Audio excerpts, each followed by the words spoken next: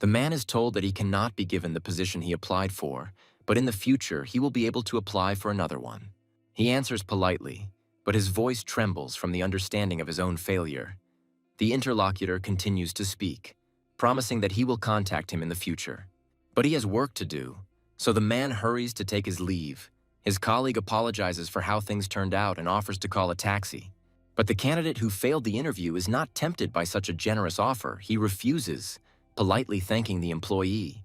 As they leave, the colleagues talk among themselves, and the man says that he heard that this man studied at the same school as Mr. Darwin. Then he went to university, and his ex stole all his money. The recruiter was outraged by the impudence of this man, and he looks gloomily ahead, realizing that his last chance has been missed.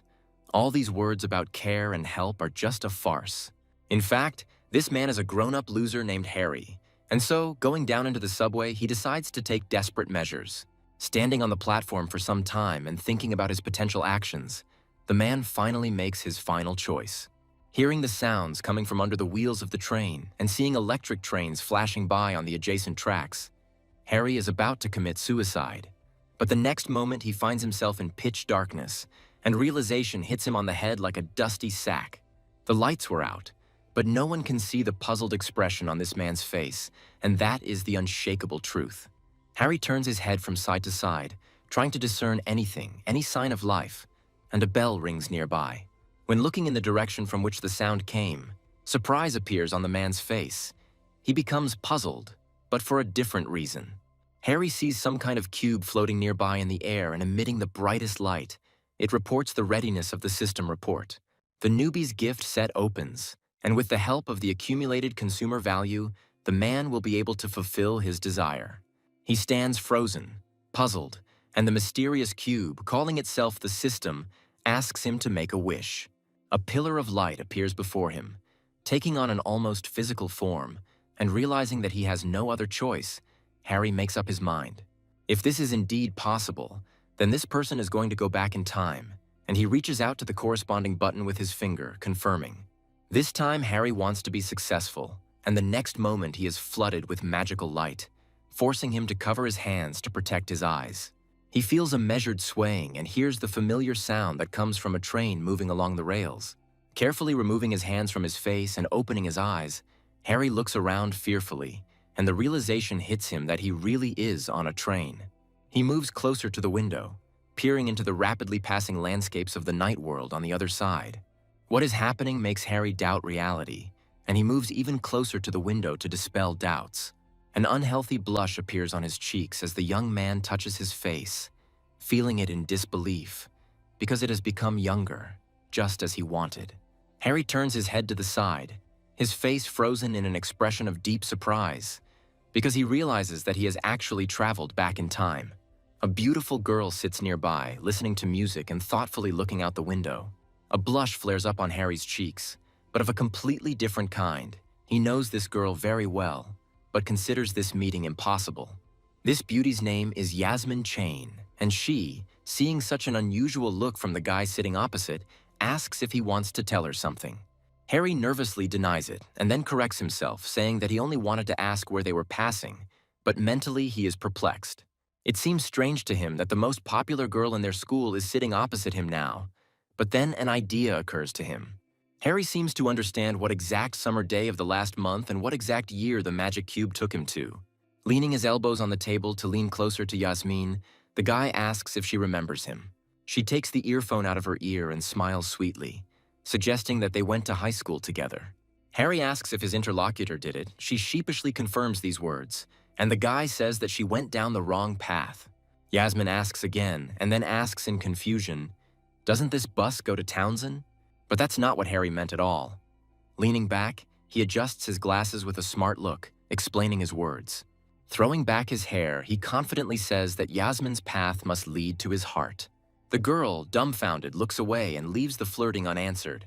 She becomes noticeably uncomfortable. Harry, meanwhile, moves closer to her, saying that their meeting is destined for them by fate. But Yasmin becomes frightened, asking him not to come closer. She asks a man named Palmer Seamus to come to her aid, and he appears behind Harry almost immediately. He shows Harry a fist trembling with rage, ordering him to immediately remove his hands from the girl. Harry returns to his seat, hiding his face under the visor of his hand. The shameful sight of his past is simply unbearable. He does not understand why he was like this. He was eating instant noodles, and this guy, Seamus, is exactly the same as before. And perhaps the past Harry would have tried to sort him out, but the current one wouldn't do it for any amount of money. He draws boiling water to brew noodles, and the system, with a characteristic notification bell, informs about the closure of the wish function. But the consumer system, unlike the previous one, officially opens, and Harry sees a window of his status in front of him. But looking at it, the guy is surprised, not understanding what all this means, and wondering what kind of characteristics are presented before him. Harry feels sick just from the sight of himself at 18, because he is a real talentless loser. He reads the rules and finds their simplicity wonderful, but when he sees two drivers with different levels, he wonders why and how this could happen. But the guy quickly realizes what kind of driving we're talking about, and he feels a little awkward.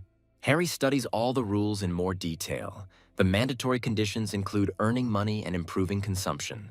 He understands that if he can improve everything to the 5th level, he will be at the top of this world, despite the fact that before that he was an ordinary gray mouse. Now Harry will be able to surpass everyone and become a new type of person, one might say God, because it turns out to be real. The guy is pulled out of his sweet fantasies by the next passenger in line, who asks with an indifferent look if he has finished. Carrying the noodles to his seat, Harry's face darkens a little because spending money is not a problem, but first you need to earn it. Seamus asks Yasmin for permission to treat her in the dining car, but she replies that she has noodles. The guy does not back down, hiding behind the girl's mother. She begins to lose control, saying that each of them has their own life, they shouldn't be confused, and asks him to stop patronizing her. Harry, who became an involuntary witness to this scene, smiles, and Seamus's cheeks become covered with a bashful blush. He turns to the person sitting opposite. He asks what's funny about that, since he and Yasmin were in love as children, so taking care of the girl remains his duty to this day. A girl interrupts the conversation, turning to Seamus and saying that she wants to eat what she wants. She says that she will buy snacks in the dining car, and her interlocutor asks the girl not to be angry. Every fawning on Harry's part helps his rival. A few minutes later, when the guy is already drinking coffee, Yasmin returns with a depressed look, saying that almost everything is already sold out. Harry offers the girl some duck legs, and she asks how much they cost, intending to refund the cost. The guy names the price, adds that he thinks it's excellent, and Yasmin reaches into her purse to get what she needs. She says she doesn't have any small bills, but she'll try to find something that's not much more than the price. Harry still thinks it's a large sum. He offers Yasmin to take half an orange so that they can even the score, and the girl, smiling, agrees to this barter. Smiling sweetly, the girl says that she couldn't even imagine that her interlocutor would be so caring. Harry only wishes bon appetit to these words and, feeling a little awkward, laughs because Yasmin has an incredibly beautiful smile. Suddenly, a trembling Seamus appears next to her, shaking money in front of the girl to show that he has it and saying that he can pay for the entire dining car. But Yasmin decides to accept Harry's leftovers instead.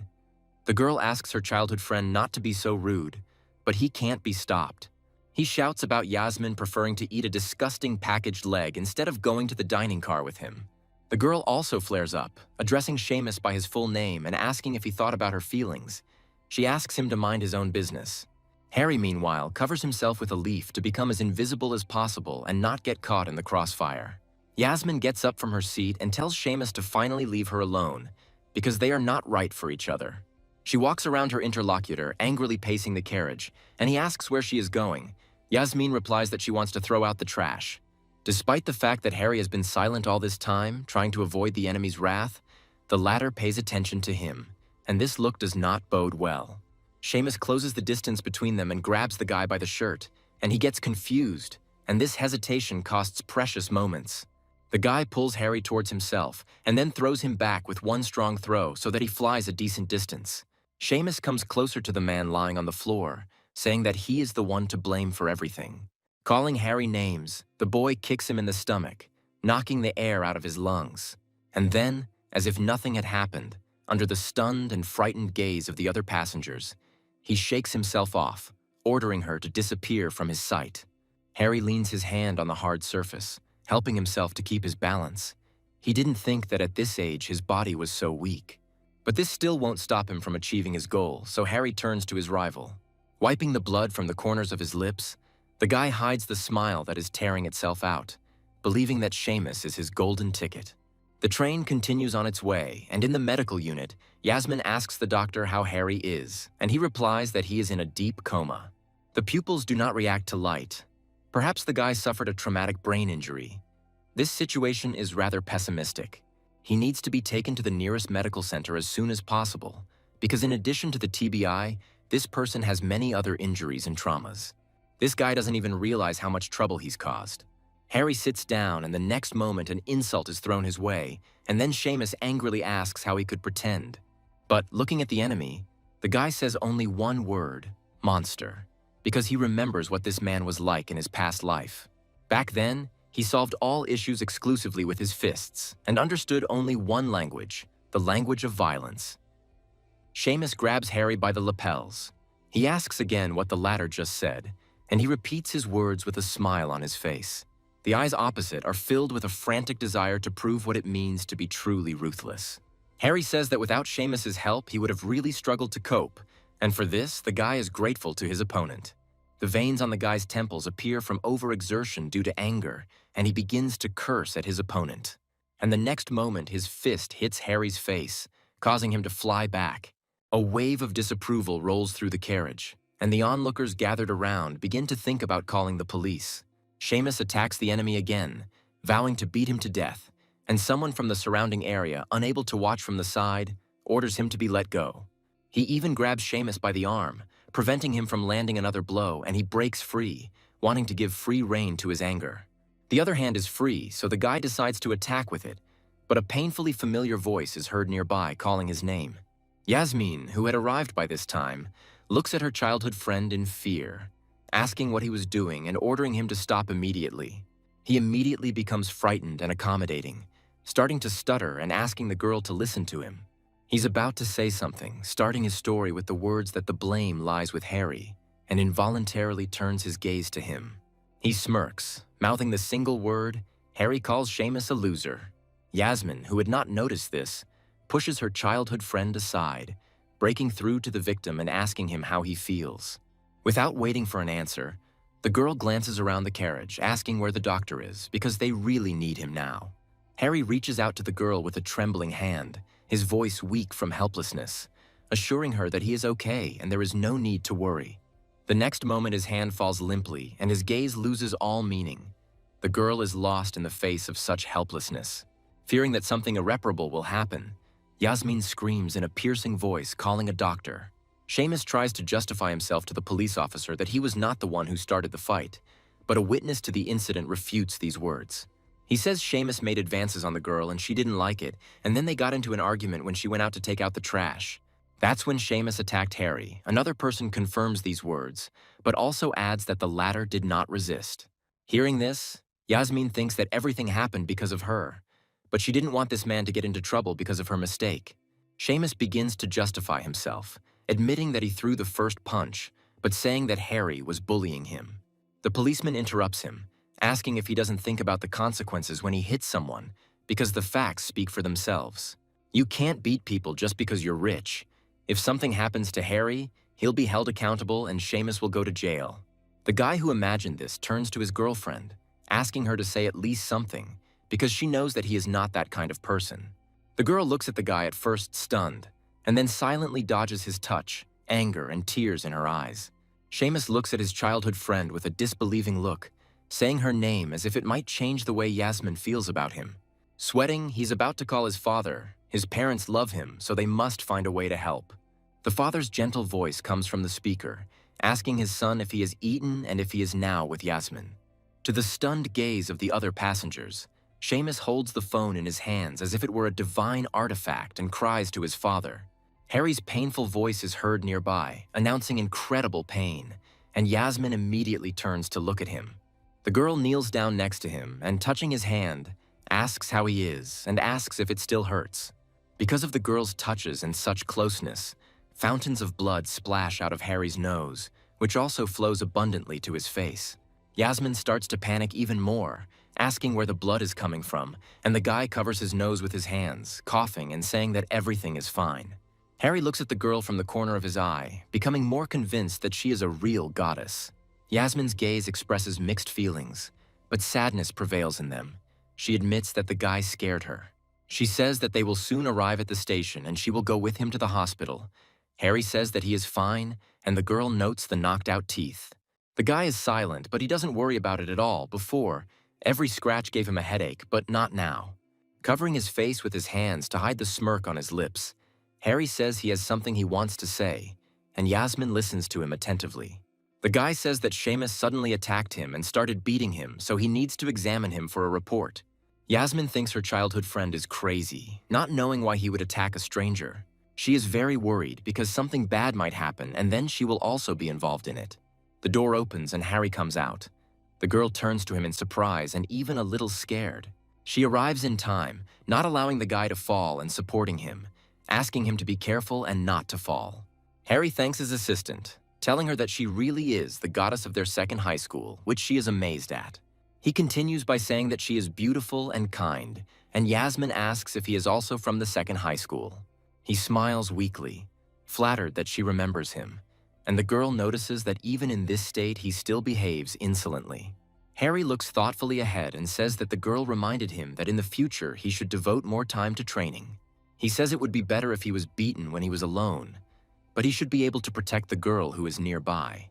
Harry brags and Yasmin praises his excellent thinking, but still believes that he should focus on himself first.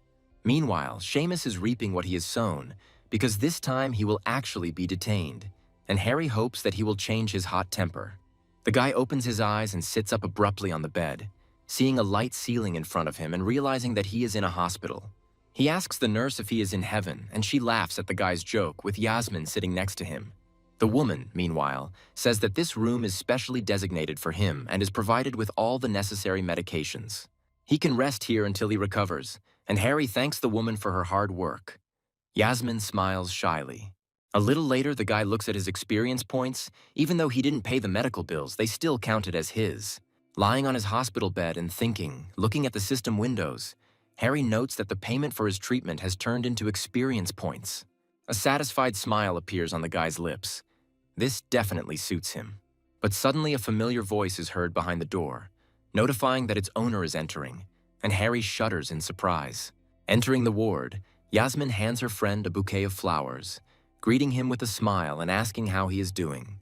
Harry suggests that the girl change their way of addressing each other, arguing that this makes him uncomfortable, and she agrees. Yasmin asks him how he feels about her calling him cool guy hero, and he becomes embarrassed. He says that she laughs at him on purpose. He laughs himself and can't help but smile. Yasmin, meanwhile, hands Harry the glasses, addressing him as cool guy and saying that she brought them especially for him. He thanks the girl and watches as she begins to fuss over her other affairs and remembers the past. In their past life, they had little contact. Harry had only heard that this girl's wedding was a truly grand event.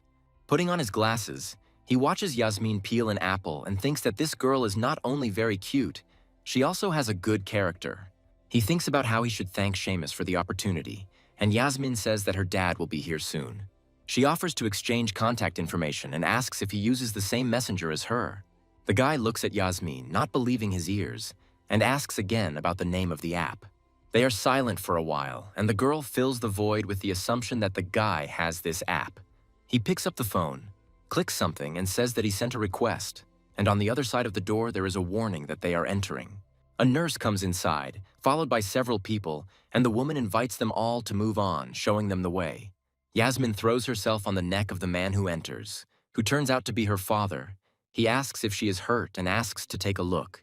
Harry, meanwhile, notices another man heading straight towards his bed, his fists clenched tightly. The man bows in an apologetic gesture, saying that he is very sorry, and introducing himself as Seamus's father, he adds that he failed to raise his son properly. He says they came to apologize, and Harry is puzzled and says there is no need for that.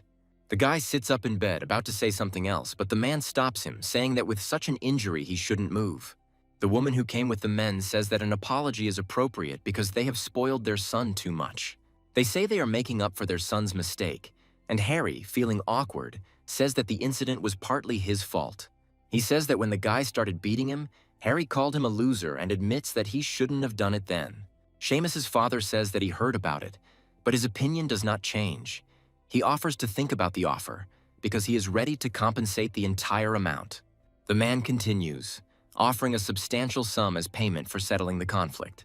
What was said penetrates the young, passionate brain like a sure arrow, and Harry's eyes light up in anticipation. He is no longer as confident as he used to be, wondering how many points he can get for such a large sum. Seamus's father, straining at the prolonged silence, says that if that's not enough, they can add more, and his mother confirms this. Harry is convinced that this man really spends a lot of money on his son and thanks the head of the Palmer family. He brings Yasmin into the conversation, saying that he is no longer surprised why the girl told him that Seamus's father is an intelligent man. There is just one thing, but the man tenses up when he hears these words and asks what it is. His wife is also tense. But despite their fears, Harry says that if they want to solve the issue with money, it only proves their responsibility and care. Still, it is more important to make his son understand that if he does not correct his behavior, it could lead to the destruction of his life. The father agrees. The man promises that when he returns, he will properly discipline his son so that there will be no problems in the future. Harry says that he does not need money. After all, it was more important that Seamus did not harm the family, and it was his father's attitude and his sincerity that convinced him to resolve the matter in this way. The man literally cries, saying he will bring his son here to apologize as soon as he is released from prison, and considering Harry to be reasonable. His wife asks to let the patient rest, and besides, it's time for them to leave. He literally jumps up on the spot, coming to his senses and apologizing. The man asks Harry to rest and take care of himself, promising not to bother him anymore, and pushes his wife towards the exit. Smiling sweetly, the guy waves goodbye to the married couple. As everyone leaves Harry's room, Seamus's father flies up to Yasmin's father and grabs his hand, apologizing for the trouble his son has caused. He assures his interlocutor that this will not happen again, and asks him not to allow this incident to affect the long-term relationship between their families. Smiling politely, Yasmin's father agrees, thinking to himself that he will personally kill Seamus if he does something like that again. He politely remarks that his interlocutor may have some business to attend to, as they are already delayed in this place, and he agrees, promising to contact him when he is finished. As they part ways, Yasmin's father, noticing the unusual look in her eyes, asks her what's wrong. The girl replies that her childhood friend was somehow strange back then. She didn't recognize him at all, and the man is happy that everything is okay with his daughter. He promises that Seamus will not bother her again, finding it surprising that his wife asked him to look after Yasmin on the trip. The girl is going to definitely talk to her about this later and believes that if the escort was as mature as Harry, everything would be fine. The man smiles and notes that from the outside it looks like they have a good relationship and points out that they have only known each other for a day. Yasmin replies that this is not entirely true. This man is from the same school as her, and besides, he was beaten up because of her. And she also thinks that he is easy to befriend and thinks that he is a good person, and then she asks her father what he thinks of him. The man thinks, remembering everything he knows about this guy, and concludes that he behaved very maturely and sensibly. Yasmin wants specifics. He believes that at his daughter's age, boys who are so mature are usually shaped by the circumstances of their lives. For such people, success prevails over personal feelings, and if his daughter asks him if he will have a promising future, he is sure of it. Being persistent, adaptable, and easygoing, as well as decisive, is worth a lot. Harry is truly an outstanding young man. Yasmin covers her mouth with her hand, hiding a grin, and says that his father underestimates him, and he gasps and then clears his throat, taking on an extremely serious expression. The father says that at the same time he considers himself simply obliged to remind us of something. Being in a relationship with such a guy can be quite difficult. Mentally asking her not to fall in love, she connivingly confirms these words. The girl asks her father not to worry, saying that she is not interested in this man. Harry, meanwhile, checks his score and concludes that the previous increase in points was not a mistake. The money spent by others turns into his own points, because the last 2 days' fees were added as points. Harry remembers that Seamus's father provided money for medical expenses and believes that he will be able to get points for it after the treatment is completed. At the moment, he has a large number of points, but he does not yet understand how to use them. The guy thinks about it, and almost immediately an idea comes to his mind. He wonders if anyone will notice if he improves his vision, heals his facial injuries, and everything else. He recalls that in his past life he had many problems due to poor eyesight. He even mistook a dog for his grandfather's grandson walking him. He closes his eyes, having previously completed all the necessary manipulations, and mentally says that he is counting on the system. Opening his eyes after a while, the guy sees a system notification that his vision has been restored, and he sees this inscription very clearly. He gets out of bed pleased with himself, unable to contain his joyful grin, and eagerly rushes towards his goal. And of course, the guy's target is the bathroom mirror, to which he literally jumps and takes off his glasses. A charming smile appears on his lips as Harry pushes his hair back and says that this view is absolutely stunning. Eyes are called the mirrors of our souls. As a wise master once said, alluring eyes have a multi-layered clear structure. And the bright, saturated color, no one could even imagine that a simple eye treatment could change someone's personality so much. This increased Harry's attractiveness rating by 3 points, showing that different features can influence each other. Focusing on improving just one aspect can greatly increase the overall result. A message comes to your phone. Harry returns to the main room and picks it up, reading the sender's name, which turns out to be Yasmin. The girl says that she is currently in a public catering establishment and asks, sending an appetizing photo if he needs to bring anything. Harry tells her that he still has no tooth, so it would be better to bring him a good book to read instead. The girl apologizes and writes that she completely forgot about this moment and promises to fulfill his request soon. Harry sends her a cute smiley and asks her not to apologize, because there is nothing to apologize for, and also informs her that he will wait for her. He asks if the girl had any problems with the Palmers, because he is worried about her. Yasmin is embarrassed, looking at the screen. Looking back at his daughter, stretching serenely over her shoulder, the man thinks that he suddenly has a very strange premonition. The next day, the book ends up in the guy's hands, and he looks at it with a mixture of not the most pleasant emotions on his face. He confirms his request that he wanted a book and asks the girl if she thinks a book on acting is too much. Yasmin asks if he doesn't like it, and Harry says he feels like the girl is laughing at him and asks to take her away in exchange for a refund on the cost of the trip. Yasmin admits her joke and hands the guy one of the popular novels. He clears his throat and reaches out to take the book. Smiling, he calls her a real goddess who will never disappoint him, and the girl smirks.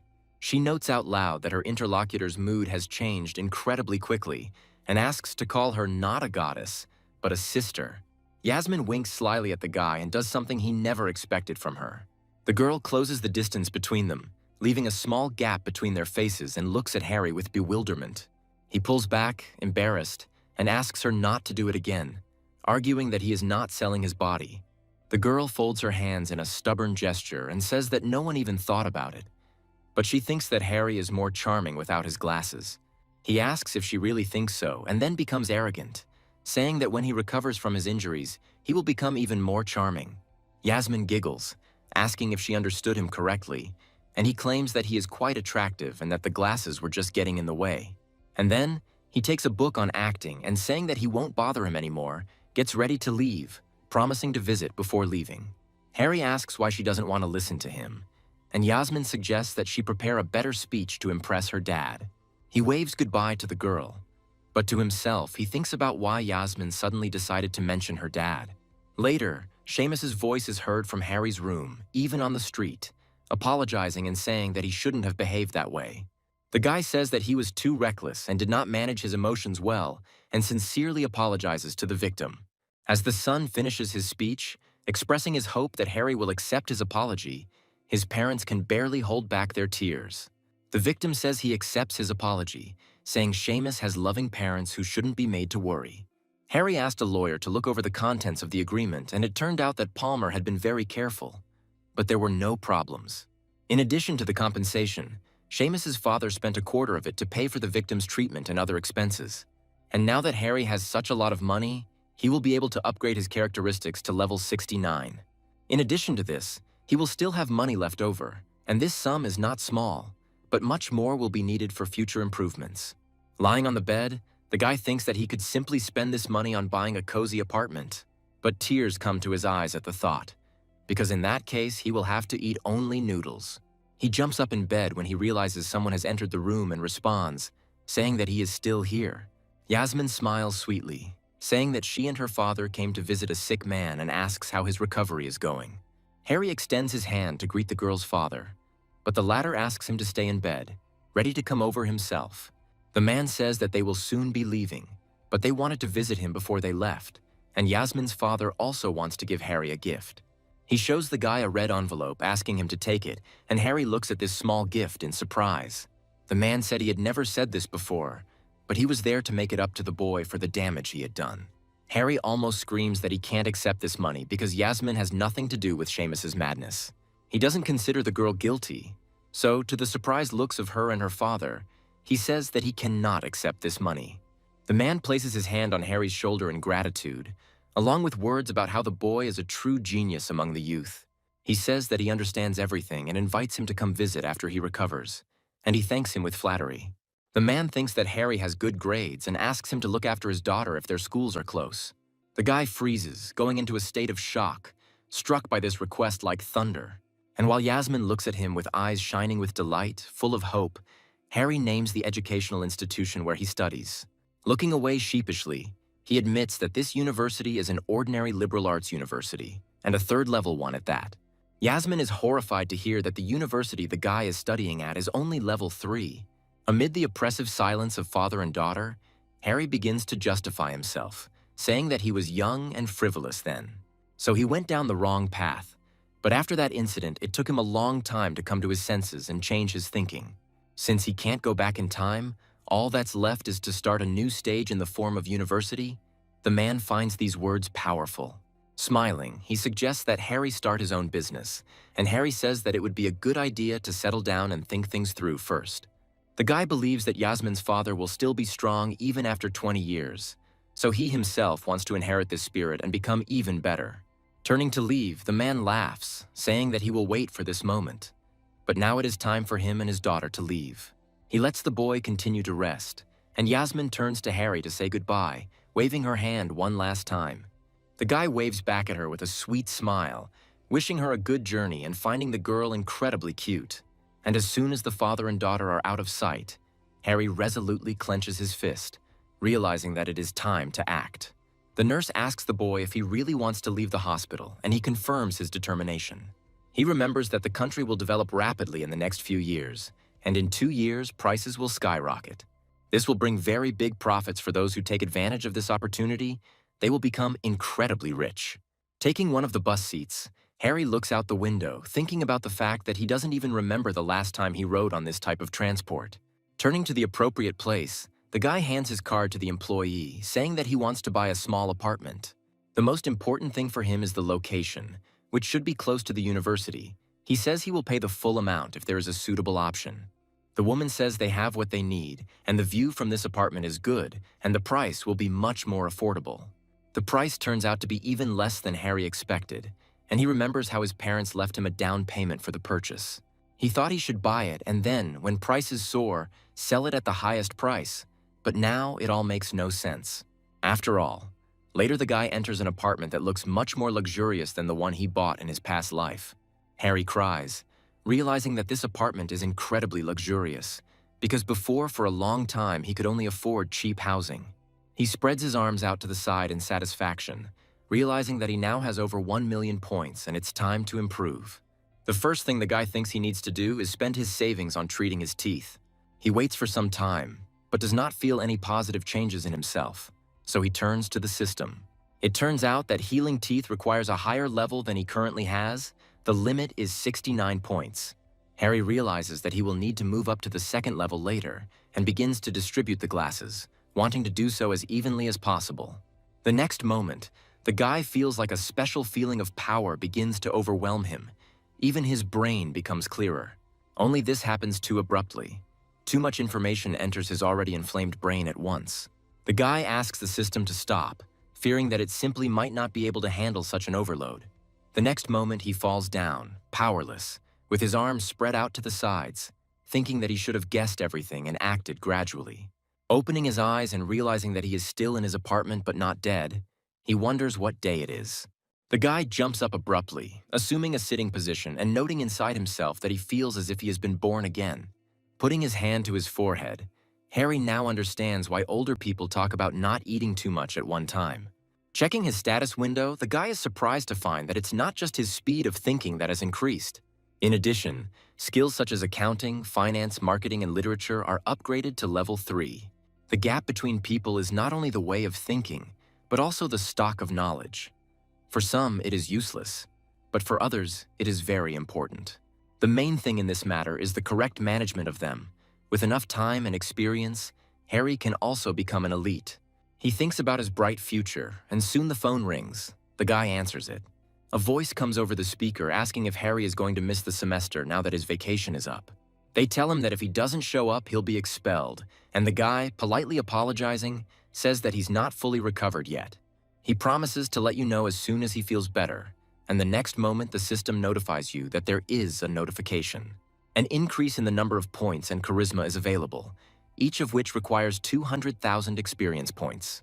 Harry thinks that he doesn't like this situation at all, because 200,000 points is a lot. It even brings tears to his eyes. This is the cost required at the moment. Upon reaching the 5th level, it will increase to 10 million. Harry tells himself to forget about it, because it's still too early for him to think about level 5 upgrades. And now 200,000 doesn't seem like such a steep price. The guy's attention is drawn to the words that a new gift function is available. Every time he spends money, the probability of a gift from the system decreases. All gifts that are received will be stored in his inventory. Putting his hand over his eyes and letting out a heavy sigh, Harry voiced his thoughts out loud, finding what was happening incredibly difficult. Later, when he walks down the street past a crowd of girls, they look at him with loving eyes, wondering if he is the new guy. Smiling dazzlingly at passers-by, Harry silently greets his university, solemnly announcing his return. Confidently walking forward, the guy plays in his head what manipulations he did with his body. It even affected the bridge of his nose. He corrected it a little, fixed his nose, and is now incredibly glad that he spent the glasses on improving his face, because it is worth the admiring glances. Before entering the teacher's room, Harry knocks on the door, then introduces himself and says that he has come to check in. The man, whom the boy calls Teacher Luke, asks his student to go into the back of the office and sit down, and he apologizes for disturbing him. He says he was in the hospital for a few days due to a minor concussion and gives the man a certificate. He looks at the sheet as if he saw a ghost and admits that he did not expect this because it was hard to believe that his ward was in the hospital. Luke suggests forgetting about formalities and getting straight to the point, and the guy agrees to these conditions, but he himself thinks about the fact that the man did not help him in the past. At the same time, he has poor thinking and an underdeveloped body, so the student does not consider it a problem for himself to cope with him. Harry thanks Luke and leans forward, looking bored, and asks how things are in their university dorm. The teacher replies that the dormitory where the boy was placed is very noisy, and he expresses understanding about this. Harry hands the man a red envelope, saying that the doctor told him not to be in 2 noisy rooms. So the brightly smiling student prepared a small gift for his venerable teacher. Luke accepts the envelope, promising the guy to apply for a 4-bedroom for him, but it will cost more. Harry recalls that in the past he shared a room with 5 crazy people who bullied him, but he has no desire to repeat that experience. Showing the map to the teacher, the boy tells him not to worry about anything because he's ready to pay for his comfort. There is a beep and Yasmina picks up her phone to check her email. Harry sends her a photo of his room and says he's back. The girl types a message back, congratulating him and reminding him not to forget to eat right and get plenty of rest. Harry is pleased to know, as well as to see, that Yasmina cares about him. And as he moves further into the room, he thinks. He wonders if he can improve his appearance to 79% before winter break, but he has already changed a lot. And he still has no idea how to explain this to his mother, and he still has enough money left, and the guy decides to go to the store to buy groceries. As Harry leaves the store and goes through his pockets, he tries to find his phone. He peers into it, wondering what he should do next, and behind him sits a bookseller. Turning in his direction, the guy's gaze becomes surprised. He comes closer to examine the goods. The bookseller turns out to be a friend, and remembering that his family was in a difficult situation, Harry decides to help the student and buy one of his books. The book is called 66 Ways to Change Yourself, and the salesman names its price, and the potential buyer doesn't like it at all. He asks if the dealer sells used books at the original price, and he knocks the price down by almost a third, offering a magazine as well. To sweeten the deal, this collector's edition is super hot, but Harry isn't interested in it and lets her keep it. A notification from the system is heard, and the guy reads with interest what news it contains, and it's all about books on self-transformation. This feature triggers the gift-receiving feature, giving Harry the opportunity to receive an additional bonus. Looking at the book in front of him, the boy wonders if this means he should improve more. After all, it bears the name of the original oath of the pharmacist Garden Lux. Harry decides to immediately flip through it to understand whether he is right or not. This writing is nothing special, but it can increase your IQ a little, and it requires a lot of experience. And it is for this reason that Harry considers the bonus given to him to be simply incredible luck, but he forgets about caution. And it is worth the shame under the puzzled gaze of the bookseller, who asks what his customer does. The teacher follows Harry in and asks the audience to be silent, and also announces the arrival of the last student in their group. He invites the guy to come up to the board and introduce himself, and his classmates to support him with applause.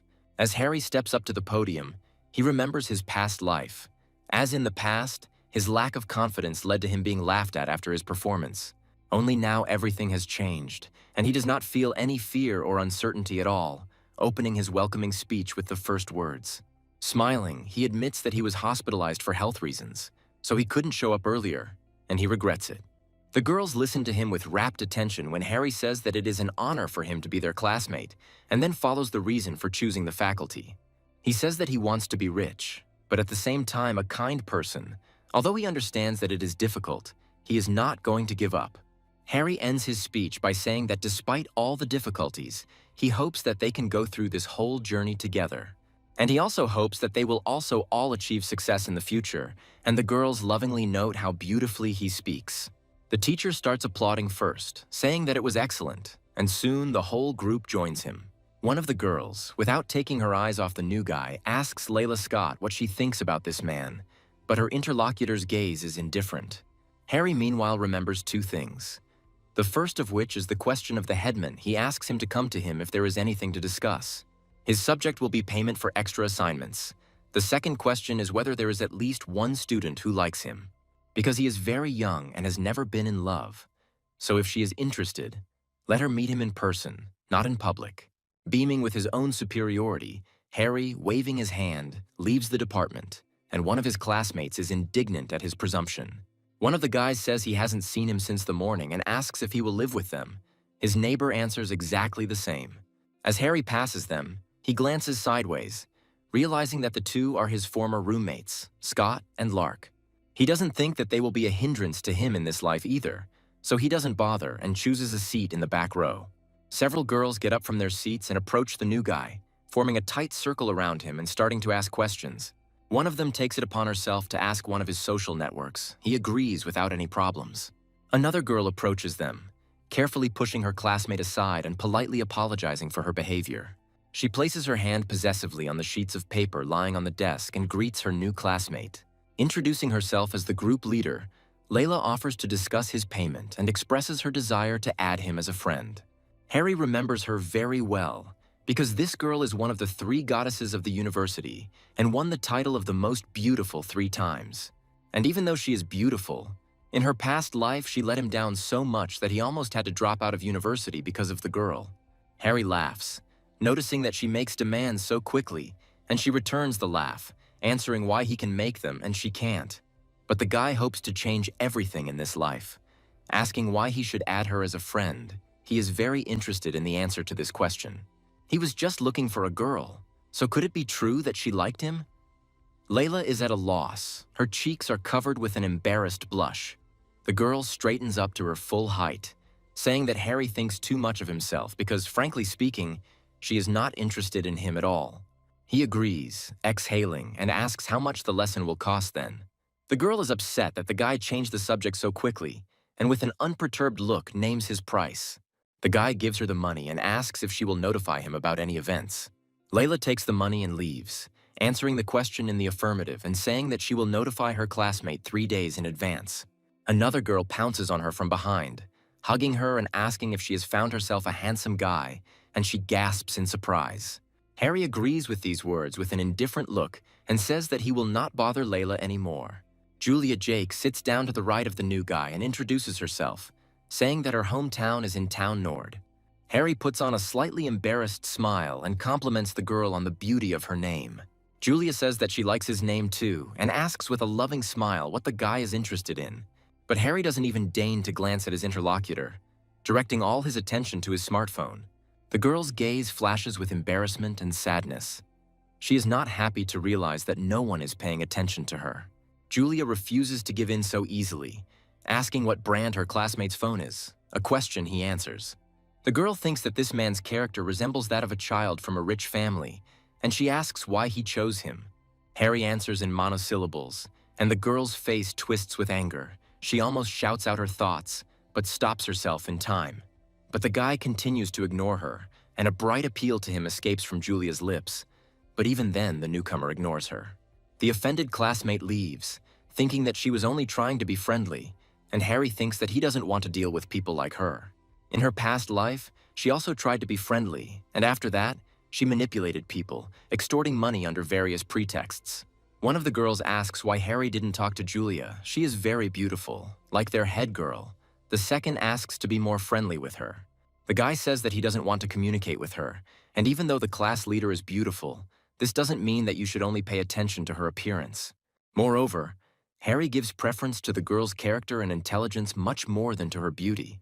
There is a large crowd standing near the elevator and, seeing a classmate passing by, one of the students asks if he will wait for the elevator. The guy replies that his room is not far away, so he is going to go down the stairs. One of the guys asks the others if they have cigarettes and if they can give them to him. The door opens and the blonde turns his head in its direction to see who has entered, his gaze indifferent.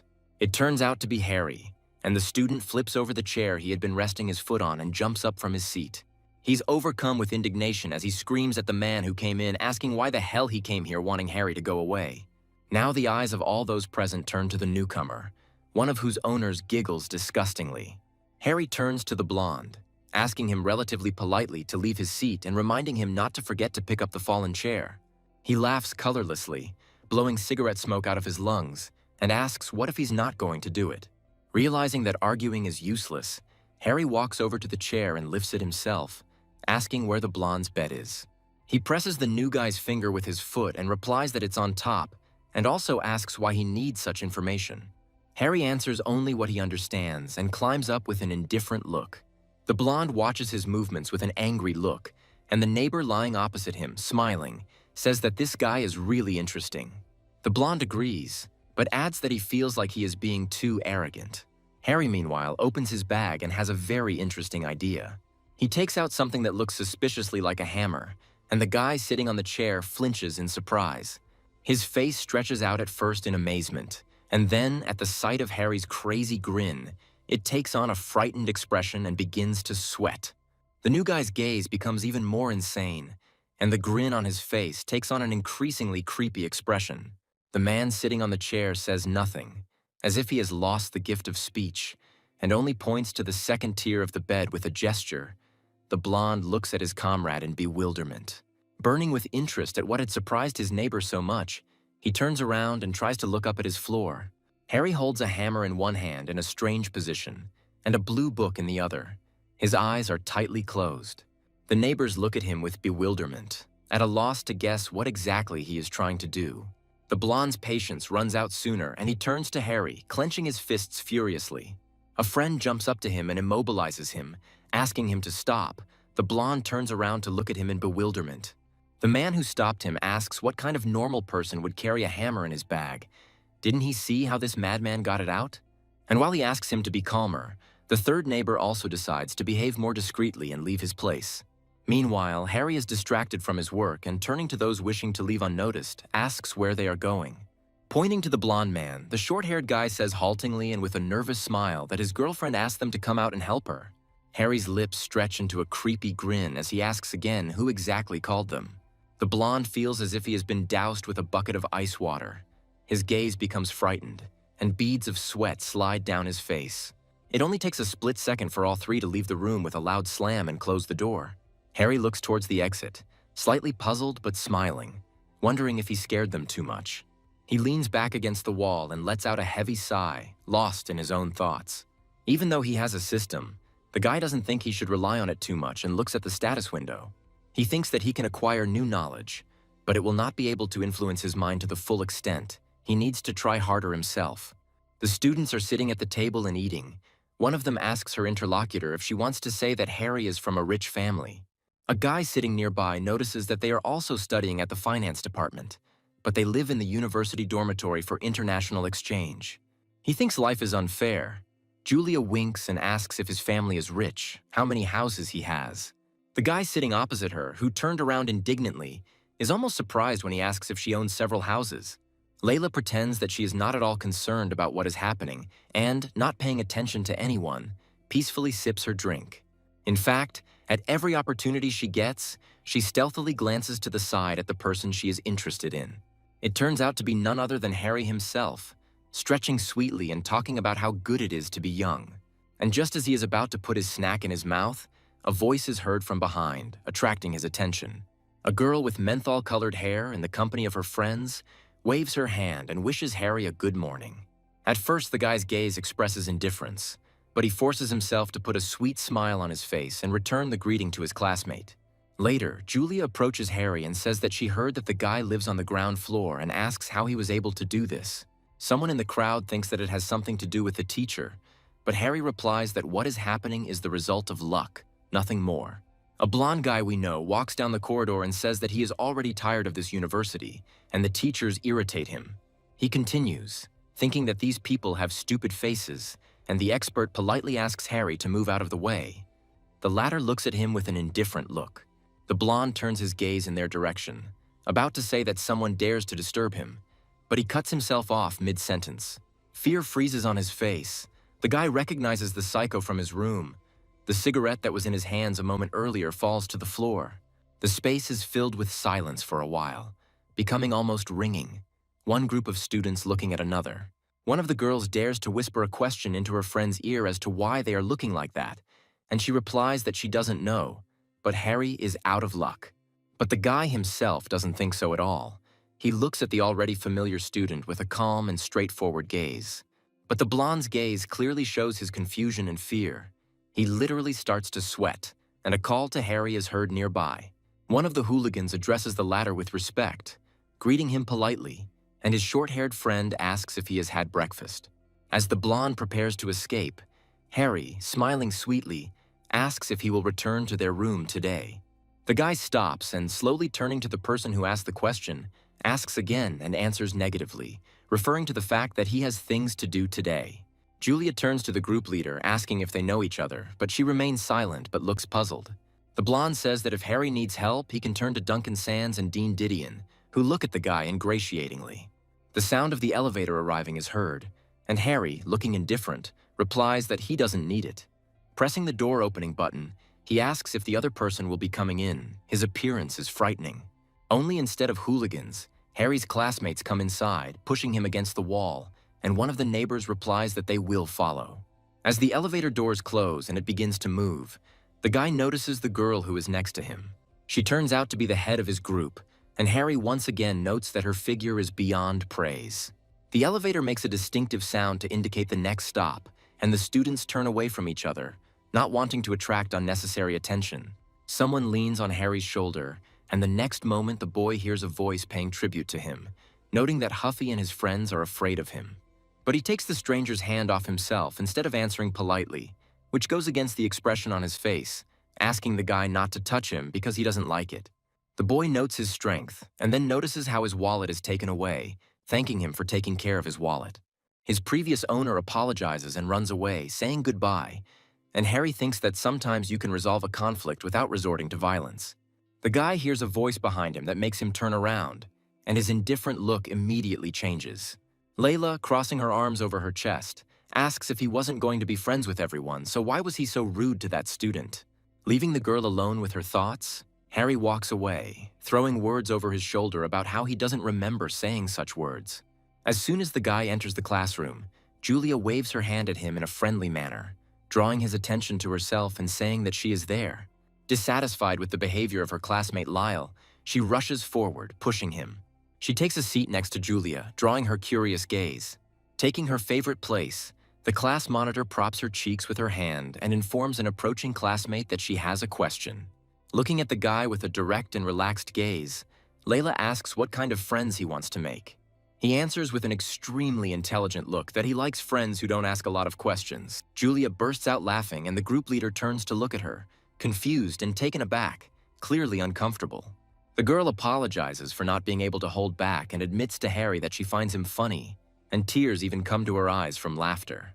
And then she rises from her seat, leaning on the desk, and says that she has a few questions, and then asks to add her to the messenger. He rubs the bridge of his nose, answering evasively, maybe later, and says that he rarely communicates. His phone is always on silent mode. Harry continues, saying that he can't be expected to give quick answers. Julia's expression drops, and Layla turns away from him as if she's offended. But suddenly she turns to her classmate again and asks why he didn't answer her message, and she is the class monitor. Looking at the girl with a puzzled expression, Harry remembers that he delved into economics last night. But out loud, he apologizes condescendingly and says that a lot of things happened to him yesterday, so he was very busy. Layla snorts in displeasure and takes the book in her hands with a stern look, thinking that she doesn't even want to look at her classmate. At the same time, she involuntarily thinks that the guy has very good external data. But the girl considers her classmate's character to be terrible and is going to deduct points for it, as well as keep her distance from him. And yet, Layla can't help but glance Harry's way, her own becoming stunned at the moment. A classmate sitting nearby is moving his pen across a piece of paper very quickly. Layla has never seen such speed before. Harry himself is so engrossed in learning that he doesn't notice other people's glances, believing that at the third level of skill he doesn't understand much. Although these questions are not very difficult, when he can fully understand this information, he will be able to direct his knowledge to earn money. The guy believes that acquiring knowledge is not the same as understanding it. Harry assumes that the more knowledge he gains, the more difficult it will be for him to understand it. It is impossible to accurately extract the necessary knowledge at the right moment, and that is when all the acquired knowledge becomes a burden. Harry believes that it would be better for him to gain this knowledge now than to have potential problems in one area or another in the future. He considers it necessary to create a plan in order to rely on it in the future and act according to instructions. Meanwhile, the headman cannot take his eyes off the student who is diligently writing in his notebook, thinking about what he is writing down.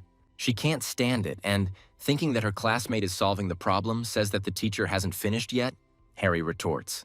He says he can figure it out himself, and Layla gets annoyed, thinking that with his ability to learn on his own, he wouldn't be here.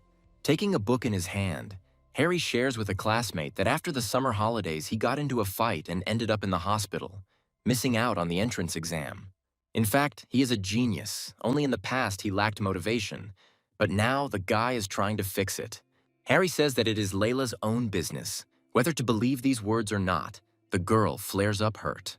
She says that she does not consider what was said to be true, because these words, in her opinion, are absolutely similar to a lie. Julia attracts attention to herself by addressing Harry familiarly and saying that she believes him to be a genius. The girl confesses to her classmate that the moment she saw him, she felt that he was different from the other guys. Harry looks at his classmate silently, realizing that she is not stupid, and remembering how in her past life she played with naive boys. In the end, she married a rich man as she wanted, so it is not surprising that now the girl wants to get closer to the newcomer. Harry has an idea and asks the headman, since she doesn't believe him, what she thinks of him then. The girl rises from her seat, agreeing to answer this question, and admits that although he is indeed a genius, there is a nuance. She believes that because of his terrible temper in high school, he stubbornly refused to study, and something happened on the eve of the entrance exams. Layla thinks that Harry's girlfriend cheated on him with a rich guy because he didn't study. He can't even get into a second-level university. He couldn't come to terms with this and went to take revenge, but in the end he was seriously injured and had to be hospitalized. But he came to his senses only recently. Harry was angry and wanted his tormentors to pay for everything, and this is what prompted him to study hard now. He keeps the phone his ex-girlfriend gave him to motivate himself with this reminder and not give up. Harry forces himself to keep his distance from pretty girls to avoid the mistakes of his past, so he ignores Lila. She chuckles, remembering the words spoken at the performance about the guy wanting to find a girlfriend to forget his ex-girlfriend. But Harry didn't take any action or respond because he was in pain. She is confident in her words, considering them reasonable. The boy points at the head girl with his pen, asking if she has ever tried working as a short story writer, and the girl blushes with embarrassment. She quickly gets out of it by asking where she can find time for this, because she needs to study, manage the class, and solve student council problems. Harry, seeing this reaction, understands that he has hit the nail on the head and finds this turn of events quite entertaining. Pretending to be busy with his own affairs, the boy looks at the headman on the sly, remembering that in his past life he had never even heard of this. Even though Layla set him up back then, her results in all aspects are truly impressive. This girl has a strong personality, self-control, and self-discipline, which is difficult for ordinary people to approach. He thought that after graduating from university, Layla would live a good life, but he heard that this was not the case at all. The boy never even thought that the headman had such a side. In his past life, he never heard that Layla wrote novels. Harry thinks seriously, because this proves that the girl is very careful, and wonders what he should do now. The thought doesn't take long to occur to him. He remembers that he once came to Layla's office to use the printer. The girl was in a hurry and allowed Harry to do everything himself, and also threatened not to touch her files. Then a message arrived on the class monitor's laptop, which was accidentally seen by her classmate. That message said it was time for the monthly update, and that Harry didn't understand what it meant. Now, if he assessed everything correctly, that account was created by a girl in order to write novellas. Harry looks towards the headman again, duplicating in his head the information that he is damn interested in this. He can't wait to find out what secrets this girl might be hiding. Meanwhile, Layla opens her textbook, running her eyes over the lines and trying to understand what is written, but she is doing a poor job of it. The girl picks up a pen and bites the edge of it, thinking that she doesn't understand herself at all and wondering what she's doing. The headman is depressed by the fact that this guy manages to lead her by the nose in this way, and there is something else that bothers her. Layla turns her head towards Harry and mentally wonders why he suddenly said something about the novellas. Did he really find out everything? The bell rings from class, and Julia invites her classmate to go to the cafeteria, but he refuses, saying that he has unfinished business. The girl throws herself at her friend, saying that no one has ever rejected her, and Layla thinks that she is just playing with him. She gives Julia a friendly slap on the forehead, advising her to simply ignore her classmate, and she winces. As dusk falls on the city, Harry walks through the city, thinking that there will be no classes tomorrow afternoon. He needs to buy a computer. He also needs a phone and a new SIM card. And as he approaches the door, the guy expresses regret that mobile phone service is very expensive these days. The thought of having to be frugal brings tears to his eyes. But he shouldn't think about that now. Harry goes inside his room and, judging by the silence around him, concludes that all his neighbors are already having their 10th dream.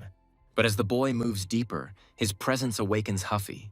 Seeing his neighbor moving forward, the guy does not at all understand that he is depressed. His sick imagination draws terrible scenarios.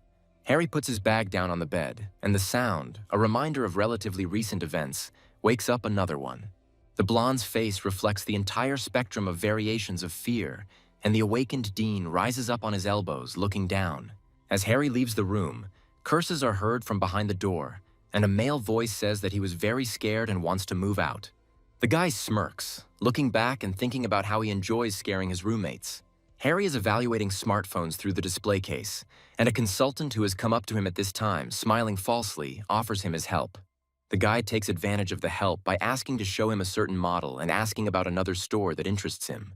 When Harry buys a phone, he thinks that even though the price is high, for the next few years, this phone is better than all the others. In addition to everything, phones of this brand are used not only for office work, but also for use in everyday life. The guy remembers that he also needs a computer, but decides to buy a laptop because many PC stores deceive people. Deciding to cool off, Harry buys a soft drink and is told that he can get half the cost back if he returns the bottle.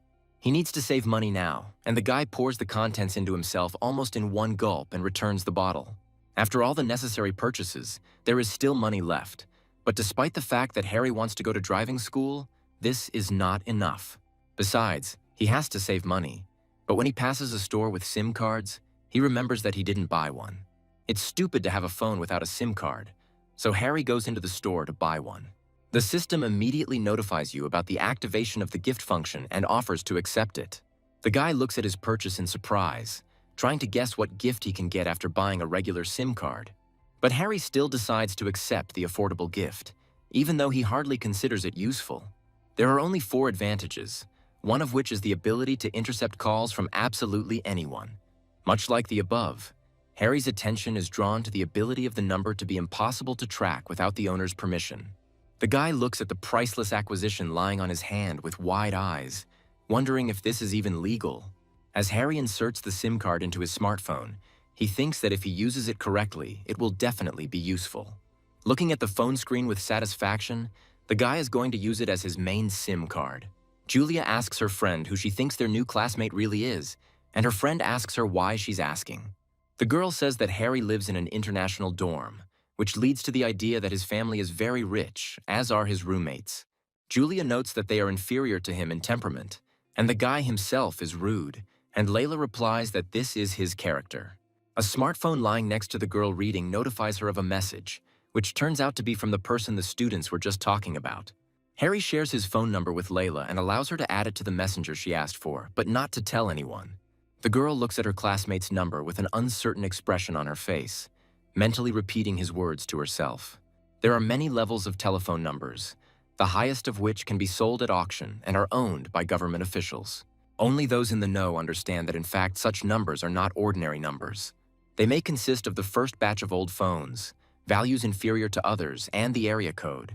People who understand the rules of counting use them to make the number perfect, and right now Layla is looking at Harry's number puzzled. A friend's squeal is heard from the side, and the headman turns his gaze in her direction, asking what happened, but she waves it off. She says that nothing supernatural happened, and her friend shouldn't pay attention to it because Julia is just playing. Layla looks back at her classmate's number, wondering who he really is. As Harry's fingers click on the keyboard, his expectations are dashed, and he is left feeling disappointed. The group he was looking for is nowhere to be found, and the guy approaches the screen as if he is having trouble seeing again. He wonders if he spelled the name correctly, suggesting that it might be because the girl hasn't created the group yet. Along with this, the thought creeps in that Layla could have created this group in her second year, when she already had a fan base. And if she had a fan base, it only proves that the girl's work was popular. Harry thinks that soon there will be a golden era of online literature, and many works will be adapted into films and TV shows. Although he doesn't have time to write novels, he knows better than anyone that they will be popular in the future. With Layla's talent and Harry's foresight into the future, this couple could have achieved mind-blowing success. The guy refuses to give up, driven by such a powerful incentive, and is going to try searching again. And this time, the search is crowned with success. Harry manages to find the second account of his classmate, and his face reflects delight. But here there is a pitfall. First of all, 3 questions need to be answered, and the guy begins to think about the legality of Layla's actions. It looks like she's doing something forbidden. Harry puzzles over what he should do in this case, answer or not. Another brilliant idea comes to the guy's head, and he starts clicking on the keys even more diligently. The idea turns out to be a failure. Nothing is found according to the request. Harry finds it hard to believe because he remembers something completely different. Before starting her studies, Layla had 6 jobs that were either completed or abandoned. So did she really give up on all of them? The guy is typing on the keyboard again. Personal factors aside, now there are only 2 authors left, and success awaits him. Harry enters the classroom and is drawn to a girl waving at him and calling his name, which turns out to be Julia. She invites a classmate to take a seat next to her, and almost no one pays attention to her anymore. When the guy walks between the rows, he hears his classmates talking. One of them thinks that Julia is stalking him. The other denies it. Harry accepts the invitation, surprised at such interest, as it is not at all like this girl's style. Julia tells her friend that the guy is here, but she only makes a short coo, not taking her eyes off her phone, and he is even surprised. The girl openly ignores him, but Harry believes that the advantage is on his side, because the bait has been thrown and all that remains is to wait. Looking around the auditorium with the students inside, the guy finds the observation of such a situation amusing. Although Phoebe Phage becomes closer to Scott, he likes Lila more, and he will date Julia, who will cheat on him after the wedding. Scott initially liked Charlie, but he is the captain of Julia's fan club. She and Phoebe will never be friends, while Julia and Lila have a good relationship, but it is only a superficial friendship. Harry looks at his classmates with anticipation, noting to himself that their exciting student life is just beginning. Julia asks with a worried look why her classmate didn't respond to her messages, and he says that he read them and didn't notice. Hearing these words and seeing the accompanying picture, Charlie tisks in disdain, realizing that the guy's words are just an excuse. Scott moves towards him, throwing his arm over his shoulder in a familiar manner and offering to compare Harry with them. He thinks that the difference is insignificant. Harry himself expected this outcome, because this man never misses an opportunity to laugh at others. Julia suddenly gasps, as if remembering something important, and turns to her neighbor, asking a question. The girl is interested in whether Harry is going to take the translation exam or not. He looks at the speaker indifferently. Layla eavesdrops. The guy is surprised, because other classmates turn to him in anticipation of an answer, and he asks the question that interests him out loud. Why is everyone looking at him like that? It's too early to talk about the translation exam. It won't be held anytime soon. Julia, fawning, agrees, and says that with due diligence and preparation, Harry has every chance of passing the exam. Scott asks his neighbor if he wants to try to pass the test, and his neighbor returns his question, saying that he doesn't think they have a chance. But the student, smiling maliciously, suggests that Charlie try, arguing that there is still plenty of time. They will have time to prepare. The blonde notes that it is easy to brag, but in case of failure, it will be very embarrassing. Scott agrees with these words. The latter says that, unlike his classmates, he will not have to work after graduation, so he will not need this exam. Slightly surprised, Charlie asks his friend if his family doesn't have 4 apartments located in the very center of the city. Scott smirks arrogantly, asking who said that his family only owns 4 apartments. A student brags that his family owns 4 apartment buildings, and the room immediately fills with murmurs. One of his classmates asks if his family is really that rich, and another chimes in, "That sounds too luxurious." One of the girls in the front row turns to Scott, asking what area his house is in, and he smiles mysteriously. Julia figures, sighing enviously. It turns out that her classmate can only earn big money by renting out apartments. Harry can't resist asking again, and Scott says that they're not that expensive, and after working for 2 years, you can rent any apartment you want. Harry privately considers his classmate to be the destroyer of his family, since the words about 4 houses are in fact a lie. His family owns 8 small houses and a small store opened by his parents, although he can actually live in comfort. Harry looks at his classmates with a condescending look, not understanding how they could fall for this so easily. Layla turns her gaze to Harry, thinking that she finds the guy much more interesting in comparison to them. While Scott's family does have money, considering the other aspects of his balance wheel, his overall score is really low. This guy can be seen as an ordinary person who has some usefulness, which cannot be said about Harry. In Layla's opinion, he is good in all aspects at once and is very different from everyone else present, although they are the same age. The girl even adds half a point for his calmness and ability to hold on, but even that seems not enough. The headman is thinking about adding another half for impressive appearance indicators. Charlie, meanwhile, approaches Harry, noting his diligent study and asking if he is really thinking about taking the exam for transfer. He waves it off with the phrase, "We'll talk about this later." Phoebe becomes interested, asking where the guy wants to transfer. Harry remains silent, continuing to do his own thing while his classmates are embarrassed by his ignoring instead of him.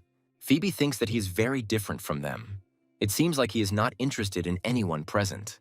Harry finally speaks up, having finished one of his tasks, reminding that he has already answered something similar. It is still too early to think about it. Julia notices that he has already finished his work, but also wonders why he needs math if the guy wants to transfer. Harry tenses up as he catches the displeased looks of his classmates.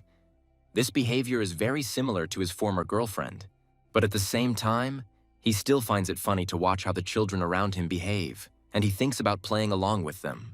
Charlie speaks for everyone, recalling what was said and asking if maybe the matter is something else, and the guy just doesn't want to reveal the secret. Scott adds fuel to the fire by asking his comrade not to say that and playfully suggesting that Harry has big ambitions, which is why he doesn't say it. He names 2 prestigious universities, asking which one his classmate is aiming for, and the latter replies that he needs to weigh everything carefully. Phoebe, smiling awkwardly, starts to speak, but her neighbor finishes for her, making it seem as if Harry is very good at bragging.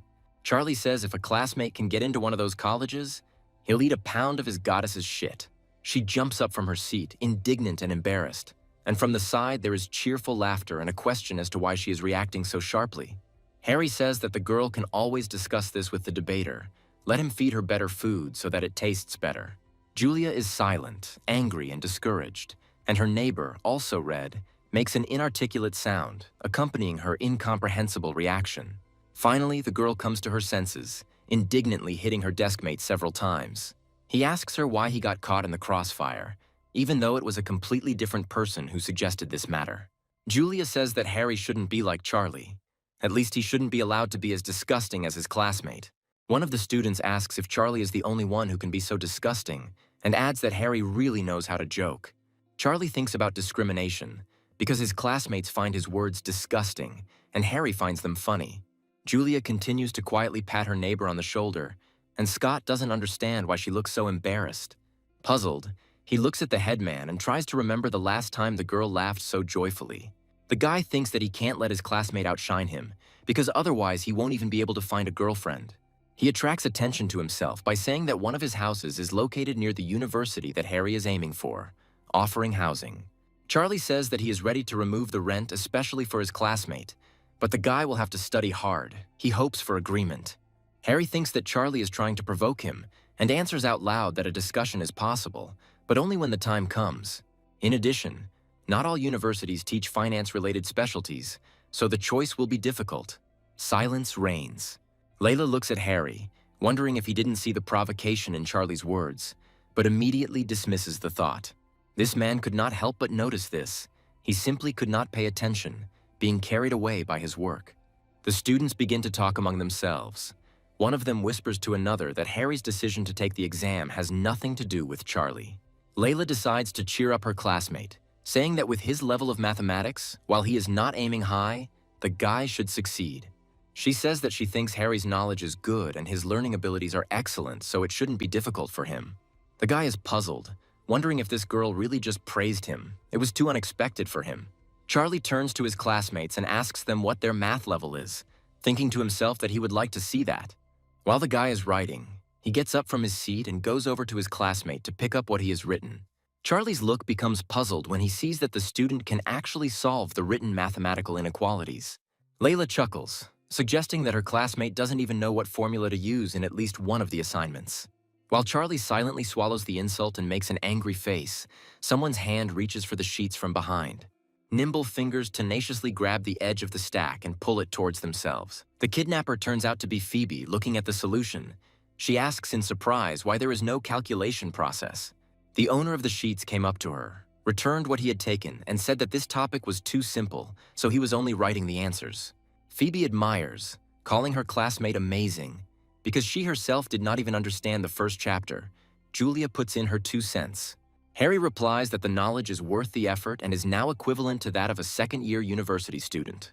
But he thinks that this is not enough, and the girls, echoing each other, note that their classmate studies too much. Several girls approach Harry's desk and begin asking for his help, since some of them are also aiming for the transfer exam. Charlie starts shaking with anger, not understanding how an ordinary guy can act like he's better than people like him. Moreover, he believes that Harry is just pretending to be smart to show off in front of girls, and they so naively believe him. Charlie doesn't understand why everything changed so quickly, and even the headman is now on this guy's side offering his support. He asks again if Harry can really remember all this, and talks about the exceptional abilities of his classmate. Charlie wishes the guy success in entering university and expresses hope that he will be able to quickly find a good job. He laughs, saying that with hard work and a little help from family, he can save up for a down payment on a house in 10 years. Charlie continues, saying that immediately after graduation his income may be limited and utility and rent costs will hit his pocket. But his classmate generously allows Harry not to worry and to rent one of his apartments, since he will be given a discount in a friendly manner. Scott joins his friend's game, asking if, since the student is living in an international dorm, he needs one of the apartments. He waves it off, citing the huge difference as an example and ironically speaking of it as insignificant. They continue that without a good income it will be very difficult, and Julia thinks about whether there might be competition between the families of her classmates. Layla dreams of a conflict breaking out. She can't wait to see what this guy will look like after he loses. And all this so that at the very last moment she herself could intervene. The girl literally looks forward to finding out what her classmate is capable of. Now Layla looks like a real master of strategy, burning with a thirst for knowledge and shooting her interested gaze at Harry. But he only chuckled under the angry gaze of his classmate, asking how much Charlie's family's most expensive house cost. He flares up with indignation and embarrassment, saying that each of his family's houses can be considered expensive. Harry only smirks at these words, expressing his incomprehension about his classmate's lie, since his family only owns small houses. Charlie tenses up but doesn't say anything, and the guy asks him about it, and then asks him another question, whether he's right or not. The guy is silent for a while, trembling because of the revelation, but, having mastered himself, asks what the interlocutor means by these words. There are confused voices all around as Charlie gets up from his seat and heads back to his classmate's desk. Meanwhile, Harry gives the address of the house and with a sweet smile asks if the guy knows it, and then it gets even more surprising. Charlie hesitates as the student begins to reveal details that few people knew. Overall, the building is unremarkable, and the rest of the houses are rented out by Denise's family. The leading question becomes whether Harry is right or not. But then he suddenly catches himself, as if remembering something, and mentions a small room that was purchased for the store. Harry looks back at his classmate, asking him to remind him of the average price of houses in the area he lives in. Charlie starts to speak, but stops after the first word, completely confused by his classmate's knowledge and public disgrace. And Harry says that now he will ask his question again. Among the properties owned by Denise, which house is the most expensive? Charlie again says just one word, after which his throat spasms, because each of his classmates' words is true. The headman is puzzled along with everyone else present and seems to share a common question with them. And Harry is merciless. He continues his game, supposedly remembering that not only the Denises were able to get their new homes. He came from a village that was about to be demolished, but the locals came together to prevent this. Yet Charlie's family had no part in the decision, but came to the ready-made when local residents reached an agreement with the developers. With a serious expression, Harry announces that what the Denises have now is nothing more than a result of luck. Charlie could make an effort to improve his life as this wave of urban development brought prosperity to his doorstep. But his family's prosperity is not as exaggerated as he says, and even if there is wealth, it does not relate personally to the guy. Harry asks his classmate to remember two things, the first being distance, and the second being a request to untangle the contradiction in his own words. Charlie's current situation is rather questionable, since he himself has nothing, and the guy can't think of anything better to do than ask how the guy found out about it. Harry's lips stretch into a grin, and he says that he came here to study, but his family didn't want him to cause trouble. The guy ends everything with the words that he himself does not like it when people bother him, and with a slightly arrogant and confident smile. Harry says there are 64 people in their group, and he has found information on each one so he knows who to hang out with and who not to hang out with. As for Charlie, he must understand and determine his own level. He looks completely confused and helpless. Harry advises his classmate not to allow the same situation to happen again in the future, as it could end badly for him. Charlie swallows nervously and takes his seat, saying that he understood everything more than clearly, except for his voice. There is silence in the audience. The bell rings for class and the teacher enters the room, saying it is time for a lecture on deepening the global economy. And as he continues to introduce his students to his discipline in detail, Harry admires his classmates' reaction to his words. Layla watches her too, mentally calling Charlie a loser and becoming disappointed that he is unable to even stand up for himself. But despite this, the girl considers the performance of another classmate to be amazing. It is difficult for her to even take her eyes off him. Only now her plan has been destroyed, and the headman had hoped that she would be able to intervene and stop the conflict that had escalated to the limit. But she comes up with the idea of writing a story about a powerful CEO who is in love with her. But the girl holds herself back. Layla recalls that someone once said to speak softly but act boldly. The ability to be gentle and cruel makes a man. Her classmate's behavior was even more perfect than she could have imagined. One must show mercy when tolerance is required. The girl has an incomparable desire to get closer to this man, and meanwhile the lecture is coming to an end. The students disperse. Julia asks Harry where he will have lunch and offers to go with her and the head boy to the canteen. The guy waves it off, replying that the canteen is too expensive for him. He cannot afford such luxury. Meanwhile, the smartphone informs about a friend request, and Harry picks it up, checking the sender. Julia, recognizing the phone model, says that she doesn't believe her classmate because this smartphone was released very recently. Looking at Yasmin's request, Harry agrees with the girl, saying that he spent all his savings on it and is now broke. Julia goes to extreme measures, saying that in this case she is ready to pay for her classmate, but he says that he will not be able to repay the debt. The girl is angry, trying to contain her rage and understand what is wrong with this man because she was not going to ask him to return anything. The next moment she says it out loud and directly, expressing her intention to treat Harry. He will not owe her anything. Harry looks at his classmate with completely round eyes, full of surprise, and for some reason the thought of a dating simulator creeps into his head. He looks at the girl standing in front of him with wide eyes, thinking that it looks like he was able to change the script of this character. The guy finds this arrangement quite interesting and hides the smile that is trying to come out, because it goes against his next actions. Feigning embarrassment, Harry says that he feels awkward behaving this way, and the girl is confused by this reaction. But she definitely likes him, because the next moment Julia comes close to her classmate and grabs his hand. The girl asks the guy to stop resisting and come with her, and he giggles, agreeing and saying that he only wanted to tease her. Following Harry's lead, Phoebe lets out a laugh, and Julia reacts emotionally, asking why they are all laughing. Even Layla can't help but burst out laughing, covering her mouth with her hand and remarking that the two of them look very funny. But it's hard to hold back, and under the embarrassed glances of her classmates, a ringing laugh escapes from under her graceful, girlish fingers. This situation makes Julia feel even more embarrassed, and she doesn't hold back. Taking advantage of the moment, the girl pinches Harry, who is standing next to her, causing him to scream, and turns to him, asking a question. Julia asks if her classmate is making fun of her on purpose, and he grimaces, saying that it hurts. He asks why the girl thought so, because Harry didn't even think about making fun of her, and his classmate snorts with displeasure. She wonders why she's trying to invite this guy along and assumes that he thinks she is frivolous. Touching Harry's back, Phoebe says that if he doesn't want to have lunch with Julia, he can join her, and he is surprised. He says he doesn't mind being paid for, but he doesn't like the food in the cafeteria, adding that the girls can discuss it. Looking at how his classmates actually negotiate with each other, the guy thinks that they became interested in him thanks to Deniz's stupidity. But he is not interested in this. Despite the fact that these girls are beautiful, he does not want to enter into a serious relationship with them. Phoebe wants pure love, and Julia dreams of marrying a rich guy, and for both of them, it will all end sadly. Seeing her classmate packing his things into a backpack and not looking in their direction at all, Julia concludes that he is not interested in them. But the girl is not particularly upset, thinking that given his past behavior, this guy has already had many beautiful girls. She thinks that a guy like him will be very difficult to get, but if his family is rich, it will be worth the effort. When Julia decides to approach a classmate, Phoebe asks her if she bought a new skincare kit, and the former doesn't even have time to answer.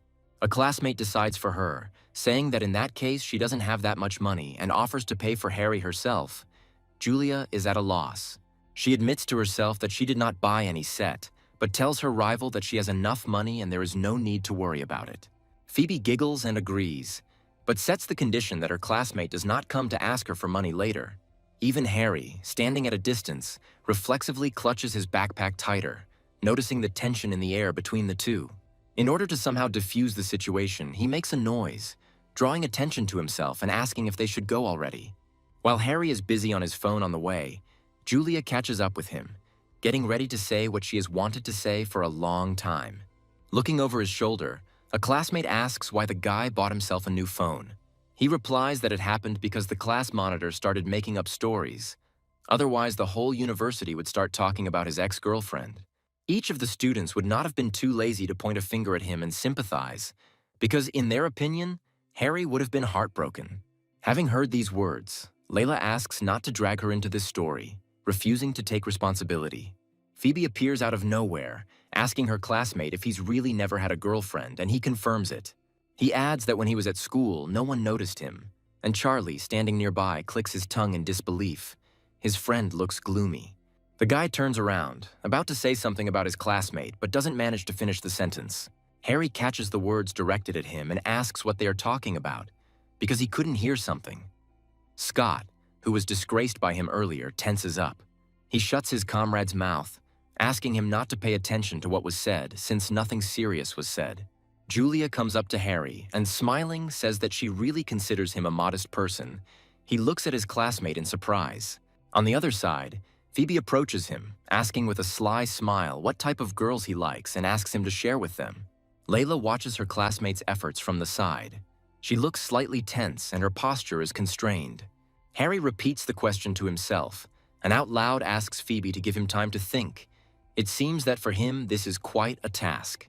An image appears in his head, and the guy begins to characterize it. His ideal is not only a beautiful, but also a gentle girl. She must understand and share common values with him, and an important factor is comfort when they are together. Julia says she's no longer surprised that Harry didn't have a girlfriend, as he is a fairly traditional person. But she adds that it's okay, because a guy like him deserves better. The student looks at the girl, puzzled. Unexpectedly for those present, Harry asks what qualities make this or that person the best. Now the girls are puzzled. Julia answers evasively, saying that the answer is personal for everyone. But to herself, she thinks about her breasts, believing that guys like them. Phoebe agrees with her classmate, saying that Harry's preferences are important, and in her mind, the girl tries to think of what her virtue is. Layla thinks that she doesn't have feelings for her classmate, but she really doesn't like being an imaginary rival of her classmates. She thinks she wouldn't lose if she actually participated, but these girls act like children when it comes to competition. Julia takes Harry's arm and guides him, saying that if they stay any longer, there will be nothing left for them. Layla's gaze is tense. Approaching the place where her company is eating, Julia shows from afar the bag of fruit she bought. She's about to say something to her classmate with a bright smile, but she interrupts herself. The girl looks at the place where she last saw the guy, but he has already disappeared without a trace, and asks where he went. A familiar voice comes from behind, leaving a mark of surprise on his saddened face. Harry announces his location. Showing the girl a piece of cake, the guy says that he couldn't eat their food for free, so he bought something too. According to his assumption, everyone likes desserts, but not knowing other people's tastes, he bought several types to choose from. He invites the girls to choose what they like best, and their looks are full of anticipation. Only Layla looks surprised. The classmates start sharing desserts, and the guy sitting nearby thinks about how easy it is to please them. But his gaze falls on one of the girls and becomes surprised. He asks the headmistress, who is looking suspiciously at the strawberry cake, why she isn't eating it. There is no need to worry, because this pastry contains premium cream, which is healthy, and if the girl doesn't think about eating it, Harry is ready to take it for himself. But as she pushes her chair back, the girl giggles, asking why she should give her portion to her classmate. She picks up a fork and starts to devour the cake, and now Harry laughs, realizing that this trick still works. Julia turns to the guy and asks how he knew she wanted dessert from that place, and then thanks him because it's expensive. Harry takes the chopsticks in his hand and notices with anticipation that the dishes the girls treated him to are also not cheap. Phoebe smiles in agreement, as one of these dishes contains 2 large chicken legs, which is not cheap. Julia confirms these words, saying that since she is treating Harry, the food must be excellent, but secretly she is angry at Phoebe's pickiness. The latter says that she is worried about her classmate's wallet, and she retorts that as long as Harry needs something, she is going to support him. As he puts the noodles in his mouth, the guy says that it was inappropriate because if he eats like that every day, the girl will run out of money in a week. But Harry finds a solution, saying that to prevent this from happening, Phoebe will buy food for him tomorrow. The said one shudders in surprise. The next moment, anticipation and determination appear on her face.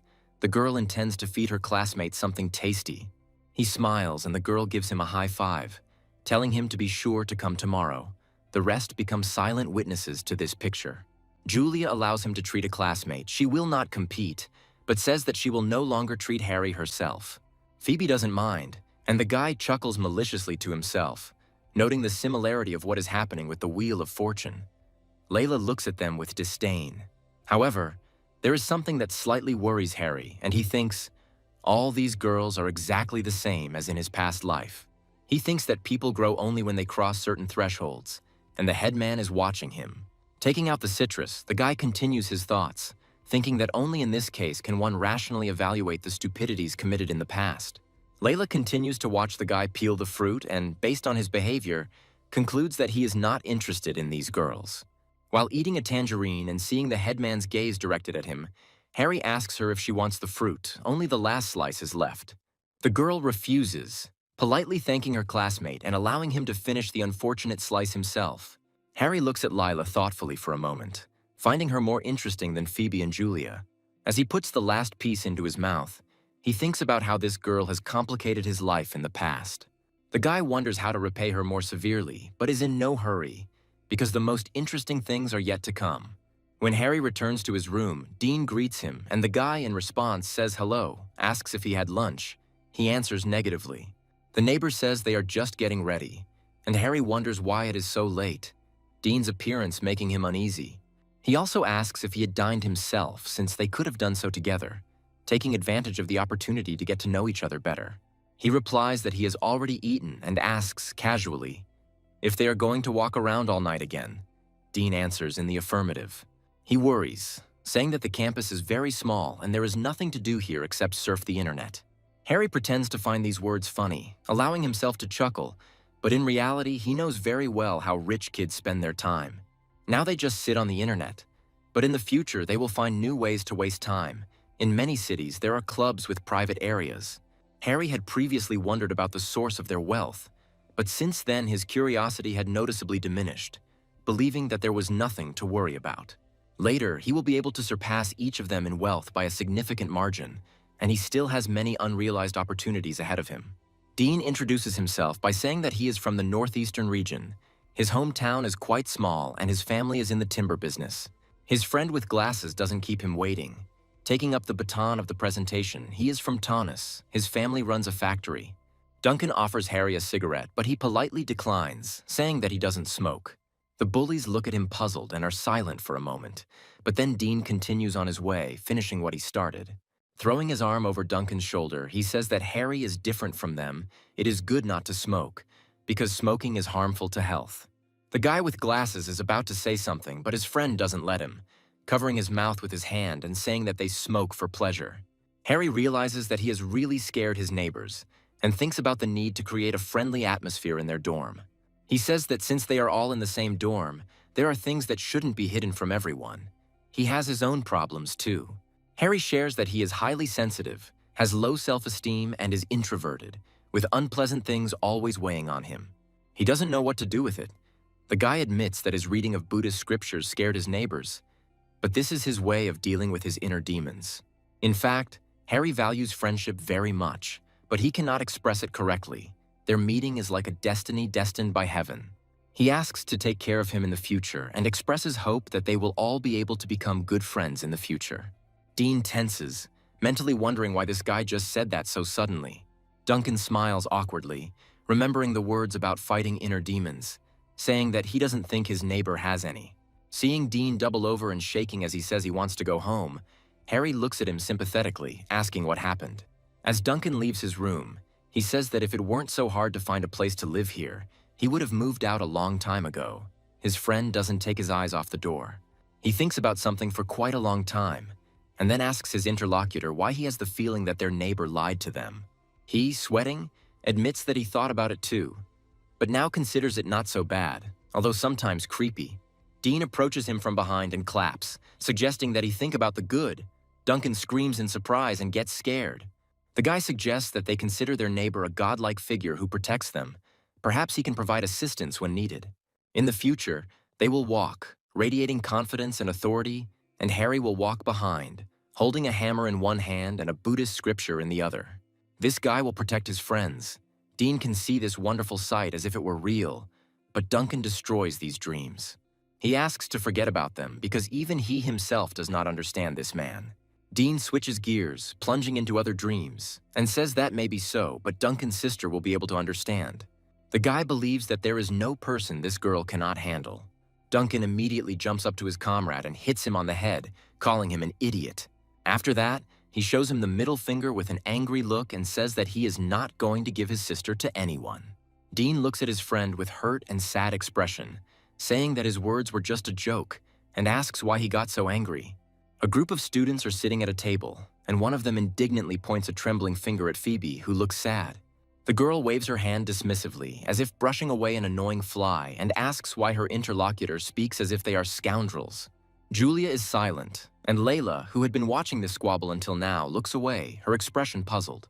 The girl grabs her friend by the hand, furiously asking her to pay attention to Harry, who yesterday used her classmates' things and ate her food. The guy enters into a dialogue, calling the accusations false, because he really did eat someone else's food, but did not touch any things. He hands the girl a bag, saying that he packed her things in it. The looks of those sitting opposite him change instantly. Julia snatches the bag from someone else's hands, saying she was just joking, and Harry gasps and asks why she did it so aggressively. The girl calms down, thinking that this guy, although a little rude, is reasonable and she definitely wants to get him. Looking at such a strange expression on her face, Harry wonders in his mind what this girl might be thinking. He has some thoughts on this matter. He is very tempted by the idea of using other girls to tease the class president, but time passes very slowly. His current tasks are focused on only 3 things, the first of which is sports and the second is studies. This vicious circle of routine is completed by planning, and thus it turns out that Harry lives a very ordinary life. He won't even be able to give a proper answer if someone asks the guy if there is anything interesting in his life. While going his way, Harry again meets 3 girls who discuss his personal life. They are very interested in who the new guy will ultimately choose. He himself did not understand at what point he became famous, and now he wonders how he can get rid of this unwanted fame. Duncan says goodbye to his roommate, letting him know he is leaving and intends to bring Harry something upon his return. The latter says goodbye in return, wishing his friend good luck, and he closes the door from the other side, leaving Harry with depressing thoughts. The guy thinks that tomorrow the holiday starts, and there will also be a meeting for those who remained in the hostel. He moves closer to his computer monitor, noticing how an argument is starting to flare up between his classmates. Even though these students are only freshmen, conflicts are already arising among them.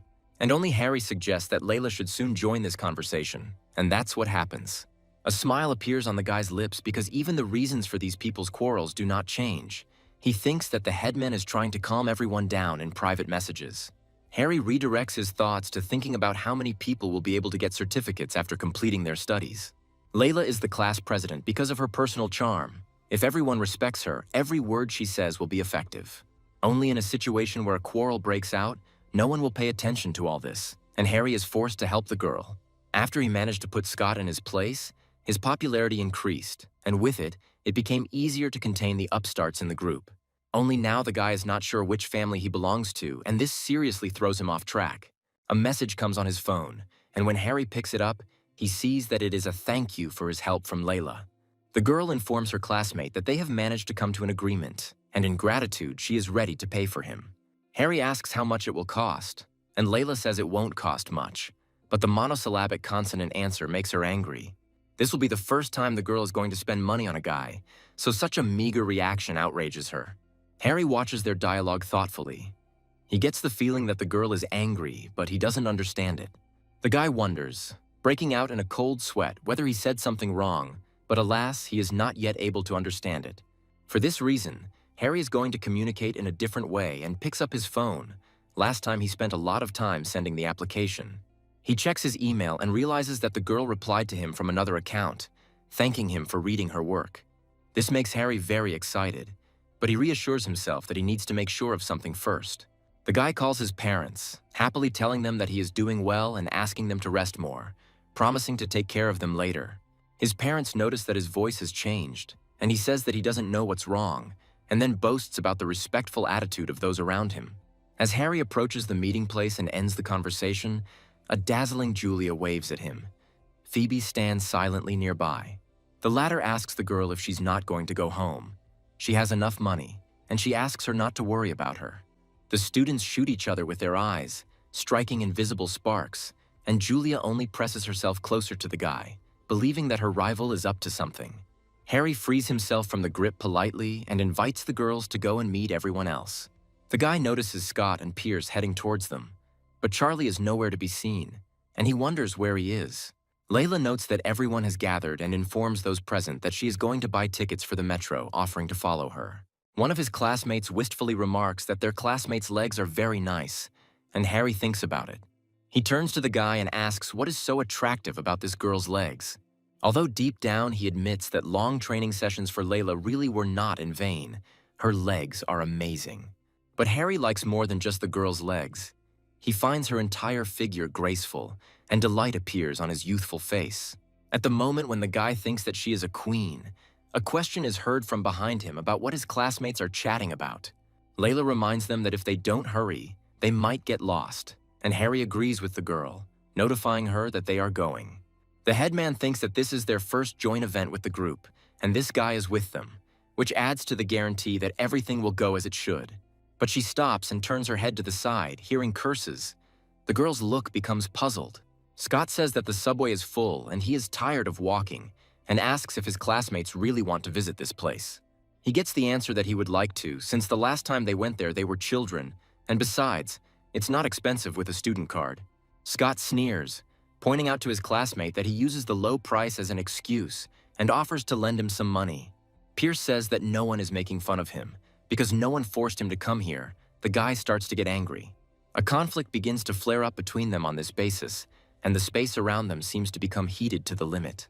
The headman looks at the quarreling people with a questioning look, not understanding how everything happened so suddenly. The girl's patience runs out, and she approaches her instantly silent classmates, asking what they are doing. Julia, taking advantage of the moment, suddenly clings to Harry, grabbing his hand, saying that she is scared from the knowledge that a fight could happen. The guy says there will be no fight and asks the girl to let him go, but she continues to hold on, saying that she is afraid. Phoebe, who had been watching all this with displeasure until this point, also decides not to miss the moment and tries to use the same strategy. Harry looks at them, trying to control his irritation, but he can't help but swear, asking what the hell they're afraid of. These guys are always fighting. The guy tries to understand why these two suddenly became so active, because the only one who should feel fear is him. He uses cunning, offering to let him go, and then he will quickly resolve the dispute that has arisen between his classmates. But the girls unanimously blurt out a word of refusal, arguing their categoricalness by the fact that the guys might attack Harry. When he says that it could be too dangerous, let them figure it out themselves, don't interfere, the guys start shaking. Harry thinks to himself that if these girls don't want to let him go, he's simply forced to take decisive action and show character. This is what happens, and the girls, letting out disappointed and offended cries, leave their classmate alone. Harry breathes a sigh of relief, glad that it finally happened, and thinks about the fact that in their past life they didn't even look in his direction. Now everything has changed dramatically, and Phoebe and Julia so desperately want to get closer to him, the guy turns his gaze to other people. Layla tries to calm the quarreling couple down, citing the fact that they had already had a fight at their first event together. The next moment, the girl's gaze turns to Harry, and he tenses up, at first not fully understanding what is expected of him. But the headman skillfully signals with his eyes, in the look of which a cry for help is clearly visible. A classmate moves from his place and heads in her direction, his behavior causing questions from Julia, who is standing nearby. Suddenly, he drops sharply to one knee, and the latter raises her eyebrows in surprise, trying to understand what happened. Layla looks at Harry with hope, but her gaze also changes dramatically when the guy blurts out a phrase about how he urgently needs to go to the toilet. The headman is angry, angrily clenching her fists in frustration and cursing this man with all her might. Her nerves can't take it anymore. The girl tells her classmates to immediately stop their squabble and, if they wish, go to another place to sort things out. She tells them to go where there are no people, so as not to spoil the mood of others, and gives the command to disperse and meet here in 2 hours. The female students, seeing their class leader leave angry, call the guys who started the fight crazy because they managed to piss off such a person. Sometime later, Harry receives 2 simultaneous messages on his phone, one from Phoebe and one from Julia, inviting him to join them. The guy doesn't really know what to do and despairs for a while, but he forces himself to pull himself together in time. Reminding himself that he needs to focus on his goal, Harry decides to text Lila, not wanting to ruin his relationship with her. The girl still can't believe that this guy actually ran away because she was counting on his help. Sitting down on the bench, Layla puts her phone aside with the firm intention of never talking to Harry again. But soon the smartphone notifies about a message from the same one asking for help. The girl turns her head, forcing herself not to think about it. But something makes her change her mind, although Layla writes it off to the fact that the question won't be considered a full-fledged conversation. Seeing the content of the answer, the girl does not hold back, because Harry asks her to bring him toilet paper, because he did not take any with him. Layla replies that she can't help him with this in any way, but secretly rejoices that this guy has finally fallen into her hands. A conversation begins between them, and the girl catches herself thinking that she will give in if the interlocutor calls her the way she wants. Harry tries different options, trying to find the key to the girl's heart, but all of them do not evoke affection in Layla at all. The options with Madam and Dear also fly by, making the girl only get angrier, but the guy doesn't give up trying, asking his classmate to help. Layla thinks that this man was sent from heaven to mock her. Only a fool would pay such attention. She doesn't want to believe that Harry is not able to say a few beautiful words to make a girl happy. She is strengthened in her convictions, remembering that this guy did not show interest in his classmates even when they flirted with him. She is pulled out of her thoughts by a familiar voice asking what she is thinking about. The girl shudders in surprise. Turning around, she sees Harry already next to her, holding out the ice cream, reminding her to eat it faster, otherwise it will melt. A love story that does not evoke emotion is not a good love story, nor is a similar strategic move in literature. First, you need to anger or upset your chosen one, and then come up with a surprise to create a significant contrast. With the help of emotional fluctuations, it is possible to significantly strengthen relationships, but insincere flattery will not work in this case. Only by mastering this knowledge is it possible to strengthen and maintain relationships. The question is whether it will be possible to truly attract another person. Sitting down on a bench, the girl turns away, and Harry asks her to get some ice cream, saying that he stood in a long line to buy it. Holding up some toilet paper, he says his stomach is still feeling bad, so he should go back to privacy, and Layla turns to him sheepishly. She tells him to just go to the toilet if he needs to. No need to notify her. Harry smirks, remembering that this girl is rather aloof and has a bad attitude towards jokes of this kind. The guy holds the ice cream up to Layla's face, telling her that if she doesn't take it voluntarily, he'll put it in her mouth himself. Taking the cone with an embarrassed look and trying to look displeased, the girl asks if Harry washed his hands after using the toilet. With a straight face, he asks why he needed to wash his hands when he didn't touch anything, not wanting to miss the opportunity to make fun of him. The girl starts laughing and Harry is confused, not understanding what caused it, and he asks Layla why she is laughing. And she, stuttering, asks her classmate to wait. She will give an answer later, but now she needs to take a break. He looks away. The girl involuntarily admires him, noticing that this guy is always positive. Now she begins to better understand Phoebe and Julia. As she starts eating her ice cream, Layla thinks that although Harry can be annoying at times, he's very funny and kind. And even though she doesn't think she likes this person very much, she would be lying to herself if she said she had absolutely no feelings for him. And if this is the case, then Layla thinks it is possible to try to give her classmate a chance. Meanwhile, Harry himself notices such a sharp change in the headman, who has become arrogant again, and wonders why all of a sudden. A system notification sound plays, and the guy notices that he has just successfully mastered a new skill, location. Remembering that he still has some points left, Harry decides to use them to increase his newly acquired skill to level 3. Now he has 3 level 3 skills, and they are not only needed to communicate with girls, he can check other people. Harry asks the head girl if she likes the ice cream, and she replies yes, adding that it has a strong, milky taste. The guy, smiling slyly, asks if she feels anything else besides this. Layla becomes wary, asking what exactly she should feel. The girl's face distorts, acquiring angry features. She begins to shout at her classmate, calling him names and swearing. To prevent her from hitting him, Harry jumps up from the bench and backs away, saying that he meant something completely different, the taste of love. The girl continues to shout curses as she follows the guy and tells him to stop right now. A girl runs past, unintentionally pushing Layla. To top it all off, the girl stumbles and slips, flying straight into her classmate. Her cheeks turn red with embarrassment when Harry manages to not only stay in place, but also support the girl. The guy asks her to be careful because there are a lot of children here now and they are so noisy and energetic. Layla turns and leaves, saying something about the behavior of their classmates, who, in her opinion, are much more rowdy than these children. The girl thinks that their group has more weirdos than she ever saw in high school, and that her job as their class leader is a backbreaking job.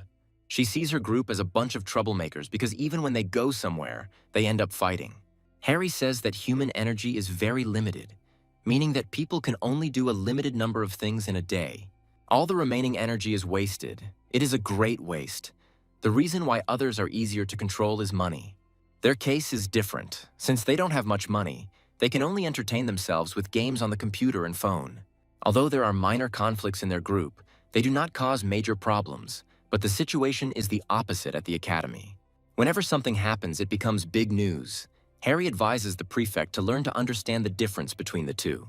Layla says that her classmates' words make sense and his insight is good, but in the current situation, she doesn't know how to be effective. The guy, looking smart, notes that it will not be possible to get rid of conflicts completely, since in the future there will only be more of them. It's better to focus on doing the things that really matter.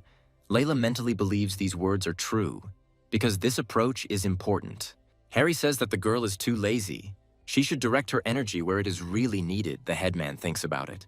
Although she has ambition, she lacks that kind of thinking. This guy really has something to be proud of with such inner strength and vision. She says that Harry's words really make sense, and in the future, Layla will focus on important things by learning from him. But the girl vows to one day surpass her teacher, becoming much better in the future than he is now.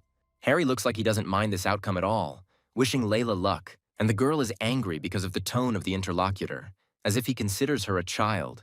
He is about to refute his classmate's words, but a strange but also familiar voice is heard nearby. Julia hurries towards the couple, turning to the leader of her group and rejoicing that she was finally able to find her. The girl looks at her interlocutor with a look full of hope and empathy, asking whether he is feeling better or not. But seeing that her classmate is not alone, but with the object of her affection, Julia's face noticeably changes, wondering why they are together. The girl looks sad when she suggests that the guy didn't answer her because he was with Layla all this time. But Julia manages to control herself and comes closer to the couple, asking if everything is okay with the head girl, who gets up from her seat.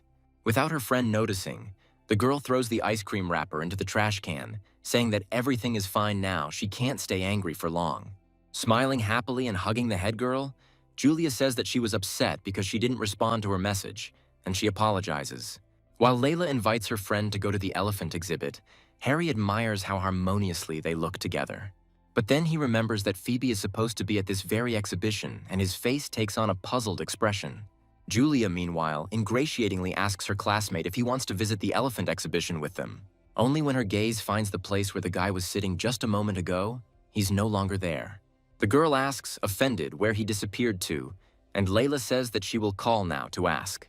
When the boy accepts the challenge, the headman asks him demandingly where he disappeared to, and the answer is not long in coming. Harry says that he urgently needs to finish some important business, and asks if the girl is willing to help him with this, not even realizing that she's on speakerphone. Layla screams into the phone that no one will want to help him, and backs it all up with a dose of strong language. The girl is outraged by this, and Julia looks at her suspiciously, asking what they were doing here. Layla replies that Harry is in the toilet and is deliberately making fun of them. The girl considers such behavior childish, and her friend only groans. Yasmin looks at the photo of a monkey that her friend sent her and can't help but smile. She wants to go to the zoo, too. Harry invites her to join him next time if he has free time, and the girl replies that she is looking forward to it. The guy thinks his girlfriend is really cute, and then he glances at his watch, realizing it's time to meet his classmates. The head girl looks at the students who are arguing again, and she is overcome with anger. She does not understand this attitude. Suddenly, Harry appears behind her, offering to resolve the dispute in his own way, and Layla looks at him in surprise. First of all, Julia supports her classmate. The others pick up on her enthusiasm because they also find the idea sound. Standing in front of the delicious food stalls, Harry is asked what he would like to try. The interlocutor's attention is drawn to the fried squid, which, in his opinion, looks quite decent and appetizing. Harry finds it hard to believe the girl is serious, because he assumes that this culinary miracle is expensive. Julia turns to her classmate and asks him what he thinks of her ears, whether he finds them cute. The guy gives an ambiguous answer. He asks if the girl wants to find the others, thinking about Phoebe and Lyle and assuming that she would have much more fun with them than with him. Julia says that if she goes to her classmates, Harry will be bored, and to herself, she thinks about what happened between him and Layla. She takes the guy by the hand and drags him somewhere, saying that there are still many interesting places they can visit. He gets embarrassed. While walking around the city, Julia approaches a jewelry store window and literally becomes glued to the glass. Her gaze is drawn to a necklace that Harry finds familiar. He rummages through his memories and remembers that this accessory is connected to a story from his past. Julia did not appreciate the gift then. The guy asks her if she likes it, and the girl replies that it is very beautiful, the next moment offering to go inside. While Julia examines the necklace from all sides, Harry is immersed in memories. He gave her this accessory as proof of his love. Only the girl had never worn it. And now that she had become uninteresting to him, Julia suddenly liked what she had despised. The guy can't help but grin, thinking about how funny and ridiculous this situation seems to him now. Harry approaches Julia and the consultant, intending to buy the necklace and end an era of his past life. The girl looks flattered when she hears these words and says that she must brag to her competitor. But Harry stops his classmates, saying that if she keeps talking like that, he won't buy the accessory. After the deal is completed, the system informs that after such a large purchase a bonus is due. The guy is surprised. A bonus is the animal leash, which helps to strengthen obedience and recognition of the animal you are walking. Harry grins, noting that this thing would come in handy if he had a husky, and someone calls out to him from behind. Smiling sheepishly, Julia asks her classmate to help her put on her new outfit, and he agrees, although he says that he is quite clumsy. Turning her back to the guy, the girl assures him that everything is fine and asks him not to rush anywhere. He looks at his result and, realizing that he has succeeded, notifies Julia about it. She smiles shyly, happy about such an unexpected and expensive gift.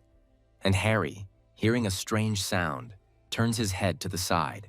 On the other side of the display case, leaning as close to the glass as possible, stand their classmates, including the class monitor and Phoebe. Harry looks at Layla with a puzzled expression, wondering what she is doing here and whether she was able to interpret what she saw correctly. But he doesn't consider himself guilty because he was simply helping a classmate with a necklace. There can be no questions for him. He's only interested in the girl standing by the window on the street side, and Harry realizes that in order to get her, he needs to act decisively. Lack of determination will have serious consequences, and he will not be able to gain access to Layla's heart. As Harry leaves the jewelry store, he asks the head boy and Phoebe what they are doing there, with an embarrassed Julia following behind him. Phoebe says that they were gathering all their classmates and asks with a grin if something happened, if they really disturbed them. With her breasts on display, Julia refutes these words, saying that they were just about to go looking for them. Pierce approaches the students from behind, saying that since everyone is fully assembled, it is time for them to head back. The headman agrees, noting that it is already starting to get dark, which means it is time to disperse.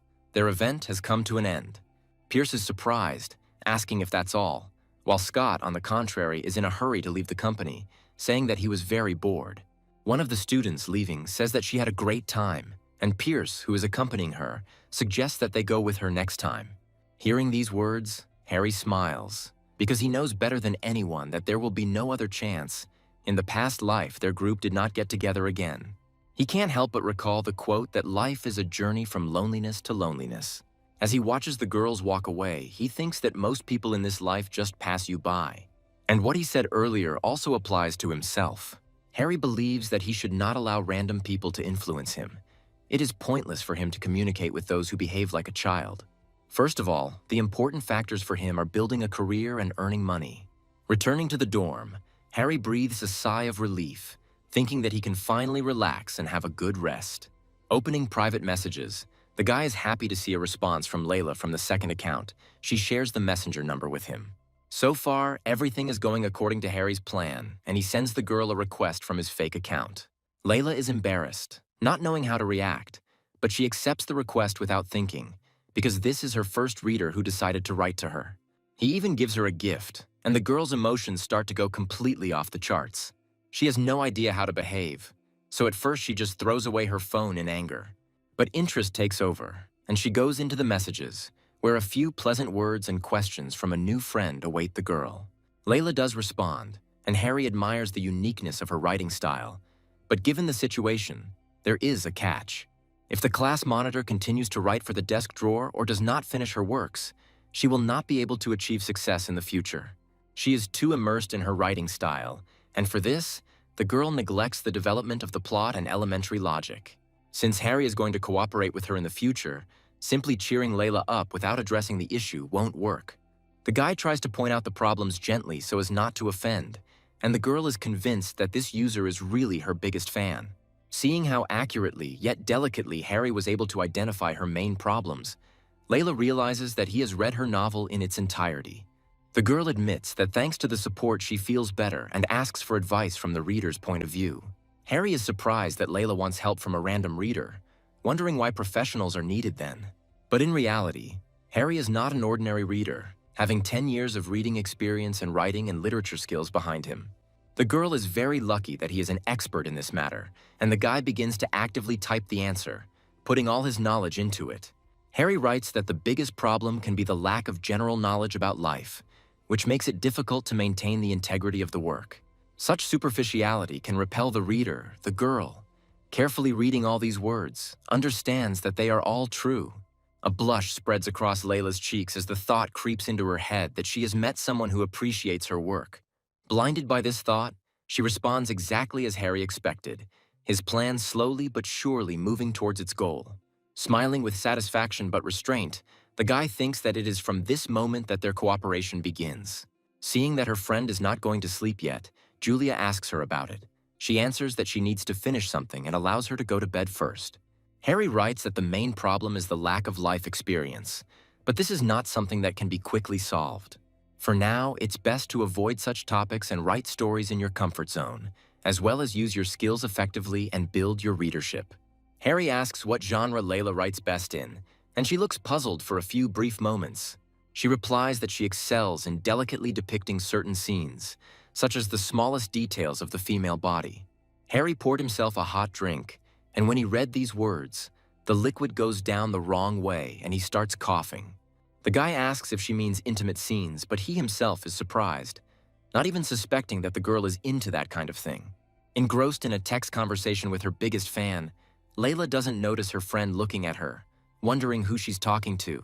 Harry asks the girl if she really enjoys writing novels and if she plans to continue her career, to which she receives a positive answer. But in reality, this is not entirely true. Layla does this because she has no other choice. Harry thinks the girl is quite ambitious. People like her can't be simple workers. Given all the circumstances, she will either need to open her own business or successfully marry a rich man. Harry remembers the girl joking about wanting to be a model but giving up because she couldn't handle it. However, now everything is different. The guy believes that continuing to write novels for this girl is the best possible solution. Layla writes that she had an idea for a plot. She had always wanted to write a novel about a powerful CEO. The protagonist must be a handsome, proud, and truly powerful CEO with a dark and cold demeanor. The main character, on the other hand, should be a very attractive, kind-hearted, and cheerful girl. They meet on a train, and after a series of events and coincidences, they begin to develop feelings for each other. The problem is that there have long been unresolved conflicts between the girl's father's company and the young man's company. The protagonist's cold-bloodedness leads to the heroine's father ending up in prison, and this contributes to the emergence of a chasm between the heroes. The main character's sister makes a pact with a man, sacrificing herself for the sake of the family, and upon learning the truth, the girl is transformed. From a pleasant and cheerful protagonist, she turns into an even more cruel and cold version of her lover. She comes to the protagonist, feigning submission, and begins to implement her plan for revenge. Layla asks what her interlocutor thinks about this story and waits with bated breath for the answer. Looking at the size of the book he needs, Harry is puzzled, seriously thinking that he really needs the skill of speed reading. His gaze takes on a surprised expression when, turning it, the guy sees someone he did not expect to see here at all. The headman reaches for a shelf that she can barely reach, and the boy wishes her good morning. Coming closer, he asks what book she needs and, doing her a favor, takes it out under the woman's puzzled gaze. Seeing the title, the guy asks if she's seriously thinking about writing a novel, and the girl reminds him of his own words. Harry says it could start to bring in a good income, and he would try it himself if he had the inclination, and Layla thanks him coldly. She refers to unfinished business, and the guy, with a sweet look, wishes the girl good luck and a good rest. Returning to her room, Layla immediately writes a review of the book that was recommended to her, and her interlocutor asks her about cooperation. The guy explains that he would like to write, but he lacks a sense of style and experience. But he couldn't help but offer an idea. But there is also the option of hiring. Payment can be made in two ways, either a fee for 1,000 edits or profit sharing, where the girl gets a third. Although the price seems small, Layla considers it quite worth the effort for a part-time job. She thinks about it.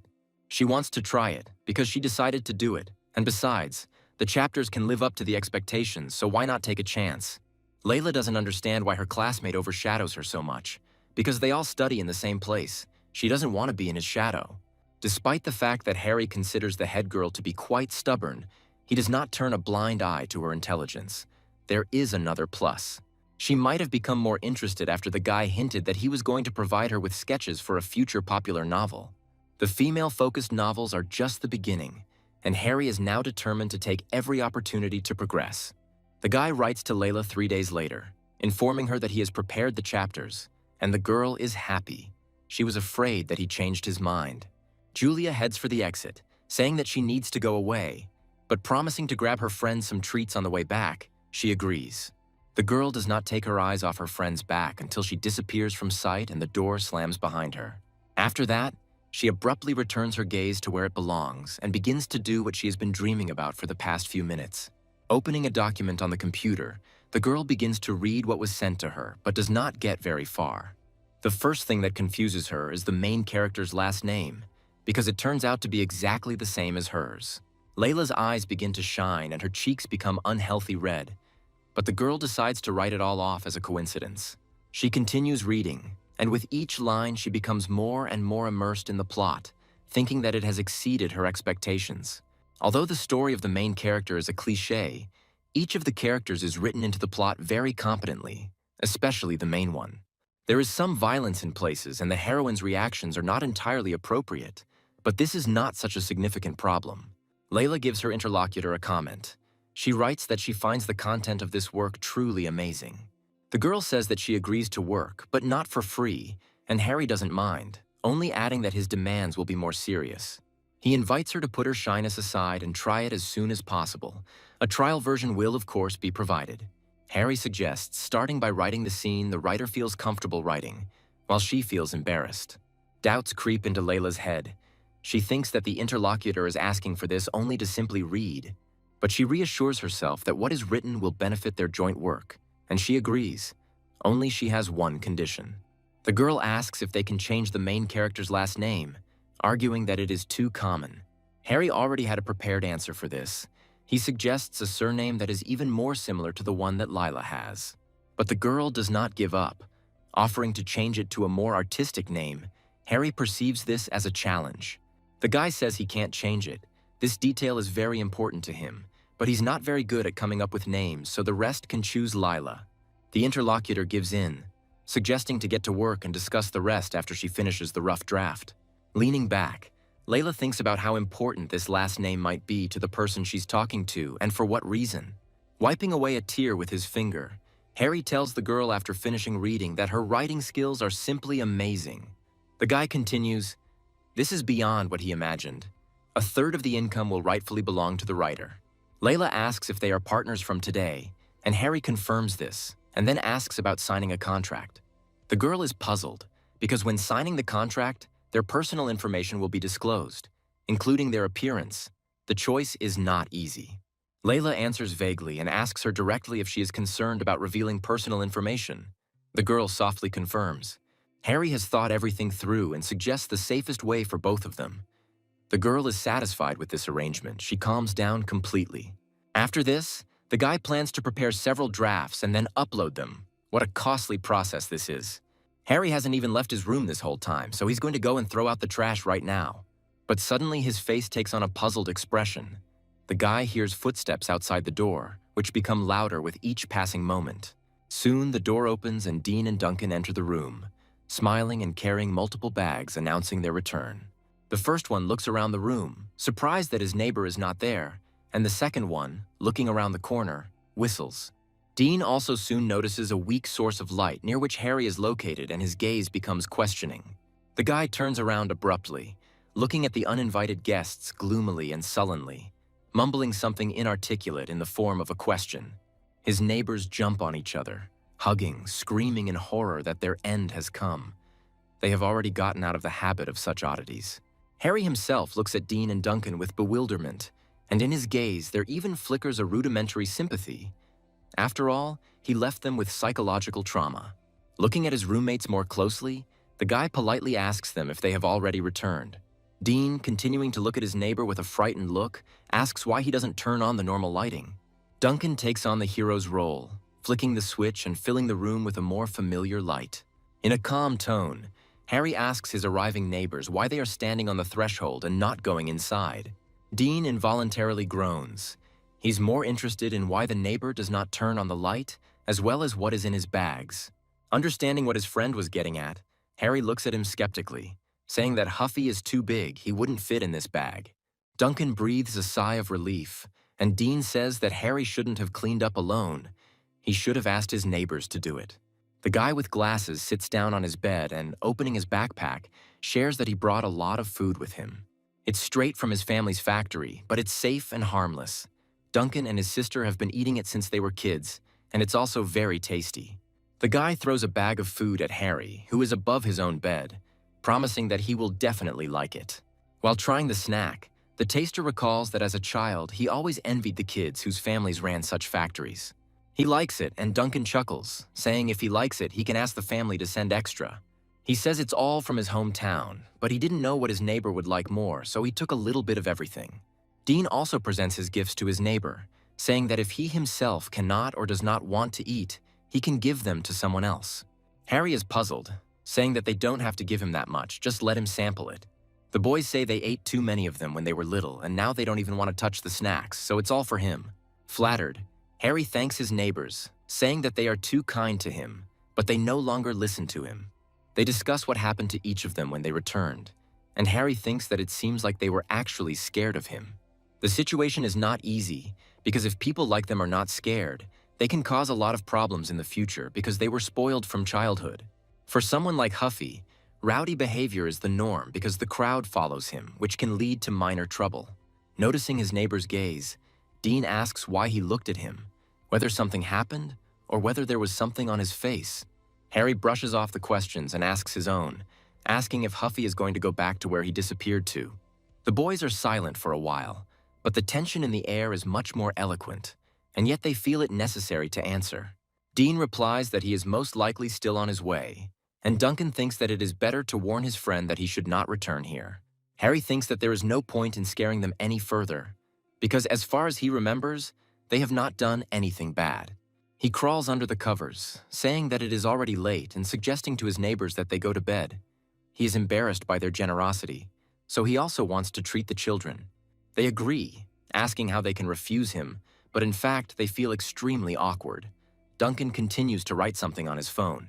Dean says Harry is very generous, the barbecue is very good, and he says that otherwise he wouldn't have brought them here. Harry offers another delicious dish, and he himself thinks that he needs to treat Phoebe and the others because he has taken advantage of their kindness for too long. While the guy is looking at his phone, a voice comes from the front, announcing that their meeting at this hour is quite unexpected. Two girls approach the table, one of whom heads straight towards Duncan.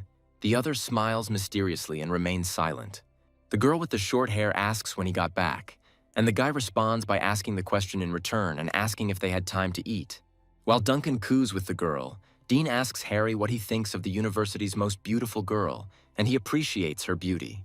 The guy announces that he is having lunch with his roommates and invites the girls to join him and get to know each other. The girl with the bob haircut turns to her friend, asking if she is against it.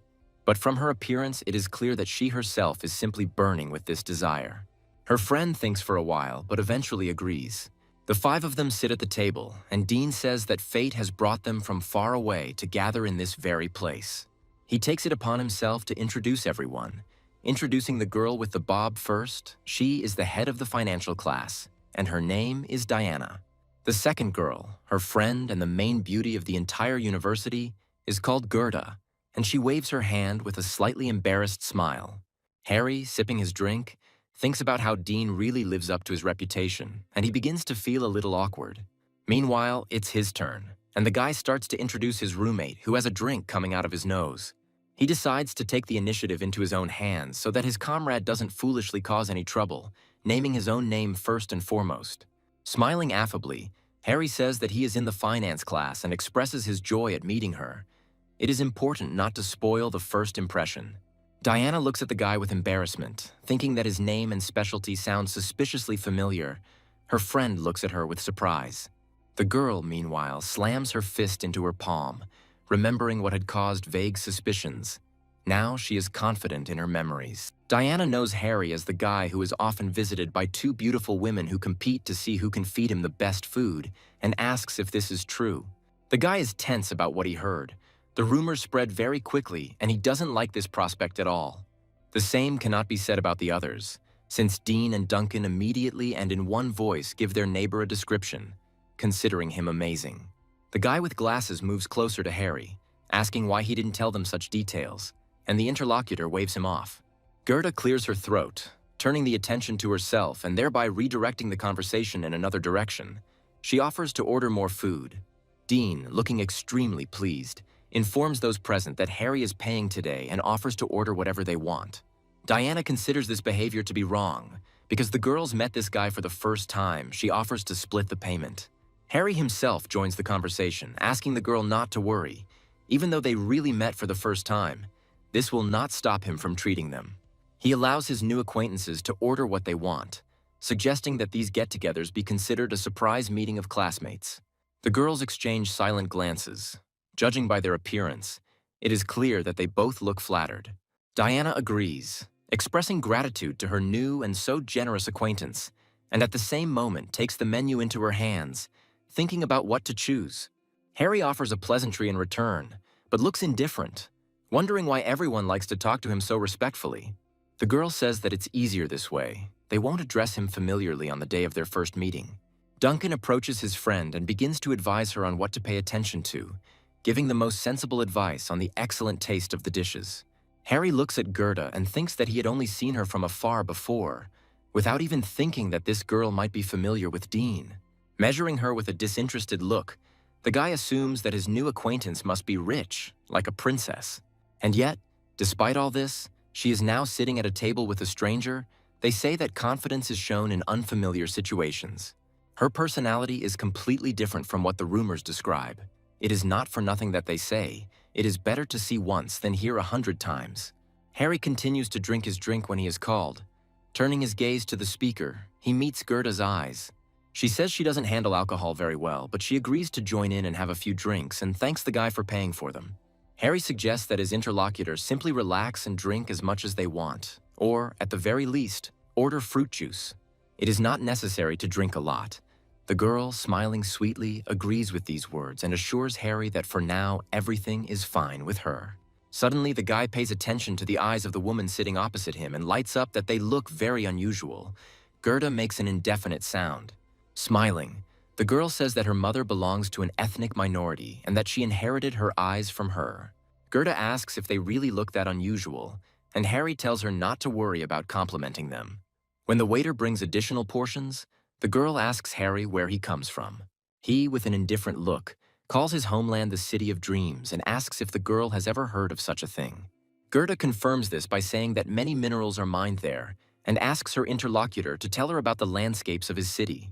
Harry doesn't refuse, saying that there are many mountains around the perimeter, but there is nothing outstanding in the landscapes themselves. The girl asks if the mining of minerals has caused any harm, and the guy confirms these words because this is the price of progress. Duncan, sitting on the left, nudges his neighbor with his elbow, asking him to pay attention to the girl standing nearby. He asks if she is not in the same class with him, and at that moment, Layla turns her attention to her classmate. Harry addresses the girl according to her position, and she, surprised, calls him by name. Diana's eyes light up as she realizes, reinforcing her awareness with the words that the person standing in front of her is the head of the finance department. Her friend looks at Layla calmly and almost not surprised, but her gaze shows recognition, which is confirmed by her thoughts. The head of the finance department also remembers this girl very well, but he holds up worse than she does. The thing is, these two girls are known as geniuses in the university. Layla is not only the class president, but also a member of the student council. Gerda is an ordinary student who does not hold high positions, is indifferent to the affairs of the university, but wants to study abroad.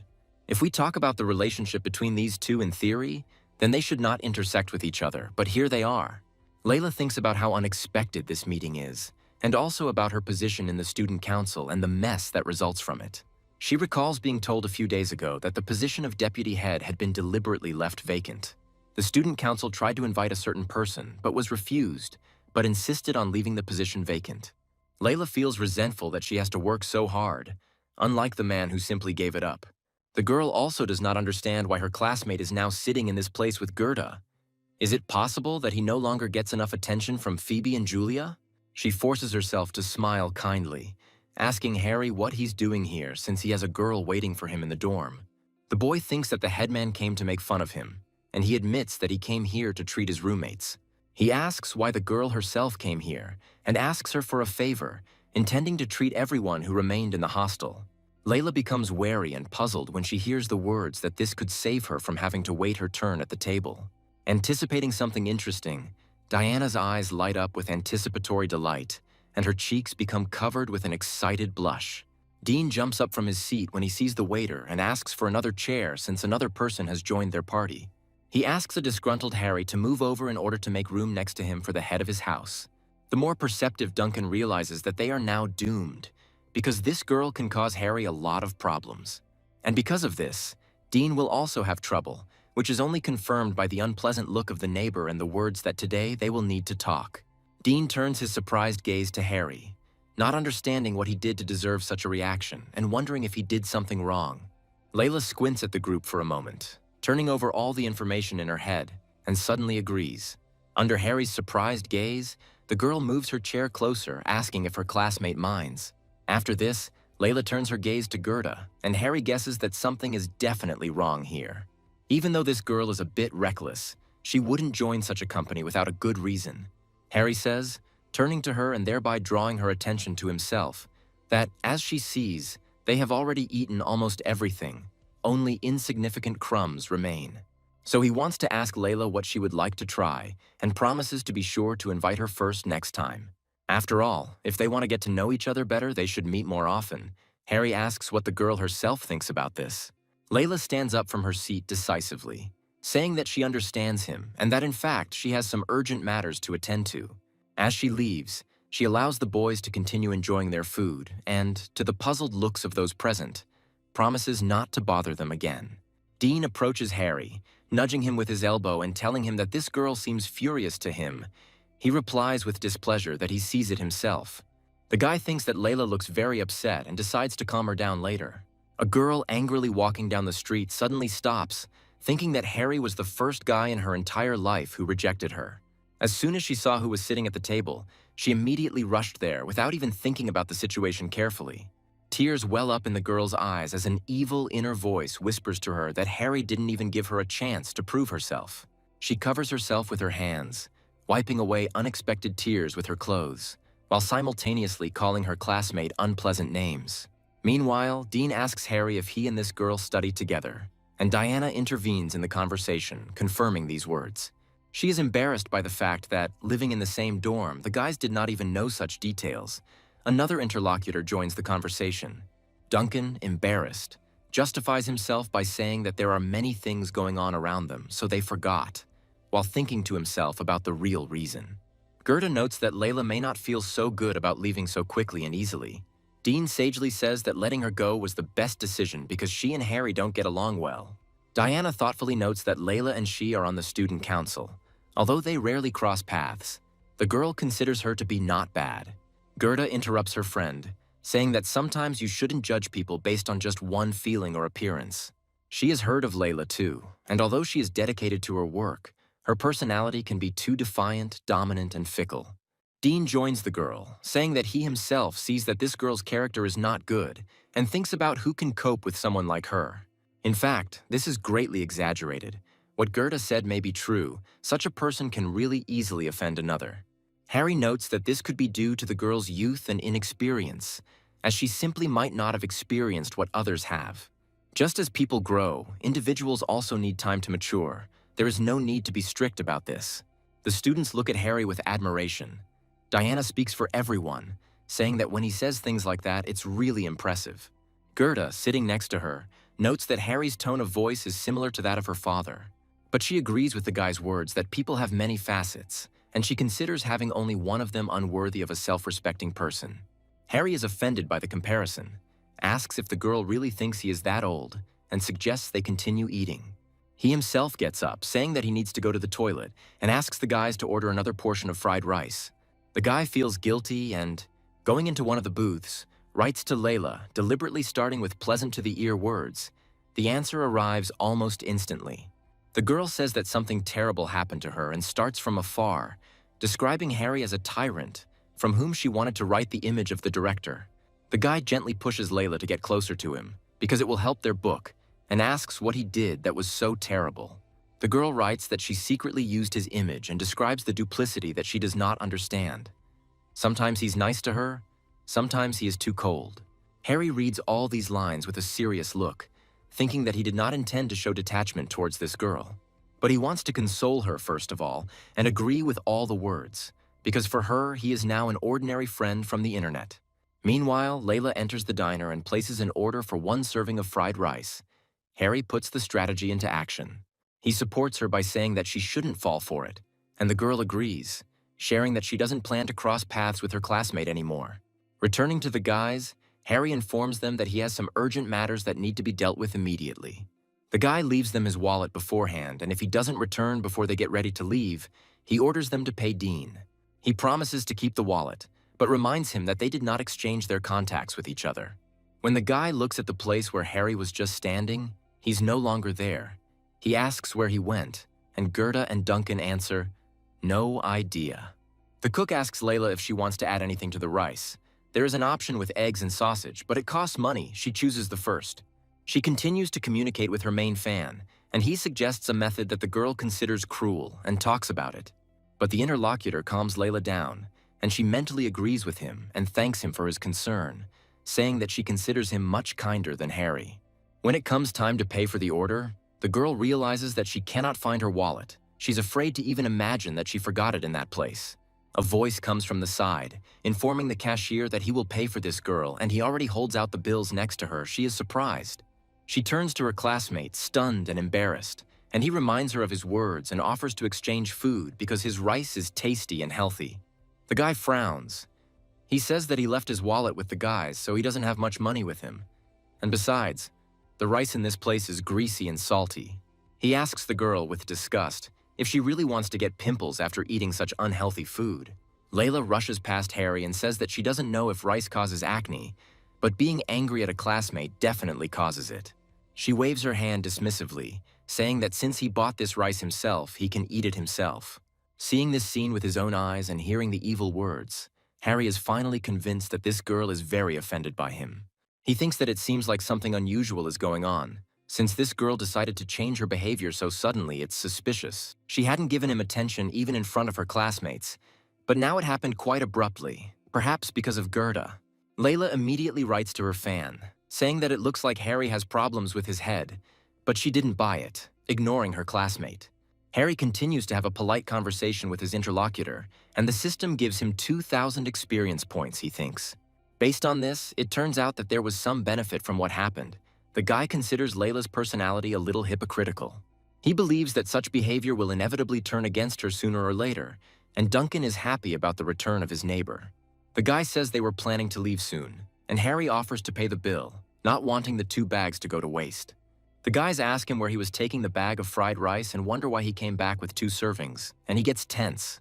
Duncan instantly shuts his comrade's mouth, asking him to stop asking questions that will not bring him any good.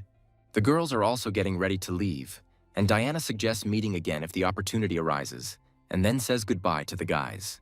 Harry waves goodbye, promising to see him another time, and Dean stands next to him with a beaming smile. Later, when the latter and Duncan are about to leave, they invite their neighbor to go with them, who asks where exactly. The guy with glasses says that they were going to meet some girls from the drama academy to go to karaoke. Harry looks at his neighbors with puzzlement, asking if they are sure that these girls invite guys over for more than just paying the bill.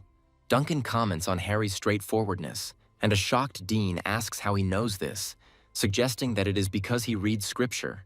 The guy denies it, saying that it's not like that. It's just the 2 of them, because they give off a sense of stupidity in everything. Harry breaks down, saying that these guys are actually nothing special, being stupid and rich.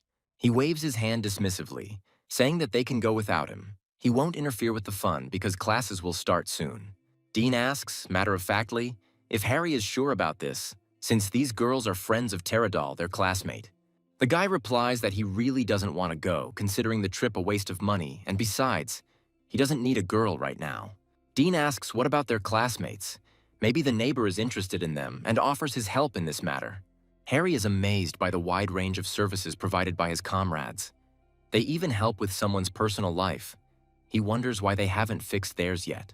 Dean replies that he can't handle girls like that.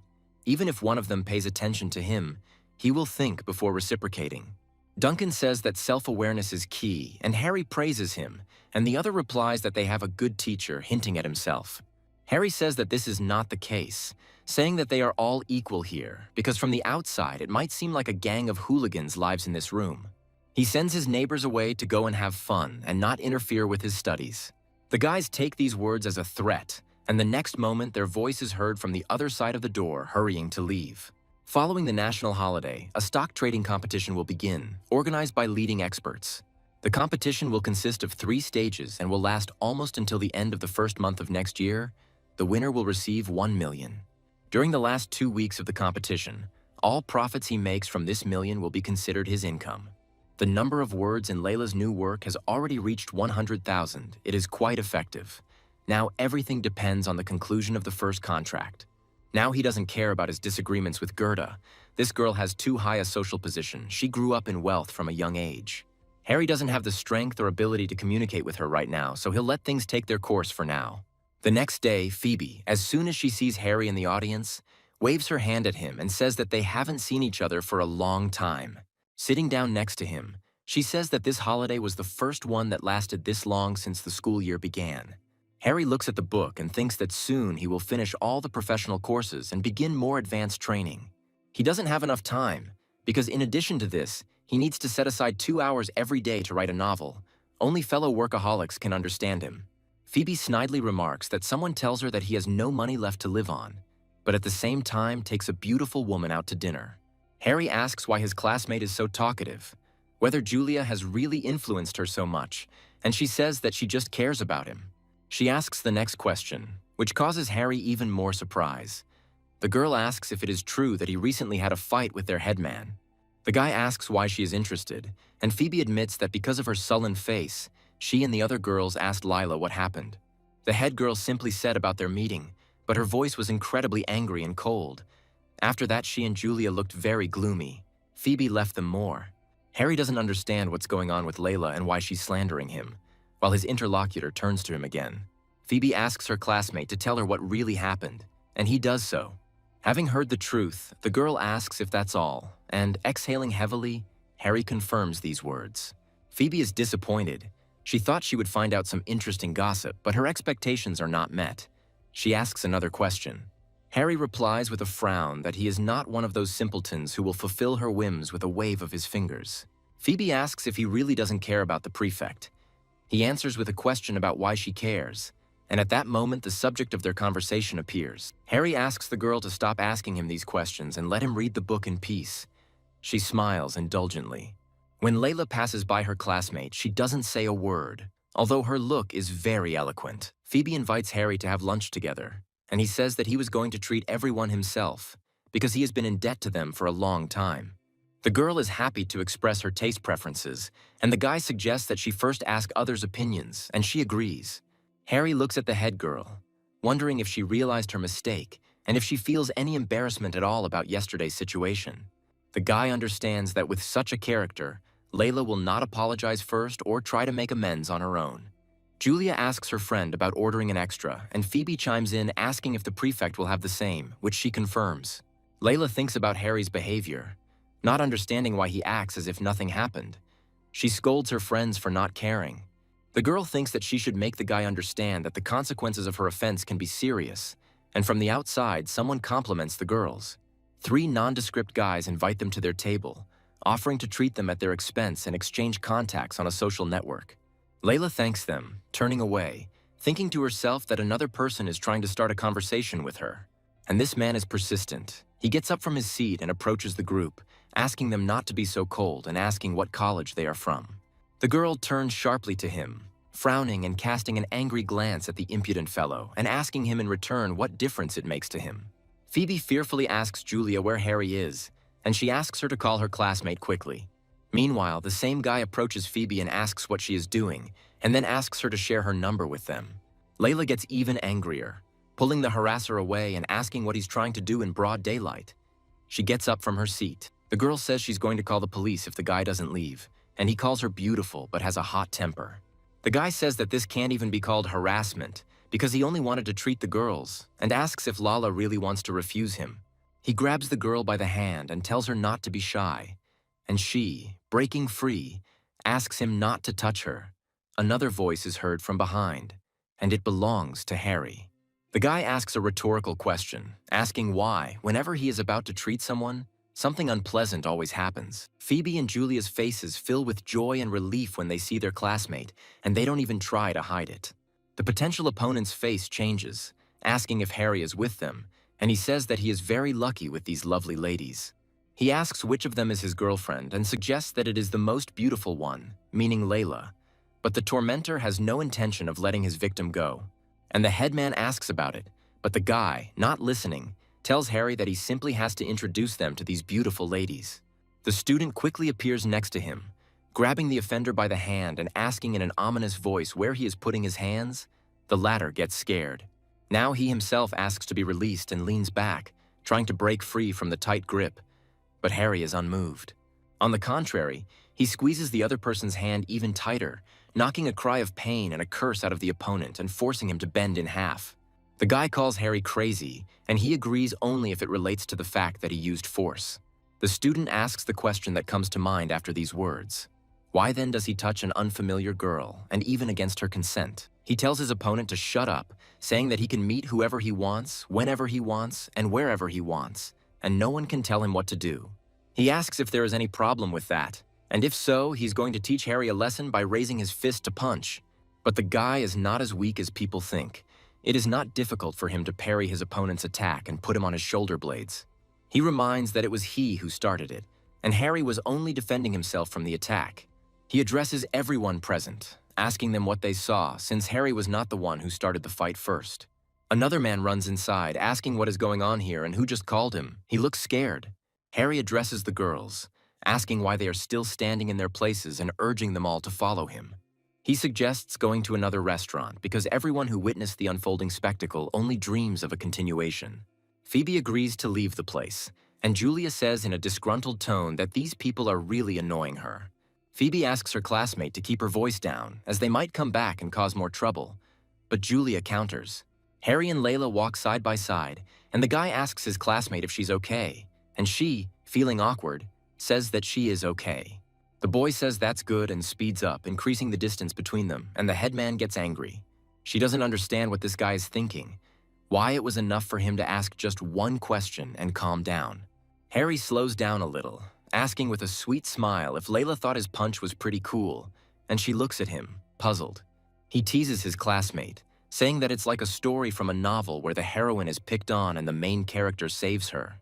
Layla says that she finds his words inappropriate, and mentally she's surprised that Harry managed to read her thoughts, as if he sees right through her.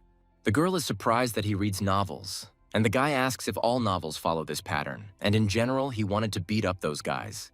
Unfortunately, novels are far from real life, and people cannot act simply on the impulse of emotions. Moreover, if he starts fighting, he will not be able to guarantee the safety of those who are nearby at that time. And this incident itself presents a significant danger, because it happened that various objects came into hand. Although these guys are not so lucky, because Harry knows the owner of this restaurant. He's a former policeman with a high sense of justice. With the help of surveillance camera recordings, these hooligans will be detained and their families will be informed about everything. Layla giggles, asking if bullies can be scared away by calling their parents, and Harry has his own vision of this. He himself is afraid that he might be forced to call his own parents. A demonstration situation flashes in his head. Layla asks who called the restaurant owner, and Harry replies that he did it before he even entered, reacting ahead of time. The writer writes to her biggest fan at night, asking if he is there and briefly describing what happened today. Harry thinks about it. The girl really seems strange to him. Her opinion about the person changes at the speed of light. The guy asks if Layla has developed feelings for this man. If so, then this is a betrayal of their cause, and the girl is at a loss. As soon as the girl admits the thought that she doesn't like the interlocutor, he corrects himself, saying that it's better to put this conversation aside. They begin to discuss the book, but Julia, who is sitting nearby, interrupts the conversation, asking who she talks to every evening. Layla replies that it's just a friend, but the neighbor doesn't calm down, noting that the girl recently changed her account on a popular social network. The headman is embarrassed and, almost shrieking, blurts out that this is really just a friend whom she met relatively recently. Layla gets up from her seat and says that she's going to go to the library, suggesting that her friends go to bed without her. Julia is surprised. The latter asks Phoebe after the neighbor leaves if she thinks the headman has been acting very mysterious lately. The teacher says he knows the students are still recovering from the holidays, but he hopes they can focus on their studies. Theory is theory, but the market remains the market. Investment skills cannot be simply learned by studying only information from textbooks. Layla doesn't listen to the teacher, being happy and at the same time very worried about the first publication of their joint novel. This causes her great trepidation, and the girl realizes that she was not so nervous even when she was published for the first time. She recalls a recent conversation with a co-author when he changed the main character's name, asking if it had any meaning to him too. The professor's sharp voice is heard, and Layla involuntarily shudders, thinking that the man noticed her with the phone. But he is wrong. The teacher actually caught the offender, but it wasn't her, but Harry, who was sitting at the laptop. The man asks what the guy is using the laptop for at the moment, and it is clear from his appearance that he is at a loss. The guy himself doesn't understand why his name was called, because the teacher should have continued giving his lecture. The man says he knows his lectures may sound boring, but asks the student to at least sit quietly during class and listen without being distracted. One of the students agrees with the man, citing the fact that at least the others are playing on their phones, and others pick up on the idea. Harry thinks about how they were asked to bring laptops so that it would be easier to connect the training material with real trading. He says he wasn't playing, but practicing his skills, because he was really thinking about getting to know the progress of the work before the competition. One of the students laughs, wanting his classmate to admit that he was playing. He sees no point in trying to make excuses. Harry is asked if he was actually involved in trading, and he is puzzled, not wanting to admit to increasing his income. The guy regrets that he didn't start with a higher rate, because then his income at the moment would be even higher. He's being disingenuous. The teacher asks if he thinks it is safe to work in this format, if it really helps him. Harry agrees, saying it's because it gives you the opportunity to study trading patterns and become familiar with the operations in advance. The man says that the student has big ambitions. He likes people like that, and he offers to explain the components of the trading model to his classmates. If he succeeds, the teacher will give him the highest grade and allow him to stop attending lectures this semester. Otherwise, on the contrary, he will deduct it. Students start whispering. Some don't even have any points to deduct, and there are those who envy their classmate. But there are also those who consider envy inappropriate, because they are sure that Harry will not be able to answer the question asked by the teacher. And while Phoebe worries about whether her classmate will be able to answer, Julia doesn't even know what a trading model is, asking her neighbor. Layla asks why her friend is so worried about this, and she thinks about herself, because if Harry falls, they will laugh at her as the one who is chasing him. The headman says that although the teacher may seem strict, he will not intentionally fail his students. She says that even if the answer is wrong, Mr. Wolf will take it calmly, while Harry accepts the challenge. A trading model is not a concept with a clear definition, but a generalized structure for a trader's own investment strategy. Because Harry is not qualified to judge whether a trading model is sound and correct. He can only talk about what he understands and what a trading model can be that brings stable profits. 5 specific factors must be properly integrated and flexibly adjusted to suit market conditions. When they are developed individually and used for specific situations, they become a trading model. The teacher starts clapping his hands in flattery, saying that he is pleased with the student because he explained everything very well. The room fills with an excited buzz of students who are also impressed by their classmate's answer, even though many did not understand a single word. Mr. Wolf says that for the exam, Harry will just have to hand in a blank sheet of paper with his name on it, and the teacher will give him an A. The guy smiles when he says that it is too unfair and easy. He wants to earn these points on the exam with his own efforts. But just in case, he asks whether the teacher will take his words back if the result of the independent answer turns out to be worse. He confirms these words. He will not do this, just as he cannot take his words back, and besides, he believes in his students. Meanwhile, Harry thinks that even if he tried to explain everything in simpler language, his classmates would not understand anything. But it's still worth a try, because teaching is also a way of learning, and the guy decides to take advantage of this opportunity. This will be useful to him for analyzing and systematizing previous knowledge. Moreover, it is a good opportunity to win over the right people.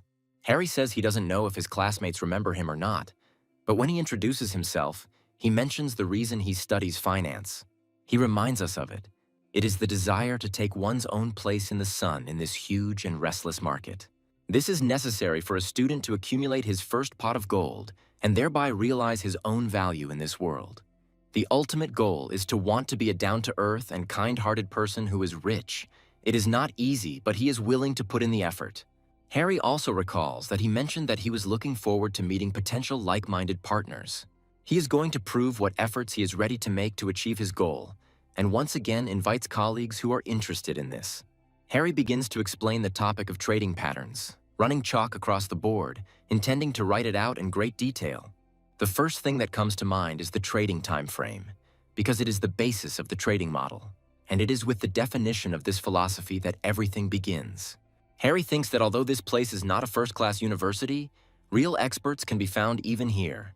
The second point is trading skills. Both confirmation of purchase and sale points, they must be very strict.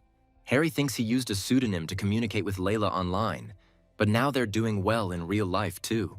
Meanwhile, he writes on the board the third point, which is position management. In fact, they are quite simple, but control is important. Harry wants to recruit a few more people to his side, one of whom is Lex Tracy. He keeps a low profile but is talented. Another student that Harry is planning to involve in his dealings is Hannah Henney, who used to be one of the top students in the competition. Once their own model is fully formed, they will be able to find a predefined process to solve any situation. The most difficult and, accordingly, responsible task is strict execution. Harry asks why successful people can earn money. And he himself answers this question. Because they have the right model of behavior and unwavering discipline, the guy continues. People lose money because they either don't follow these rules or don't take them seriously enough and don't understand the big picture of the market. Harry finishes his explanation and thanks the teacher for giving him the opportunity to share his knowledge with everyone. The guy asks his classmates not to despair, despite the fact that it may seem difficult, and is going to add something else. Since they chose this specialty, they have gained more knowledge compared to others. They have the opportunity to demonstrate their talent. In fact, it is not as difficult as everyone imagines. All that is required is respect for the market and adherence to the right methods. With their own judgment, understanding, and a certain level of common sense, they are already far superior to others. At this point, Harry announces that he has finished his speech, expressing his hope that they can all support each other in the future. Looking around the audience with satisfaction, the guy realizes that his expectations were not met, and his face takes on a completely opposite expression. Anticipation gives way to confusion and misunderstanding, because not only is there no positive reaction, there is none at all. The students are silent. But at last, the first claps of hands are heard, and the first encouraging voice is heard, and soon many others join in. Having received what he deserves, Harry waves his hand magnanimously at his first listener, now understanding what it is like to be a genius. Diana approaches Gerda and asks if she remembers a guy named Harry, and she wonders why her friend thinks she should forget him. They ate together just a couple of days ago. The beauty asks what happened, and the girl with short hair says that she learned more about him. Diana asks her friend if she remembers Huffy saying a few days ago that he wanted to move out. According to his friends, he was scared that day. The girl continues, comparing the facts. Such behavior of the guy and the respectful attitude of his neighbors towards Harry may mean that he is involved in everything. Gerda doesn't think that her friend's words are true, because Huffy is not someone who is easy to get along with, and the others would not contradict him. But Diana stands her ground, wanting to continue watching Harry. He is very reserved. He is not even embarrassed by Gerda's indescribable beauty. In fact, the girl also finds this guy interesting, but she is interested in why her friend suddenly decided to talk about this topic. She asks if something unusual has happened, and Diana chuckles mysteriously, saying that she guessed right, and then recalling Wolf's sternness. The girl begins her story by saying that Harry brought a laptop to the class and even claimed that he was conducting simulated trading. Gerda is surprised at how quickly their group is moving, but her friend interrupts her, saying that they are moving at the same pace, and that is not the point at all. Not only did Harry master this area before anyone else, but he was also called upon by Wolf to explain everything to his classmates as punishment. And he did a great job of it and fueled the enthusiasm of others, so that even those who skipped classes seem energetic, as if someone had inspired them. Diana refuses to believe that this guy can be so reserved and excel in his studies at the same time. The girl believes that such a person will achieve a lot, but Gerda says that it does not concern them, and notes that her friend always liked to gossip. Diana is on her own wavelength, continuing to say that she is not surprised by the student's popularity, because he really does have a unique aura. Someone comes up to Harry and says that what he told her yesterday, she repeated again and wrote down in the form of notes in accordance with her own understanding. Looking up, the guy sees Hannah in front of him, who asks if he can look and tell if she thinks right or not. He agrees.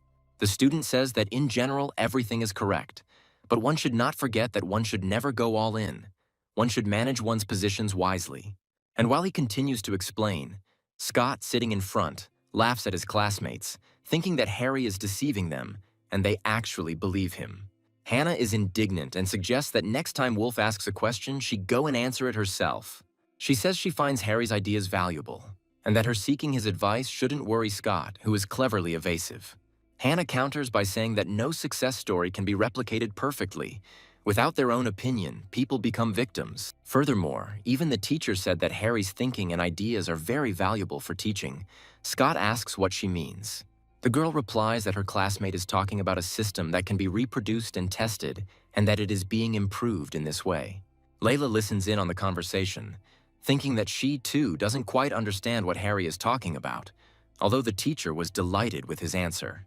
The girl believes that her classmate spoke confidently and was eloquent, not to mention that he gave clear and logical explanations.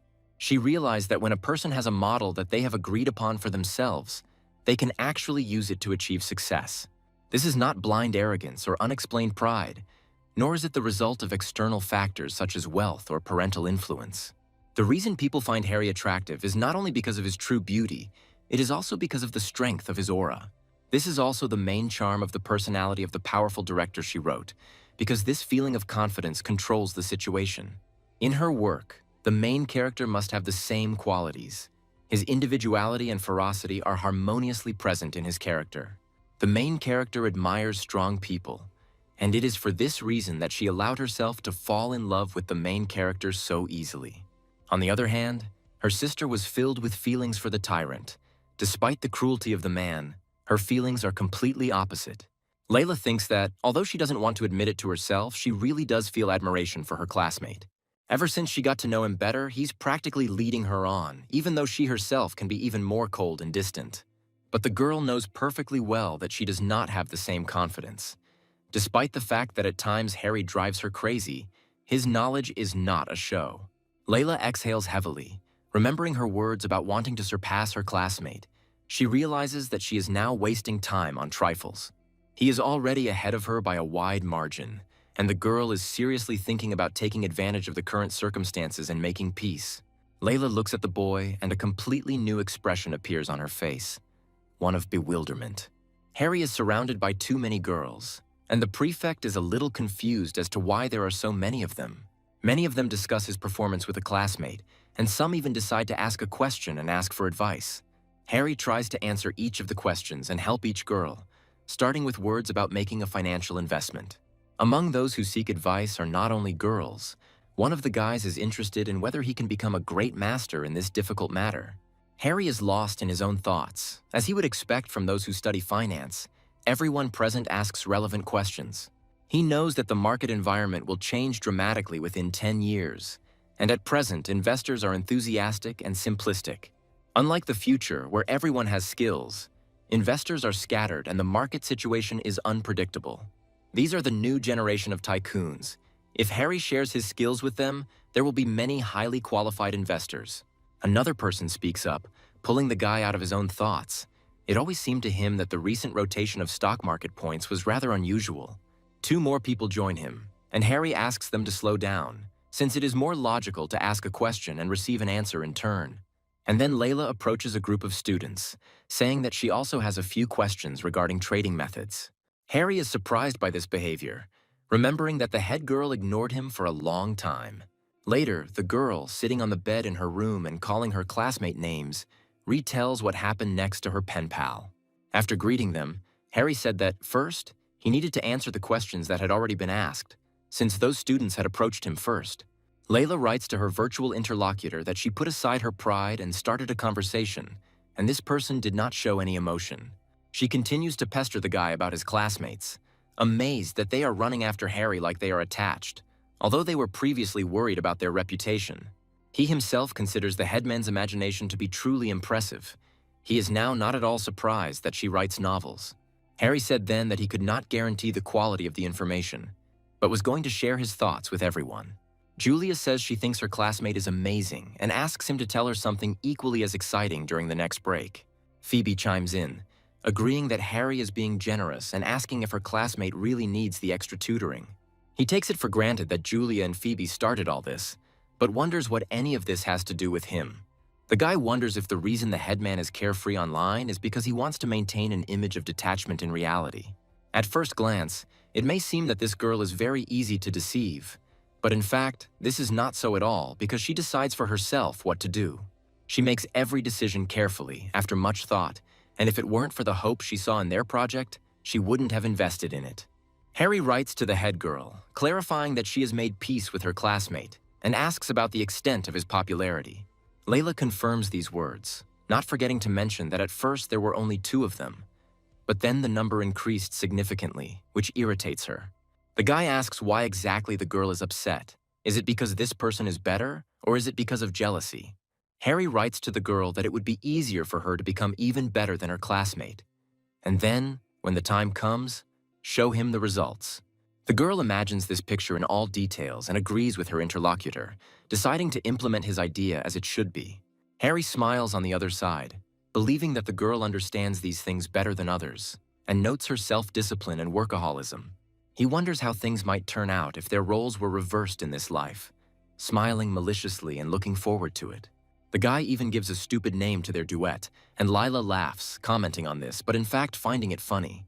Later, the girl notes the abundance of contracts, informing her interlocutor that he was right, and their team of vegetarians cannot be stopped. Harry reminds her that she thought the title was stupid, and she replies that she was joking, happy that their novel was a hit. Layla believes that she will take another big step towards success as soon as the first wave of promotion begins. She's going to rub her classmate's nose in it. And he tells the girl that he has bad news. She tenses up, asking not to scare him and asking what happened. Harry thinks that they should get an initial wave of recommendations that will be updated during the promotional period. The existing delay may help them to last 1 or 2 months, but then due to the competition, they will not be able to work as hard. He writes about how he can't write certain scenes because they turn out badly, counting on the support of a colleague, and she breathes a sigh of relief. The amount seems too high to Layla, and she suggests leaving the previous one, while simultaneously clarifying whether he really leaves everything to her discretion. The guy agrees, but insists on high payment. The girl thanks him for his generosity and promises to do everything in the best possible way. Harry is triumphant. His problem was solved very quickly, and what they agreed on will help him kill 2 birds with 1 stone. The next moment, his eyes widen when the guy sees the words about the girl doubting her abilities, since the scene is special. Because the scene takes place in captivity and neither of the 2 are knowledgeable about such things, Harry wonders if they can find what they need on the internet. And then he remembers that the system somehow provided a reward that would help them understand the topic that interests them. The guy chuckles, thinking that this might work, and offers to send the girl an item that might help her. Harry catches up with the head girl running around the stadium and asks her if she really went out for a run. She answers almost aggressively. The guy thinks about the fact that in her past life, this girl only started playing sports after the first semester, and this puzzles him. The girl looks at him warily, also immersed in her own thoughts, wondering why this guy even asked about this. And just as she wants to respond aggressively, she stops herself, telling her to calm down and not wanting to look completely immature. She answers with completely different words, changing the subject. Since they were lucky enough to meet now, the girl suggests going to the cafeteria together. But Layla corrects herself, asking if her classmate would be against it, and he says he is for it, because it's not often you hear an invitation from the head of the group herself. She suggests finishing the run, and Harry asks, together. The girl replies, as you wish. The phone in the girl's pocket makes a notification sound, and reading it, Layla sees that she has received a package. Harry asks if it is big. He offers to carry her, given her petite frame, and the girl flushes, asking if he's looking down on her. Harry sighs heavily, saying that he didn't mean that. It's just that girls are weaker than men in principle. That's just how nature works. He says that he is simply caring about his classmate, and she smirks sarcastically and thanks him for his concern. Layla stops Harry, telling him not to come closer, but to wait. She is able to find the package herself. Having found the necessary box, the girl looks at it with flattery, because the sender used the names of their characters instead of his own. Noticing a smile that rarely appears on the headman's face, the guy comes closer to her and asks what made her smile like that. Hiding the package, Layla replies that it is none of his business, and Harry chuckles to himself. He recalls that he put a lot of effort into giving this gift to his classmate. She suddenly turns around and leaves, and when asked where exactly, she replies that it doesn't concern Harry. But she doesn't finish the conversation, reminding him of what he recently told the audience, and then asking a question, the answer to which she doubts. Layla asks if her classmate really thinks it's possible to make money on the stock market, and he answers vaguely. The girl believes that the local market is very dangerous, and large companies are hunting small investors, which looks like suicide. Harry is amazed, asking if the one who is supposed to become an expert in this field really has such thoughts. He asks the next question. If the girl really thinks so, why does she continue to study finance? And she reminds him of her question. The headman repeats it, turning to his interlocutor, asking if what she said was not true. Harry answers in the negative, wondering if his classmate really doesn't read the news, and brings up the first argument. Unlike a casino, where there is no logic, in the stock market there is an internal logic behind each sector. The purpose of studying finance is to understand this logic and then follow the trends of wealth accumulation. The ability to extract profit is important here. The second point is the idea of bankers, and Lilino is actually outdated. The legislation of the country in which they live has an article concerning such activities. The era of unbridled bankers is long gone. She will pay attention to the news in this industry, will notice that every year hundreds of people are judged for such activities. The girl must remember that these so-called tricks may seem tempting, but they can be fraught with legal consequences. There is never any need to cut corners or look for strange methods. Such concepts are often simple tricks to deceive. The girl considers these words reasonable, but she is haunted by the question of how her classmate knows so much about all this. He chuckles vaguely, and then suggests that it's most likely because he himself has dreams. Harry thinks that with his initial experience and knowledge, even if he started all over again, he would not improve his life much. But now that he has a system, the guy is going to give it his all and live his life in the best possible way. The girl looks at her classmate thoughtfully, mechanically repeating his words about dreams. Harry confirms them, suggesting that Layla also has a dream that can be realized with the help of this. The head girl's eyes light up with delight. She agrees with her classmate, but admits that she doesn't understand these things very well. Harry offers to teach her if she wants, but the girl is in no hurry to make a decision, openly saying that she feels there is some kind of catch in his words. The guy laughs, saying that it is enough to consider him as your mentor and pay him a little. Layla has her own vision. She's going to pay for his breakfast, nothing more. A familiar voice is heard nearby, addressing both of them. Layla asks Julia, who has come up where Phoebe is, and she replies that she hasn't woken up yet, and then asks what those two are doing here together. The class president replies that they accidentally ran into each other while walking, so they return to campus together. Harry puts in his 2 cents with a sweet smile on his face, saying that Layla kindly invited him to breakfast. The latter asks her classmate to shut up, and he asks the class leader not to be so irritable, at least in the mornings, because he is telling the truth. Layla gets angry, asking if the guy can't see that she's in a great mood, that she's not irritated at all, and he gives in, agreeing. Julia looks at the two silently, not understanding what has been going on between them lately, and tries to guess. Perhaps the class monitor changed her mind about her classmate after the recent incident at the restaurant, although she promised to treat him coldly. In any case, Julia is not going to miss her opportunity, hugging Harry and asking what they will eat. He replies that it might be rice or something hot and spicy, since Layla is the host today and she chooses the dishes. While Layla asks Harry why he eats such heavy food every morning, Julia wonders why she treats the guy. The boy finds the headman's concern for him cute and agrees to take something else, but she replies that this is not concern, but criticism. The girl, watching all this from the side, becomes completely confused, once again wondering what is going on between them. When they are already sitting in the cafeteria, Julia asks her classmate if he really prefers light dishes. She generously shares with him a meatball from her own dish, since his portion does not contain much meat. Julia thinks to herself that the competition with Lila could be dangerous. Unlike the one with Phoebe, they could both lose.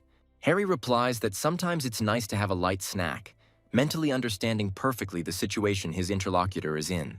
She might find the right person if she lowered her standards a little, but the girl is determined to find the perfect candidate. Another heroine appears on the stage, addressing Harry, and upon seeing her, Julia begins to actively wave her hand in greeting. The headman's gaze, on the contrary, becomes serious and disapproving when she hears a painfully familiar voice behind her. Turning halfway around, she sees a brightly smiling Diana, holding her friend's arm in a reserved manner. The girls sit down at the next table, and Julia turns to her classmate with a puzzled look. She asks why she feels like the atmosphere around her has suddenly become a little strange, as if there is tension in the air. Diana asks about Phoebe with a sympathetic look. She's interested in why she's not with Harry now and whether she will come today at all. The guy replies that she couldn't get up that early, so she's still sleeping, and notes that the girls from the other group are also early birds. Gerda disagrees with these words. She says that if they lived on campus, they would come by this time every day. Harry asks the girl about her routine and receives a positive answer, and then begins to analyze this data. Layla is angered by the fact that there is some kind of inexplicable atmosphere between the two. She remembers that they recently had lunch together. She reminds Harry of his own rule of listening to the person who treats him, and tells his classmate to eat in silence and chat later. Gerda, watching this, is slightly puzzled, assuming that such a reaction was caused by the fact that Layla has feelings for the guy. But there is another assumption, which seems no less realistic.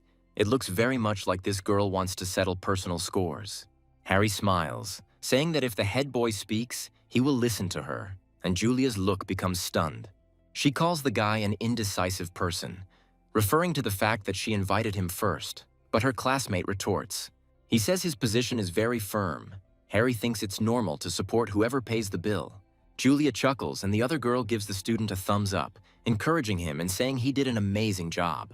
Diana says that she has never seen such shamelessness and self-satisfaction from anyone before. Harry finds a loophole in these words for himself.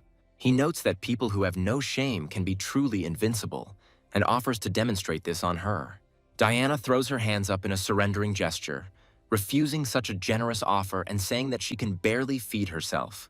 She suggests her friend's candidacy because she was going to treat the guy to lunch, and she is embarrassed by the fact that she is being dragged into this. Harry shakes his finger, expressing his disagreement and saying that this won't do. Eating occasionally is normal, but he eats 3 times a day. It would be a great loss to allow Gerda to entertain him if they ever met in town and dined at a more advantageous place. Smiling, the girl confirms these words and in a flirtatious tone clarifies one thing, asking not to take out the ring to surprise her. Diana's look becomes puzzled when she hears the words about the ring, and Harry hurries to explain the turn of phrase to the uninformed. The place they are talking about is gorgeous, has incredible views of the waterfront, and is often proposed to. Harry asks Gerda not to worry about it. He does not insist on going to this particular place. You can choose any other 5-star restaurant.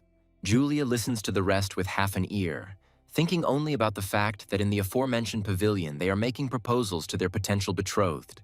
It was not easy to deal with Layla, and then Gerda herself showed up. These two together look like an ideal couple, even despite the fact that this girl is rich. Julia thinks about this whole polygon using a metaphorical comparison and is going to take control of the situation. The girl finds nothing better to do than change the subject, which she chooses for Layla's new purchase, which, in fact, is a parcel from Harry. She takes the box in her hands and, testing its weight, notes that it is very light. The headman says that a friend sent it to her. Julia flares up, saying that she has never heard her friend mention him, although they have known each other for quite a long time. She assumes that this person is the one with whom the girl communicates every evening, and she begins to get turned on. Layla takes the box from her classmate's hands, saying that she doesn't know what she's talking about and claiming that she doesn't know all of her friends. Harry adds fuel to the fire by saying that the girl might be embarrassed to reveal it in public, as the item could be a gift from an admirer. Layla flares up, saying that it is known to all she never accepts gifts from her admirers. Diana intervenes in the conversation, saying that the girl is outstanding. She is also very popular in the student council. She says that as far as she knows, several guys have confessed their love to this girl, but Gerda also receives gifts. Layla gives in and reaches for the package, saying that the contents are not a gift, but just some decoration that she asked her friend to help her buy.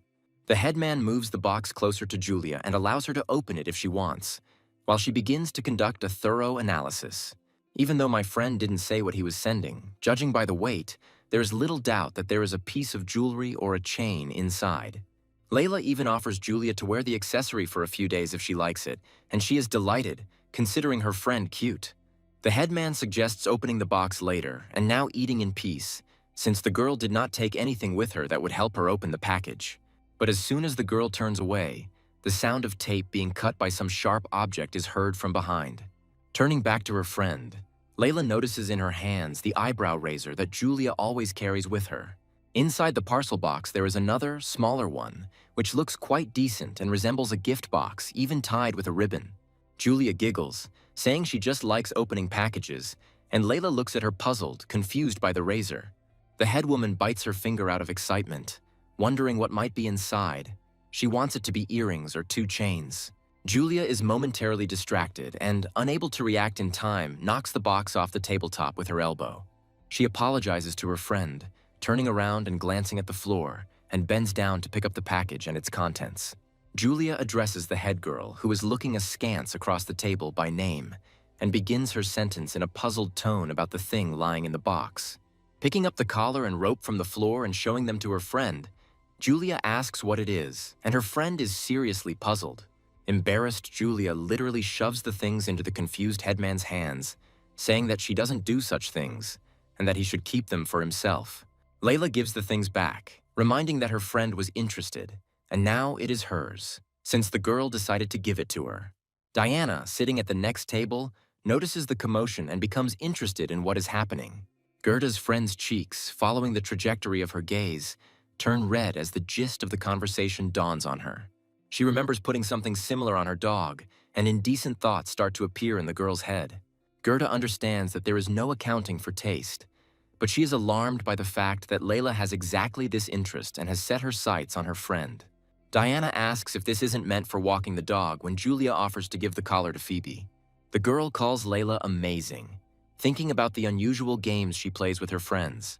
The headmistress tries to justify herself, saying that she didn't mean anything like that when she offered the collar to Julia. She herself didn't know what would be in it. The girl herself understands perfectly well that now it will be extremely difficult for her to get out of this, because she has already said a lot of unnecessary things. Layla asks Julia to come to her and stop avoiding her, because she herself must understand that there was a misunderstanding. She avoids her friend's gaze and, embarrassed, says that, although she respects the headman's preferences, she likes men. Layla looks at Julia with a sad and confused look, asking what these words have to do with the current situation. Gerda gets up from the table and encourages the headman, saying that everything is fine as long as it does not harm anyone, and everyone's preferences must be respected. She says that those who understand her will not care about those who do not understand. There is no need to pay attention to such trifles. She says that she sincerely admires the girl and asks her to remain herself at all costs, without worrying about the opinions of others. On this wonderful note, Diana and Gerda, having said goodbye to everyone, leave, citing unfinished business. Harry starts laughing and Layla asks him angrily what caused it. He replies that the situation was funny. And hiding his gaze, the guy adds that he is also surprised by the headman's preferences. The girl flares up again, asking her classmate not to laugh, because she has already repeated many times that the current situation is a misunderstanding. Tears well up in Layla's eyes as she realizes that not only has Gerda laughed at her, but she has also become the object of Harry's ridicule. The girl considers fate cruel because she slapped her classmate and he didn't even flinch, but now her own arm hurts. She doesn't understand why he doesn't say anything, and every damn time it feels like a punch to cotton wool. And then there's this Gerda who could be discussing her right now. Unable to hold back any longer, the girl falls onto the table in front of Harry, burying her face in her hands so that her tears cannot be seen, and he becomes confused.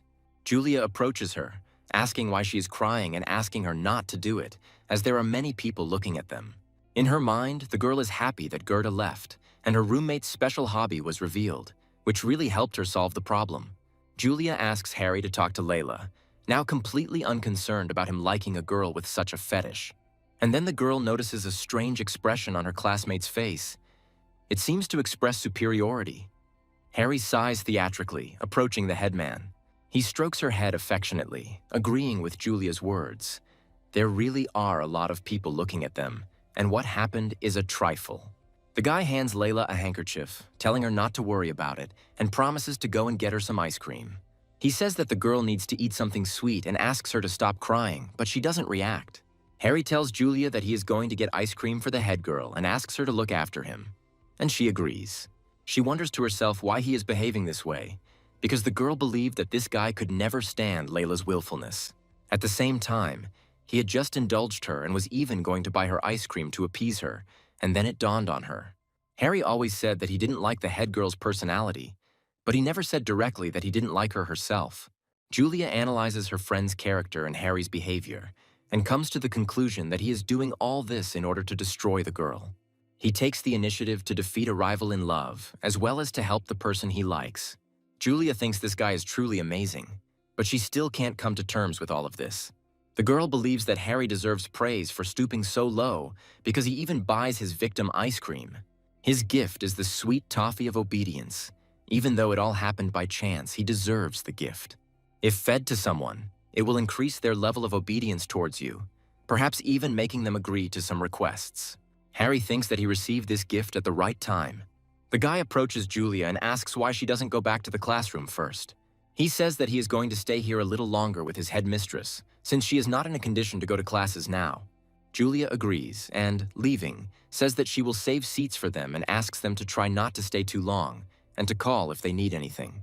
Harry agrees, saying goodbye to his classmate and mentally highlighting the girl's resilient and adaptive spirit. Layla, without lifting her head from her hands, says that he is not needed here and tells him to leave. The guy asks why the girl said this after her friend left. Is she still playing hard to get? Layla tells Harry to take the ice cream away from her. She doesn't want it, noticing that the guy uses it every time to tease her. He asks if the girl really doesn't want him, and she confirms these words. Harry gives a counter-argument. He already bought him. The guy offers an exchange. Layla should try the ice cream, and he will tell her how to get out of this situation.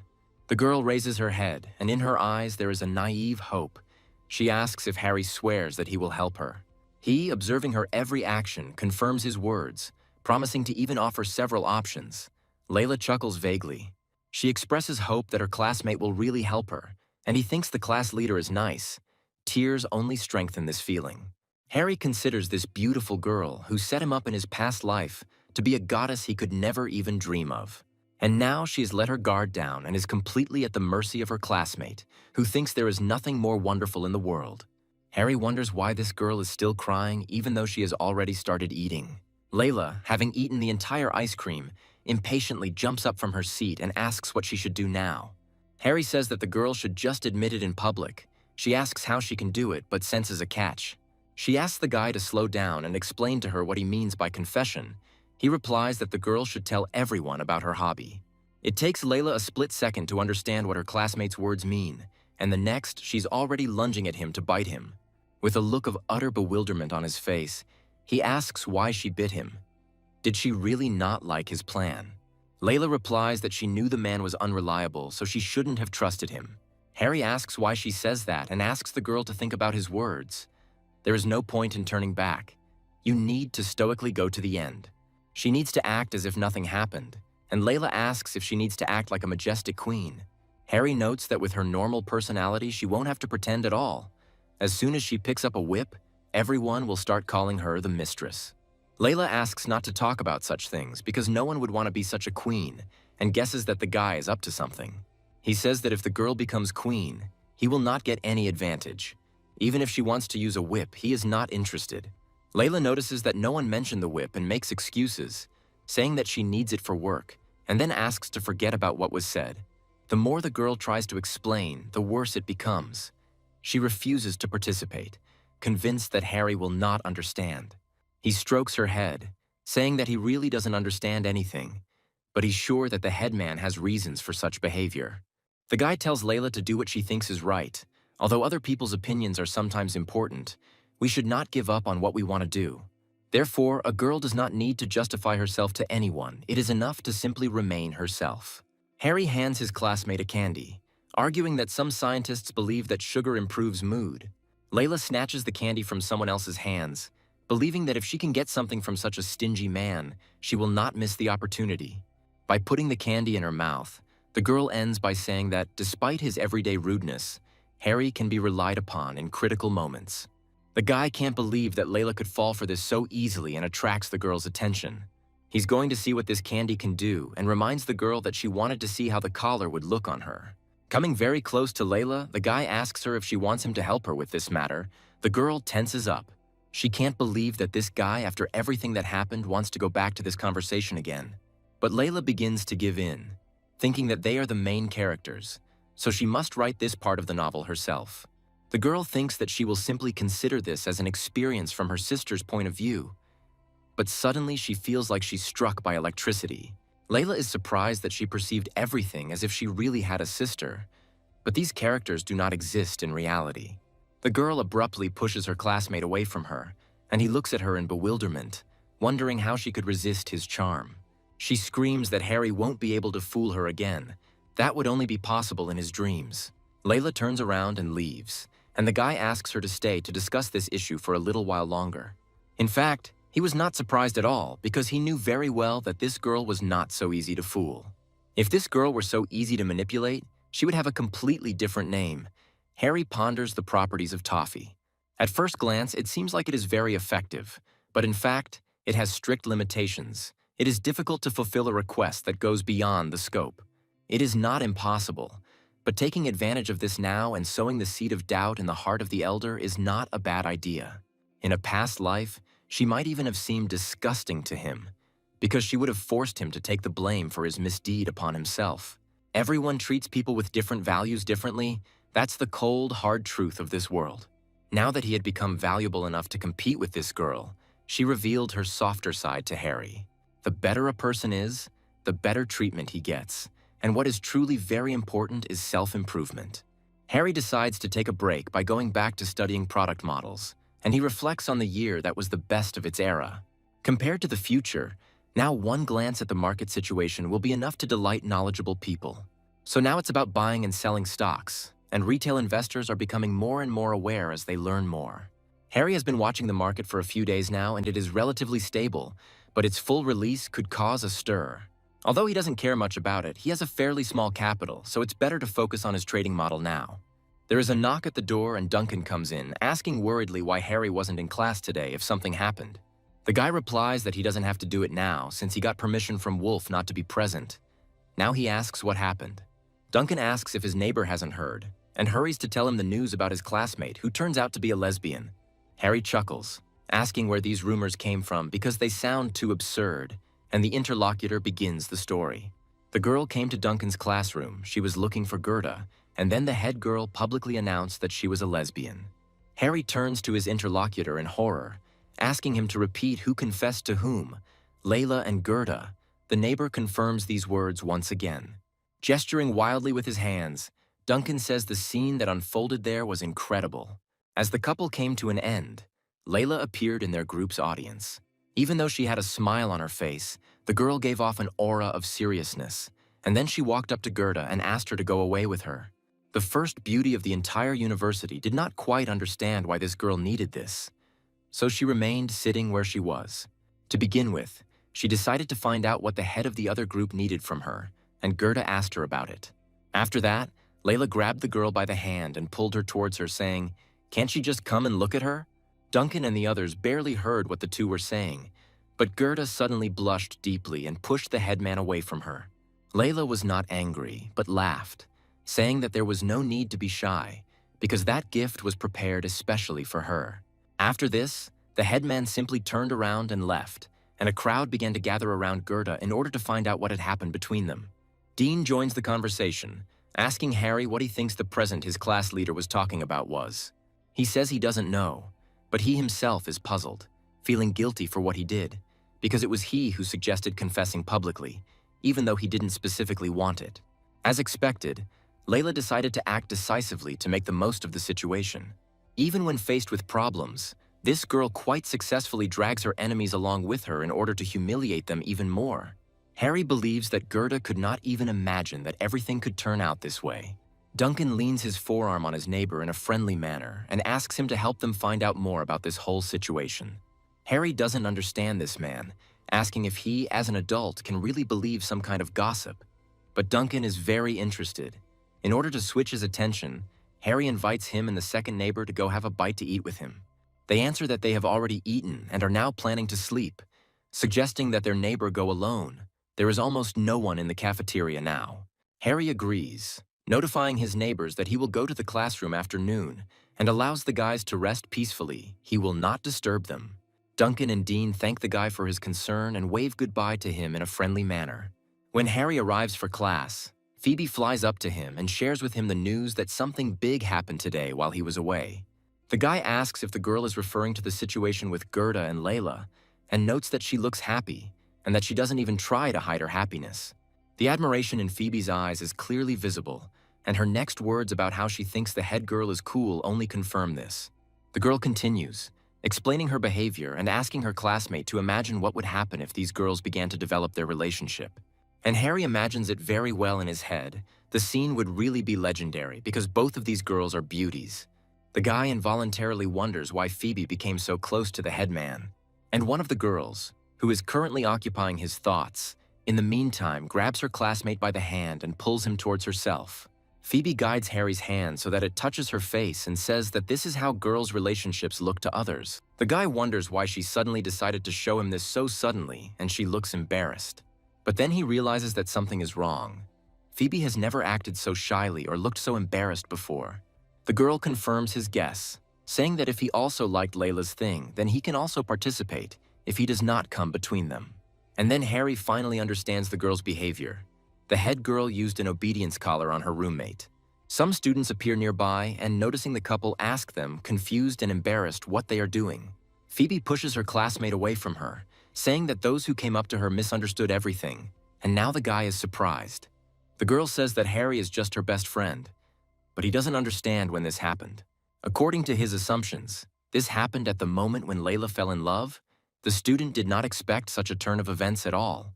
Phoebe asks Harry if he wants to have lunch together, informing him that afterward she will go look for the head boy. The guy wonders how Layla could turn into a fool in love, since she was a goddess just recently. Her unexpected confession surprised not only the guys, but also the girls. Fortunately, at least Phoebe's admiration for him did not pass on to Lila. But even without Phoebe, there is still Julia.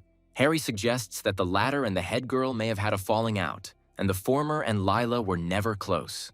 Julia is a strong girl. She shouldn't give in so easily. Considering this, she will cling to the guy even more. He thinks how to deal with this. Harry's confused expression notices Phoebe and asks him if he is okay. He confirms that he is, but internally considers the situation to be chaos. But then he remembers that he has a second account, thanks to which he can contact the headman.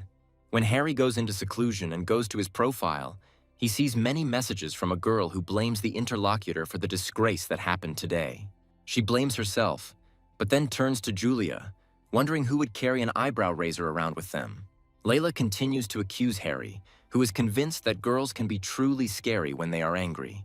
The head girl blames Julia next, saying that she didn't have good intentions from the start and calls Harry her dream guy. Layla thinks Julia is the one who is going to steal Harry, her dream guy, from her, and he doesn't understand when he became him. The guy assumes that the toffee is to blame for everything. Even though she herself was able to avoid serious influence, her mind must still be under it. But he is surprised that Layla was able to figure out Julia's intentions on her own, because she is a first-class intriguer. From the messages, it is clear that the interlocutor did not wait for Harry to read them and respond, and went to confess to Gerda. If you think about it, the headmistress wanted the university's most beautiful girl to end up in the same situation as she was. Harry sends his interlocutor just a few messages, a stunned smiley face and a question about how so many events happened in such a short time. Layla doesn't answer. The guy assumes that she might be having lunch. Considering that the news is the most popular right now, everyone can discuss the girl. According to the class president, Gerda had only been hanging out with girls since high school, and there were rumors that she loved leashes. If Layla continues with her plan, we can try using the collar on the first beauty. As Harry imagines this, he thinks that the potential situation could end up being truly grandiose. Entering the auditorium, the guy sees Julia jump up from her seat and begin actively gesturing to him, offering him a seat next to her. When he passes by Layla, she invites him to sit next to her, saying that she has something serious to talk about with him. The guy's expression becomes puzzled, because he is now between two fires. Since the headman is closer, he approaches her and asks what happened. She looks at the potential interlocutor decisively, The next moment, Layla chuckles vaguely, silently praising Harry for not going to Julia, but choosing her. When he sits down next to her, the girl says that Luke came to see her. Harry asks if this is connected with the incident this morning. Layla confirms these words, adding that the teacher wants to deprive her of the position of head girl, since this could cause great discontent. But Harry just smirks, saying that it's impossible and that the man is just shaking the air with vain threats. The guy doesn't think he'll take it seriously, but it's still worth exercising some caution if he does take it on. Layla exhales heavily, saying that the news is really big and that she needs to figure out how to deal with it all right now. The boy teaches the headman, sharing his own knowledge about Luke, who is a person who is interested in getting benefit from the situation for himself. He recommends that the girl buy 2 packs of mint cigarettes, wrap them in a dark bag, and place them under the teacher's desk. Layla becomes tense and even scared, asking if she really needs to buy cigarettes for the upcoming conversation. Harry asks the girl to do as he says if she really trusts him, but he doesn't mind if she has better ideas. The girl thinks about something, agrees with her classmate, and promises to follow his recommendations, but only tomorrow morning.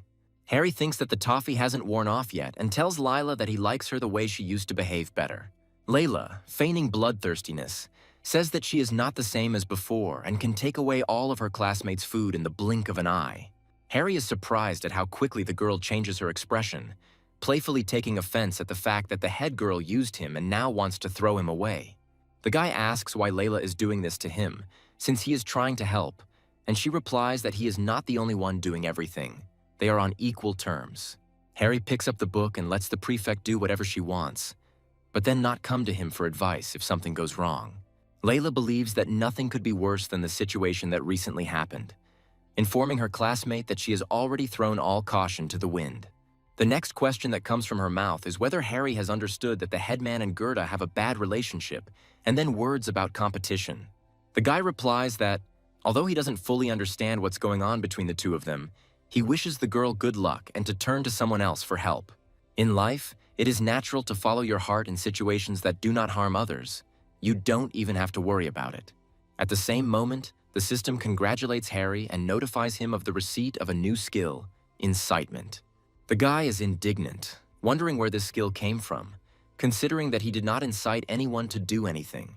He considers the acquired skill to be insane and closes the system window, believing that it is not even worth spending points on improving something like this.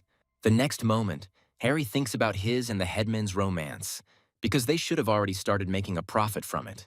The guy thinks about what would be the best way to use the first money once he has it in his hands. A few days later, the system sends a notification that the incitement has increased to level 2, which puzzles Harry to no end. At the same moment, a message comes from Layla, who is happy that their novel has made it onto the list of best works. The girl says that from today on she will be his fan, and Harry asks if she's not a fan of the guy of her dreams. Layla replies that these are 2 different things that should not be confused. She's a fan of her interlocutor in the novel, but in real life she's a fan of Harry. He notices that the writer has been a little distracted from the novel lately and asks about the situation. She replies that Harry helped her with the decision. The guy suggests that the girl try to get the guy of her dreams since she mentions him so often even in their correspondence. And while he rejoices in his genius, the system notifies him of a slight increase in the incitement skill. The realization hits Layla like an avalanche, and as she thinks about pursuing her classmate, she realizes that she has never tried to get closer to him. She shares with her interlocutor that the object of her affection diligently studies trading models. He has little time, and, besides, thinks that she is a lesbian. Reading her pen pal's responses, Layla mentally agrees with him, believing that she doesn't care about the opinions of others, and Harry will take it seriously. A guy stops to catch his breath after a run, and a familiar voice says, "Good morning," behind him. Harry turns his head towards his classmate and asks her, noticing the girl's new outfit, if she was on a date with Gerda. Layla refutes these words with an embarrassed look, informing the guy that the beauty of the entire university has already gone home. She becomes even more embarrassed, asking if he is free and offering to go together to the newly opened haunted house. The guy replies that he is free, but, becoming wary, asks why the headman decided to invite him and not someone else. Looking away, Lila says she didn't want to invite Phoebe to such a place, given her intelligence and courage, and hurries, asking if Harry is coming. Smiling, he agrees, but sets a condition. Since the girl invited him, It means that she must pay for everything. Although Layla is not too happy with this turn of events, she agrees to pay for both the tickets and the lunch. Harry asks her to wait a little.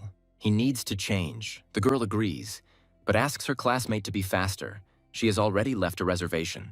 For some time, they walk in complete silence. Layla even lowered her head due to the embarrassment that overcame her, and the guy looked at her with interest.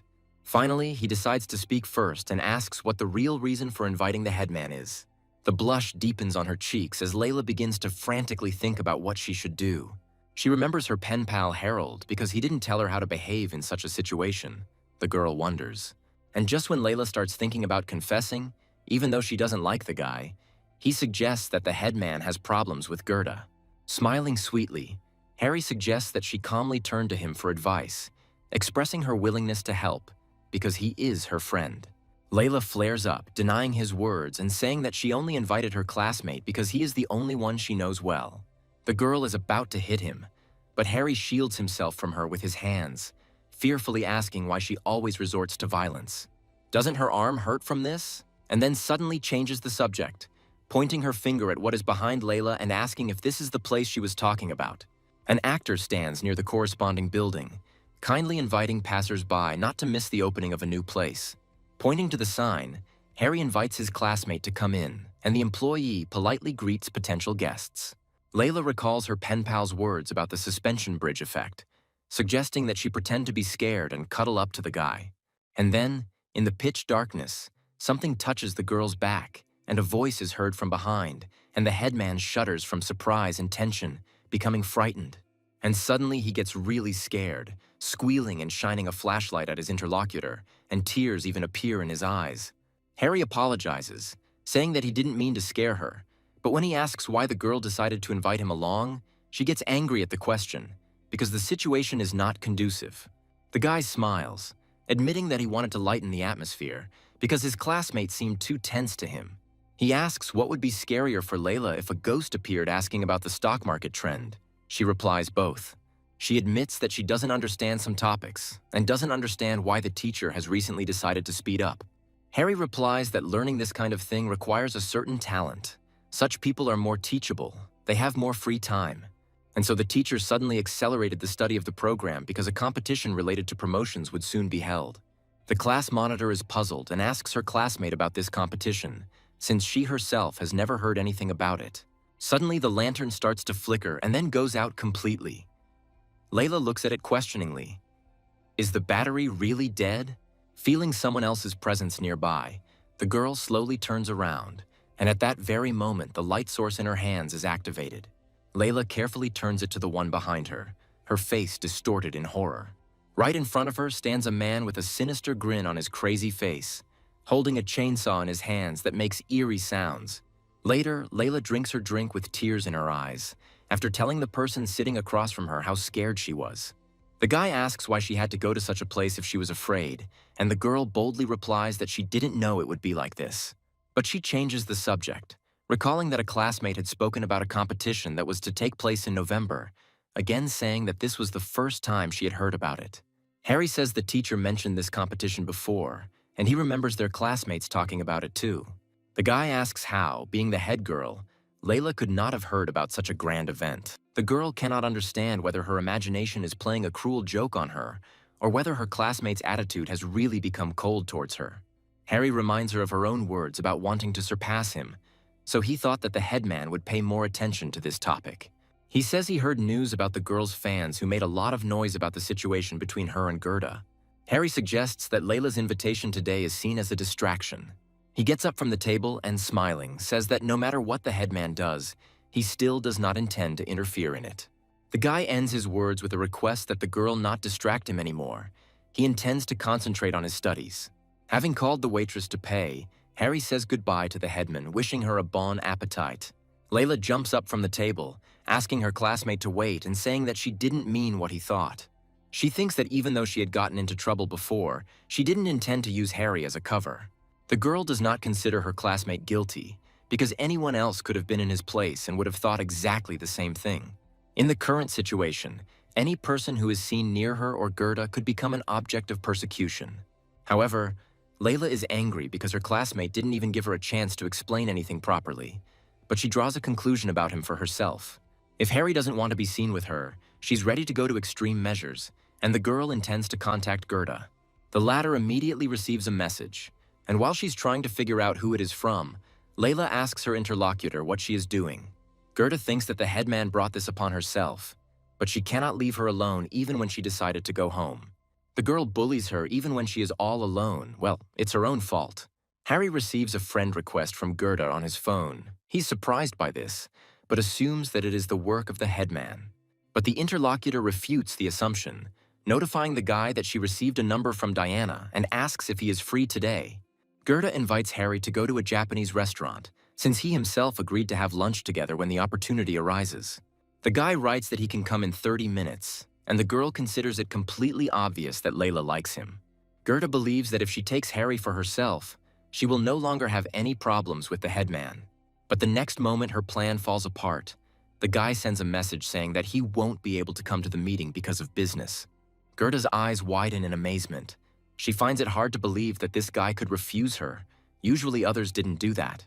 The girl accepts this, but does not give up completely, offering to meet another time, while she herself thinks about Harry's other words. He shared with her that he had gone to the panic room with one of his classmates, and Layla had invited her to lunch. Comparing all these facts, the girl concludes that these two could have gone to the fear room together. She thinking that Layla wants to drag her classmate into their affairs. It seems like she wants to switch the attention of her fans. The girl refuses the headman's invitation, and the headman asks her to agree, because she managed to find one very interesting fear room. When reading these words, Gerda's gaze changes to a sly one. She's very interested in what might come out of this whole performance.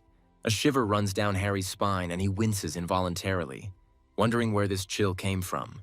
The first thought is that the headman is thinking about him again. After all, he just used her as an excuse to refuse Gerda. Although he enjoys seeing the girls together every day, Layla has begun to neglect her studies and their romance, and this is not right. Back at the dorm, Harry talks to the editor, who reminds him about sending the contract back and asks about the number of chapters already completed. Travis offers to add the interlocutor to their team group, arguing that many of them have earned a fortune. As soon as Harry sees the words about the minimum threshold of several million, his indifferent face is replaced by interest.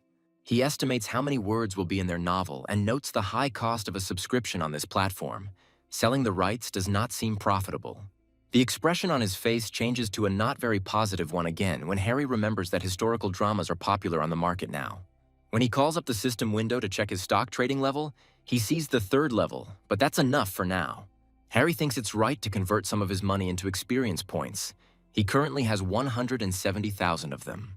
Layla's writing skills are currently at around level 3, but it's possible she'll reach level 4 soon. The reason their novel became popular is because it has a revenge theme that uses many of the trends of the era. Harry finds it necessary to increase his own writing level by 1, thus reaching level 4 before his prefect. Gerda is sitting in a restaurant and orders 1 portion of fried caviar and also 1 portion of shrimp with 2 types of sauce, as well as 4 steamed crabs. Skillfully, as if she were a regular at this place, the girl instructs the waiter that each of the crabs must weigh at least half a kilo. Gerda turns to her interlocutor, asking him whether he drinks alcohol or not, because the yellow wine of this establishment goes amazingly well with crabs. She asks if Harry would like to add anything else, but he says he thinks this is enough. Otherwise, he can order more. You shouldn't order too much at once, but the girl has a different opinion. Since the interlocutor has some free time, he should use it to the maximum. Gerda reminds him that she tried to invite him for quite a long time, and Harry counters that he couldn't do it earlier because he was very busy. He hadn't really intended to interfere, but this girl had proven herself to be extremely persistent, and continuing to refuse could ruin everything. Gerda asks why the boy studies so hard. Is it really because of the stock trading competition? And Harry replies that it is not quite so. The competition is a good opportunity to learn something new. The girl doesn't like this topic and decides to ask about the restaurant. Harry says that since it was recommended by Gerda herself, it definitely shouldn't disappoint, and even more so. Smiling sweetly and folding his hands in a prayer gesture, the guy says that with the presence of a girl in this place, it simply shines. Gerda replies that he flatters her because she herself thought that her interlocutor would find fault with the design. Harry laughs. saying that his ethics are highly valued. Especially when he is treated, and the girl does it even with such delicious dishes, which is an indicator of her kindness. Gerda notes the interesting manner of her interlocutor's speech, believing that this is one of the reasons for his attractiveness. The guy is a little lost, because this girl and the others who surround him are on completely different levels. Gerda is a mystery. The intonation, dialogue, and facial expressions, even his third-level psychology skill is not enough to decipher it. But he reassures himself. Meanwhile, the waiter brings the order, announcing its readiness and saying that he is ready to provide the service if anything else is needed. Harry notes the incredible smell of the dish served out loud, admitting that he did not expect anything else from the establishment chosen by Gerda. He reflects on the fact that the girl is indeed incredibly rich, as well as on the differences between female and male crabs, which are collected at different times. It's no wonder that people report that it's difficult to make friends across social circles, with differences evident in even the smallest details. But Harry does not consider it necessary for himself to enter another social circle, and Gerda, meanwhile, abruptly stops her companion. She notifies the guy that she must take a photo of the dish for social media before they start eating. She thinks the food looks delicious, and Harry notes that even rich people have a habit of taking such photos. But then he freezes internally. The realization gradually reaches his brain. The guy was watching this girl's social networks, and there were no photos of food there. Seeing Gerda smiling sweetly as she takes pictures, Harry becomes more and more tense, convinced that she is definitely up to something. The girl suggests starting to eat, and then asks the guy not to forget to like her new post. He agrees. He adds that he doesn't usually check social media very often and mentally hopes that there will only be photos of food there. Expectations and hopes are not given to come true. In the photo of Gerda, there is not only food. Harry notices himself in it, indicated as the girl's friend. But that's not all. She not only took a photo of him, but also showed him a menu for 2 people. The guy thinks he screwed up. Gerda, meanwhile, shows her interlocutor the sticks between which a meatball is clamped and asks him to try this dish because it is the best. However, this is not the end. A voice unfamiliar to Harry is heard from the side, asking if the girl has decided to have a bite to eat with her friend. Gerda herself, meanwhile, jumps up from the table and only one word escapes from her lips in a questioning tone. Dad. Harry also jumps up in his seat as if scalded, and in the meantime, 3 men approach their table. Gerda's father, smiling, shares that her uncle wanted to try crabs, so they decided to meet here and have a few drinks. He asks not to tell his mother about this, and his daughter easily agrees to keep everything a secret because the woman, having learned that her husband drank, will scold her again. The man laughs contentedly, believing that his daughter will never let her father down, and those standing behind him smile. His gaze moves to Harry, and the man notices that Gerda has not yet introduced him to her classmate. The guy is puzzled. But he quickly finds himself, extending his hand to shake, saying that he is glad to meet them and introduces himself, adding that they study at the same university. The man comes closer and embraces the young man's hands, saying that he is also pleased to meet his interlocutor. He admits that Gerda has never gone out to eat with boys before, so Harry is the first one his father has seen in this regard. The man says he is glad that his daughter has started making new friends, and adds that he believes that the most important thing is compatibility of characters. Shaking the guy's hand, he finds his body strong and asks if he trains regularly. Gerda, standing nearby, is puzzled. Afterwards, the man asks about the food from the cafeteria because Harry seems skinny. The guy gets tense, considering his girlfriend's father strange. One of the man's companions laughs, asking not to scare the guy. He likes him. Unlike those on the street, he likes the sharpness and sparkle in the eyes. He thinks that the most important thing for the guys is training, and the second companion says that he feels someone's eyes on him. A small argument ensues between them, which is interrupted by Gerda's father, who asks why they are doing this in front of the children. The embarrassed girl turns to her father, suggesting that he and the company go where they were going. She wanted to have lunch with Harry alone. The man agrees, wishing the kids a pleasant appetite and allowing them to order whatever they want, since he will be the one paying their bill today. Giving a thumbs up and smiling broadly, Gerda's father asks her not to pay the bill secretly, but to simply enjoy the food. Feeling awkward, the guy smiles back and waves his hand one last time, expressing agreement with his words. As they leave, the men discuss Harry. They all like him, and the father tells them not to worry about it because this guy is just his daughter's friend. The girl, who had been watching the company with an indignant look until this moment, shudders at Harry's unexpected question. He asks if they will continue, and Gerda answers the question with questions about what else they can do. They can't just run away from this place. The girl casts an interested and embarrassed glance in the direction where she last saw the men, wondering why her father was so enthusiastic. Harry notices that the girl's father is interesting, and one of the men accompanying him seemed familiar to the guy. Gerda asks why he calls someone else's father daddy, and the other man says that he simply expressed himself incorrectly. She challenges Harry that if he dares to go there and call her father dad to his face, she will tell him everything he wants to know. A sly smile appears on the young man's face, and he says that he considers it necessary to carry out the girl's words. Gerda flares up, asking where his professional ethics are and what is wrong with this guy. The guy is puzzled, noting that it doesn't look like the girl is still willing to treat him, so why talk about professional ethics? Gerda agrees, and then says why the man seems familiar to Harry. He is the director of the humanities department at their university. As for her father, he's one of the directors of the board of their educational institution, but he has never been involved in its affairs. Now Harry is not surprised why this girl decided to study humanities, and he talks about it to her openly. But he is interested in why Gerda did not enter one of the prestigious foreign universities immediately after finishing school. Even though her uncle is the director of the department, it will still be difficult to complete the program through exams. Harry had heard that most students from the International Exchange Department ended up going to mediocre universities. Gerda says that it doesn't matter where she studies. The girl doesn't think that she is even capable of graduating from a prestigious university. There is another reason. It's her mother's fault. She doesn't want her daughter to be far away from her. Harry understands these views. Parents hardly think about passing on their business to their children. The position of successor is not something that can be obtained by graduating from a prestigious university. If the children are talented, it is worth involving them in the business from the very beginning. To develop gradually, if they do not have the talent for parenting, it is better to just let them live a comfortable life. Of course, as long as their activities do not cause inconvenience to others, these stereotypes are still alive. This is why such parents expect children like Gerda to get married and start their own family as soon as possible. But Harry thinks that for a person like his current companion, simply getting married would be pretty stupid. The guy asks his interlocutor a question, asking if he understood her correctly, and she is not going to go abroad. She gets tense. Gerda's face changed, and she said that she wasn't sure. One could say that her future was already determined.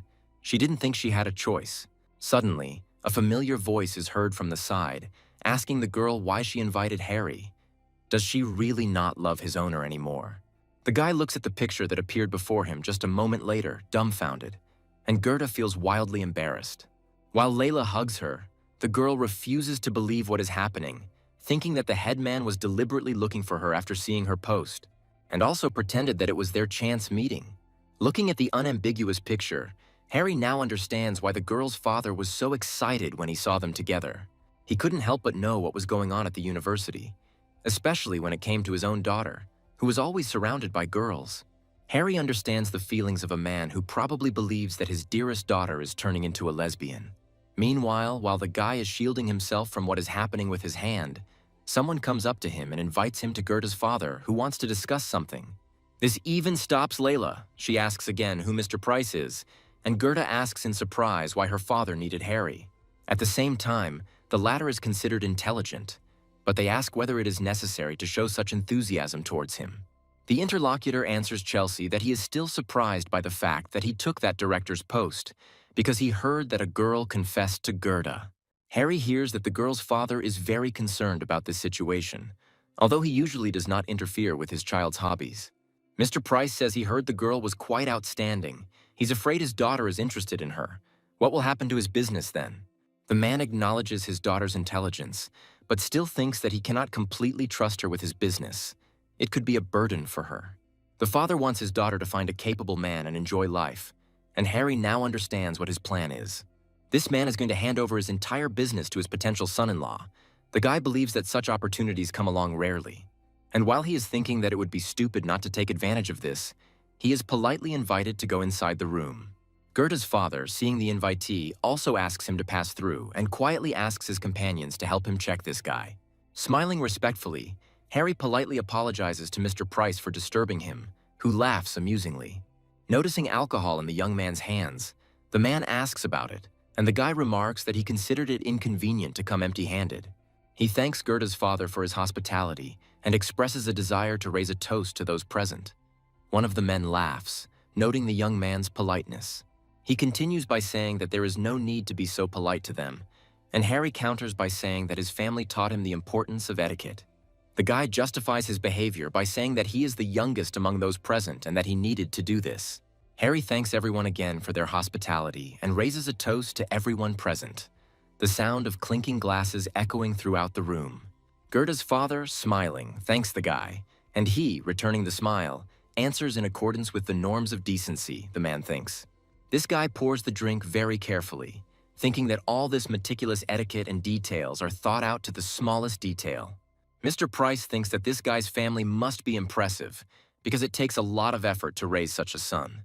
He notices that Harry has an accent and suggests that he is not a local, then asks where the guy lives. The latter names his hometown and says that he recently moved to the capital, so he is not yet familiar with it. Harry says he doesn't find studying particularly difficult because teachers don't push students too hard. Mr. Price thinks about the boy's hometown, expressing his thoughts out loud. It seems like a nice place to him. The man admits that he invited the guy here not only to chat and gets down to business. His daughter doesn't often communicate with boys. This proves that Harry is a good guy. The father wants the guy to accompany his daughter more often and takes all the expenses on himself. The guy says that he uses most of his free time for self-development and study, so he doesn't have much of it left. He adds fuel to the fire by noticing that Gerda prefers to spend time with girls and says that a friend has even come to see her right now. The man breaks out in a sweat. It becomes clear to him why his daughter let the guy go so easily, and he asks who that girl was. The circumstances suit Harry, and he happily announces that the friend who has come is the head of his group, Layla. The man lets the guy go, repeating his words about how they can order whatever they want since he will pay for it. Harry agrees and, leaving, thanks Gerda's father, who also says goodbye to him, calling him a wonderful child. As soon as the door closes behind the guy, Mr. Price clutches his head in resignation, believing that everything has come to an end, and they ask him what is going on. A man can't stand by while his daughter does who knows what, and he's about to see it with his own eyes. But he's stopped. His brothers try to dissuade him, appealing to the voice of reason and suggesting that he wait a while, because if he goes down now, he might scare the children. And despite the fact that Mr. Price is at his limit, he does not answer his interlocutors with a single word. Returning, Harry sees Layla, who continues to hug the university's #1 beauty, and Gerda, who asks a question regarding his return. After this, she asks why her father called him, and he replies that the man allowed them to order whatever they wanted and gave him instructions to take care of his daughter. Layla, looking at her classmate with hostility, says that she can take care of her herself and she doesn't need Harry. The class monitor asks what his classmate is doing here anyway, and he replies that it should be obvious. He is being fed for free. The guy takes the initiative into his own hands, saying that it's clear with him. But what is Layla doing here? The girl replies that she came to eat crabs, because this is the only place where they serve delicious ones. And confirming her words, Layla asks the waiter to bring 2 more crabs to this table. Only Harry knows that this is not the case. While eating, the guy thinks that Gerda really has no luck. She just wanted to eat with him, and then her father appeared, and now this crazy woman. The girl tells Layla that she should stop, because no one invited her here, therefore she should pay for herself. The headman agrees, and Harry thinks that Gerda has driven herself into a dead end with all this disorder. Layla calls her classmate a despicable person, accusing him of deciding to eat in 2 places at once and thinking that he is trying to seduce all the beautiful students. She asks how he likes Gerda's food, and she intervenes in the conversation, saying that Harry is a good man, and she herself invited him to this place. The girl continues by saying that they get along very well and she enjoys treating him, while the guy thinks that Gerda's words are full of provocation. He asks them not to involve him in their affairs if they are planning something again and takes a glass. Wishing them many years of happiness, the girls are embarrassed. Harry continues, saying that he now feels like the 3rd wheel in a brand new carriage. But then his eyes widen when he sees from under the visor of his hand what is behind his classmate, or rather, that one. Meanwhile, Layla thanks the guy for his wishes and expresses joy that he knows his place. Gerda's father stands behind her. He begins to shake with anger when he hears the words of this girl that it is time for them to finish, since it is time for her and Gerda to go on a date. Harry gestures vigorously with his hands, hoping that Gerda will not agree, since her father is watching them right now. The man watching this scene leans heavily on the railing, and the guy becomes afraid for his health. He suggests that the girls eat in peace, and that Gerda be more careful and try to choose her words correctly. Otherwise, problems may arise. Gerda gives the boy a displeased look, asking what he means by thinking that he has decided to team up with the headman, and Harry continues to honk at her. She asks how he dares to boss her around, saying that if they weren't in the restaurant now, she would definitely take revenge on him. She asks if the guy doesn't want a harmonious relationship, what he's trying to do, kill two birds with one stone.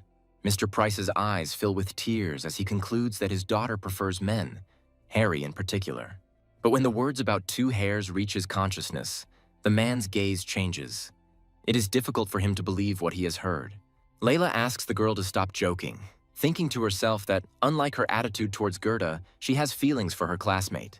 She looks at Harry with an angry expression, thinking that he shouldn't even dare to imagine that he would be able to kill two birds with one stone. Layla grabs Gerda's chin, asking why she needs men if she has her and her skills with toys. She is quite experienced. Gerda's father begins to tremble even more. He does not fully understand the words of this girl, but on a subconscious level, he understands that this is not something he will like.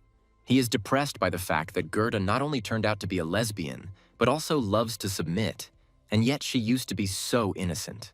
He almost falls, but his brother comes to the rescue, asking him to pull himself together. Price cannot believe that his daughter has become the way she is now. The man begins to cry, considering what is happening a tragedy, and his heart responds with incredible pain. But then he remembers that he has Harry, who can try to guide his daughter on the right path. The man wants to talk to this guy immediately, sincerely believing that they will be able to agree on anything they want. Gerda asks what she needs to ask Phoebe about, since she was just having a little fun with the head girl. If Harry just proposes or agrees, this girl will be ready to marry him even tomorrow. He involuntarily tenses up when the conversation turns to him. Layla's gaze also changes, becoming puzzled and scared. She asks if something like this could really happen. Gerda suggests that the boys start dating Phoebe, announcing to everyone about the head girl's jealousy, and she goes on the defensive. The father misunderstands, believing that his daughter was using Harry as a cover to later leave with her friend. The man is not going to let this continue, believing that if he doesn't get his daughter back on the right path, everything will really be over. Gerda asks them to stop discussing this because they came here to eat, and then Mr. Price comes closer to his daughter and intervenes in the conversation. Smiling sweetly, the man asks Gerda how she likes the food, and she and the headman tense up. Tense up, the daughter asks why her father came down. Price replies that he did it because he heard that Gerda's friend had arrived. Everyone was looking at the man, and he was looking at Layla. He politely inquires about the name of the headman, and she greets Gerda's father just as formally. Price wastes no time in asking where Layla's parents are from and how their health is. Harry is puzzled, noticing that such a greeting, as well as questions, seems suspiciously familiar to him. The guy thinks that the girls probably don't even know why Mr. Price behaves this way. The man, meanwhile, addresses him, saying that Gerda is a bit withdrawn. She doesn't have many friends with whom she gets along. He continues by saying that he really liked Harry and Layla, so he invites them to his place. The guy has no choice but to agree. Gerda, watching this scene, does not understand why her father is behaving this way with this guy, because he was always strict with boys. Is there really something special about him that caught his father's eye? But what? They only met twice. Layla looks at Gerda, saying that her dad was very friendly towards them, and she looks at the man sitting opposite her warily. Doubts do not leave the girl, although she understands that in order to please her father, it is not necessary to be unusual and harbor evil intent. And yet, Gerda makes a promise to herself to find out what is so unusual about this guy. Returning to his room and noticing his neighbors, Harry asks why they are so gloomy. Did they really not go anywhere? Dean and Duncan exchange glances, trying to agree on which of them will take it upon themselves to boldly confess to their neighbor. Harry looks at the boys with confusion, asking what happened, and Dean decides to speak up, taking the brunt of it. He feels awkward, so the guy starts from afar, asking if the neighbor knows their classmate, Troy Detroit. They wanted to tell about him. This guy asked about Harry today, the one mentioned, in turn asks what he wanted from him. Dean evasively replies that he is not sure of the answer, since his classmate did not tell them the exact reason. Harry thinks about it, savoring the name of the person who was interested in him. For some reason, it seems vaguely familiar to him. And then he remembers, and his eyes widen with horror and the realization of a bad premonition. This guy was among the best in the International Student Exchange list, and he is also Gerda's biggest fan. Harry wonders why this guy was asking about him, assuming that it was because of Gerda.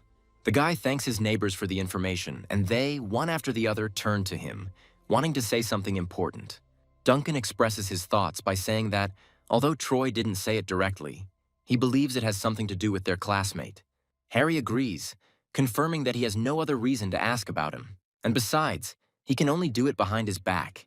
He says it's not a problem, and Dean, worried, warns him that their classmate knows a lot of influential people. The guy thinks that he is more worried about Troy than Harry, because if he angers his neighbor, he will simply get rid of him. Dean is horrified by the number of bags it will take to pack his classmate and his friends. Seeing his neighbors shaking with fear, Harry couldn't help but wonder what he could be thinking about with that look on his face. Duncan approaches his friend, placing an encouraging hand on his back and telling him that they have done their part of the job. Politely saying goodbye to his neighbor, Dean informs him that they need to go out. Harry agrees with his words, also saying goodbye. The guy tells his neighbors that they should stay in the room more often, adding that his hammer is completely safe for his friends.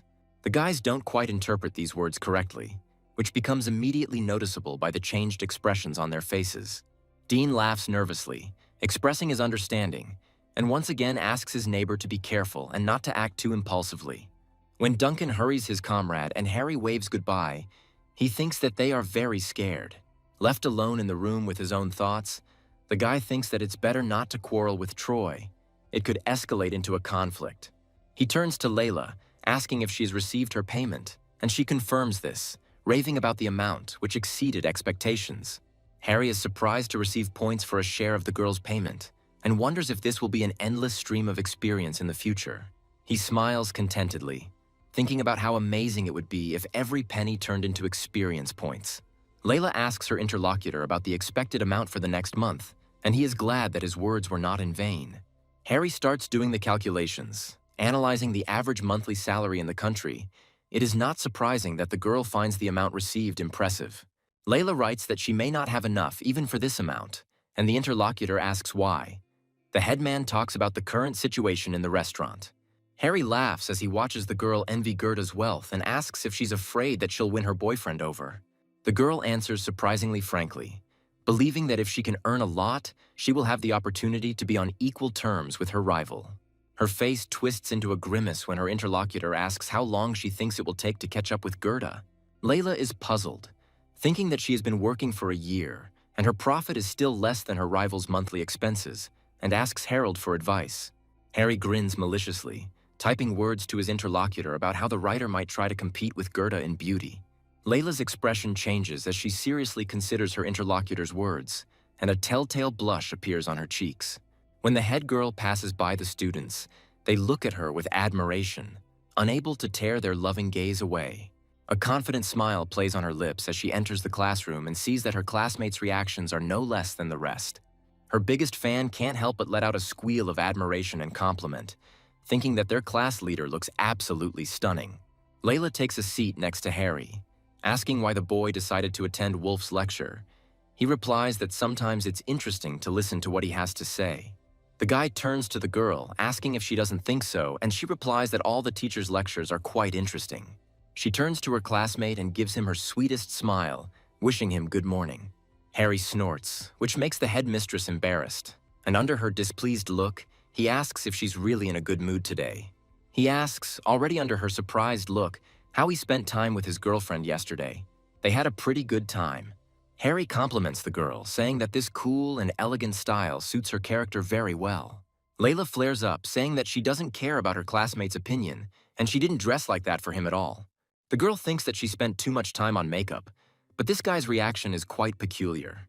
Harry says that her strange behavior caught his attention, so to satisfy his curiosity, he decided to ask about it. Meanwhile, the teacher enters the classroom and, wishing everyone good morning, begins to make an important announcement. Adjusting his glasses on the bridge of his nose, Wolf talks about a stock trading contest, and registration for it opens today. The teacher says that this competition is divided into 3 rounds and asks to write them down, demonstrating them on the board for clarity. Participants will first start with a bot account, and then will work with real capital, which will increase more than threefold in the final.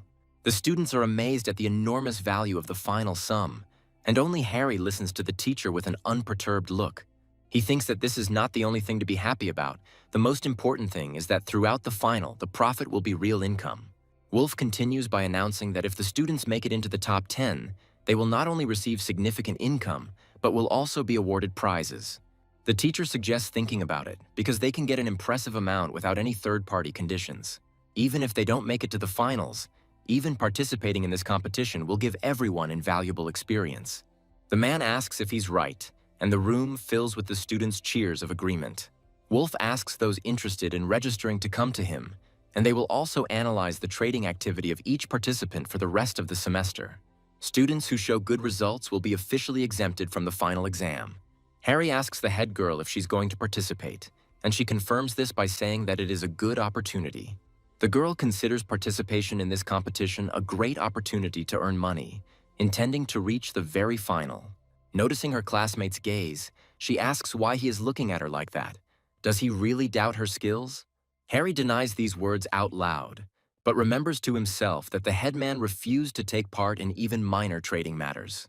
Julia approaches her classmate, says hello, and suggests that they go and register for participation together. Harry, meanwhile, looks at the disgruntled headmistress, remembering that in her past life, her participation was regarded as a trading tragedy. She suffered only losses, and by the end received a result of about 77% of the starting capital, taking the last place in the group. While others who had suffered losses knew they needed to take a break, the headman continued trading, ignoring the setbacks. After a series of operations, she proved with her abilities that she was the thickest and strongest leak in their group. It's break time, and Scott brags to his classmates that this time he's going to show off his skills and they'll see how good he is. Someone joins him with Napoleonic plans, and meanwhile, girls pass by, namely Julia and Phoebe. Of course, they go to Harry's, and Julia enthusiastically asks her classmate to teach her trading modeling. Scott gets angry. The girl hugs his hand, saying that this is his chance to prove his skills. Phoebe is not far behind her rival. Scott gets even angrier, wondering why girls are always hanging around his classmate. The competition hasn't even started yet, and he's already showing off. Harry notices him standing apart from everyone else and feeling an unpleasant aura. In addition to it, he feels a persistent and bad feeling. He recalls that the relationship between this guy and Phoebe began to develop rapidly just after this competition. Although this guy has a rather difficult character, he definitely has some skills. These three were among the top 3 of their group. And this is despite the fact that they were just starting out. Harry also recalls that their profit margin was 20%. The guy assumes that this was the very reason why his classmates started attracting girls. But in this life, everything is different, and Harry has a chance to prove himself, which consists of participating in this competition. Suddenly, the class monitor stands up from his seat, announcing to everyone that his classmate is bragging, and they will all see his result. Harry realizes that these words apply to him, and notes to himself that Layla is still as reckless as before. The head girl herself is angry because of the popularity of her dream guy, because he is constantly surrounded by girls, and she is also angry at Phoebe, the traitor. Suddenly, the guy's lips stretch into a sinister grin. He offers the girl to make a bet, since she really thinks so. Layla's expression becomes puzzled, and she asks her classmate if he is planning to frame his classmate again. Harry asks what he means again. Has he set up a girl before? He suggests betting on who will have the higher income. The girl replies that she is not so stupid as to compete with her classmate in terms of income. Even the teacher praised the student's skills. One of their classmates suggests that Harry give the class leader a 10% head start, and the second increases it by the same amount. Scott joins the conversation, noting that given his classmate's skill level, any advantage seems dubious.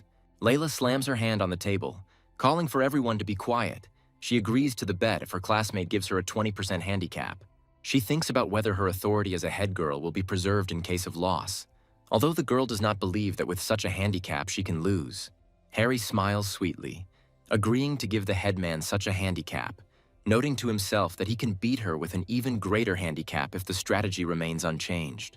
Julia lights up, happy that her classmate has lived up to her expectations and offers to name the stakes, since it's a bet. Layla agrees with her neighbor, asking her opponent what bets he wants because he gives a handicap, which means it's up to him to decide. Harry replies that if he wins, the headman will be able to ask him for anything, promising to do everything that is within his capabilities. If the winner is a boy, the headman will have to unconditionally forgive him just once, no matter what he does in the future. The girl is embarrassed, asking what she should ask him for, what he has already planned, and her classmate answers evasively. He asks what she thinks is the worst thing he could do, other than get caught on another date with some beauty. Hearing these words, the guys in the group tense up. Suspicion creeps into their heads. They ask questions like what's going on with them. Layla looks confused, asking why she would even bother catching him on a date. Who he dates is his own business. The boy then condescendingly asks if the headman has a better idea, generously ready to accept it. Layla blurts it all out in one breath, wishing that her classmate wouldn't dare date anyone while he was studying here. The condition confuses Harry, but he accepts it anyway, mentally wondering what benefit this girl will get from this. But Julia doesn't like this state of affairs even more than Harry himself. She asks the headman if she's not going too far. Pierce finds the bet quite interesting out loud, secretly glad that in this case he himself will have a chance, since it is unlikely that the girls will wait that long. Layla is nervous, waiting for the final line to be drawn and considering her decision a good one, because this way she will have a lot of time. Harry speaks up, asking the head girl, win or lose, not to go back on her word. The next moment, the guy does something that no one could have expected from him. He extends his little finger to his classmate. At the sight of the man's finger, her cheeks become even more flushed. She asks why she should make such a promise. Are they children? And yet the students seal the promise they made to each other by touching their little fingers, and their classmates begin to rejoice. The audience is divided into two halves, where one part supports the head girl, believing in her victory, and the other is more for Harry. The latter is about to leave when his attention is drawn to a voice whose owner asks his classmate for help with an incomprehensible topic. Hannah joins Lex, saying that she also wants to know the answer to the student's question. Harry considers himself simply obliged to help them, seeing the benefit for himself. He begins to explain to his future assistants everything he knows on this topic, while Scott, sitting nearby, warms his ears. Harry says the area can be quite challenging without practical experience, so he encourages his colleagues to remedy that. He invites them to try out the area themselves, and during the market review, he will tell them in detail where they made mistakes. Lex agrees immediately, with a sweet smile, thanking his classmate in advance, and Hannah echoes him. She wants to reserve a place for Harry's lecture in advance and asks if this is possible. The guy agrees, suggesting that his colleagues create a group specifically for such discussions, where they can write if they have questions. Lex takes the initiative by offering to take charge of creating the group and adding Harry to it, and Hannah is embarrassed that they are still not friends. Julia urges the boys on, asking Harry if he's finished and informing those present that she's simply starving to death. Hannah thanks her classmate for his concern and apologizes for distracting him from his work, but he asks the girl not to worry, reminding her not to be afraid to ask questions. Julia runs after the guy, offering him something hot to eat, and he, calmly walking ahead, agrees. The girl asks if her classmate wants to go for a walk after lunch. He refuses, which causes a bashful blush to appear on her cheeks. Julia suggests that Harry is afraid that others will misunderstand their relationship, but there is nothing to worry about. Everything is fine. The girl believes that Harry is very capable and no little things can hold him back, but she shouldn't put pressure on herself. She will always wait for him. She casually touches her classmate's hand, and he smirks to himself. If he didn't know her true nature, he would probably have fallen for it. However, he knows, and this girl's kindness is most likely based on the assumption that his family is rich. But if she finds out the truth, everything will change dramatically. She will despise Harry more than anyone else and may even decide to do something crazy. The guy turns to his classmate and, looking at her with a condescending gaze, says that he doesn't believe in promises, only in time.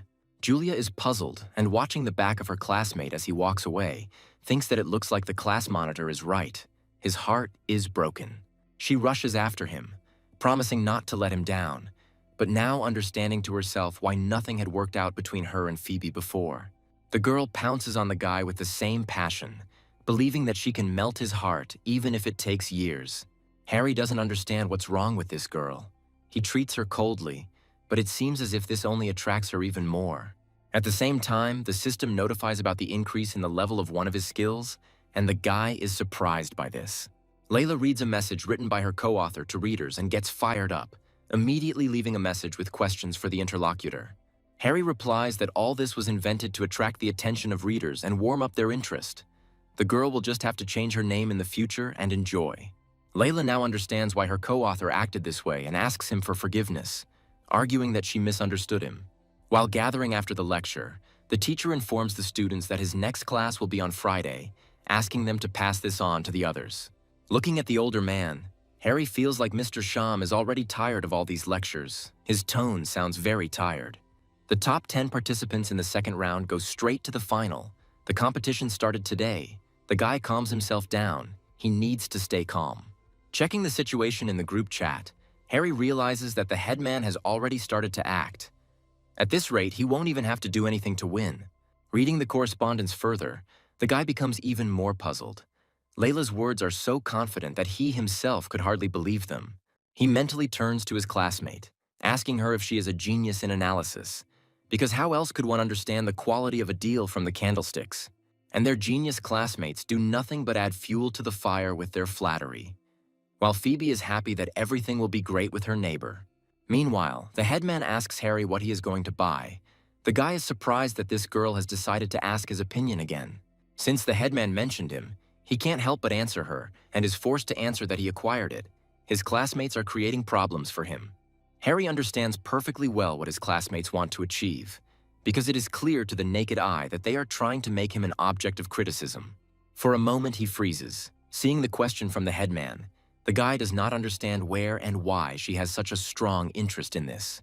Harry begins to describe in detail why he acted this way and not another, and concludes by asking whether his classmate now understands his actions.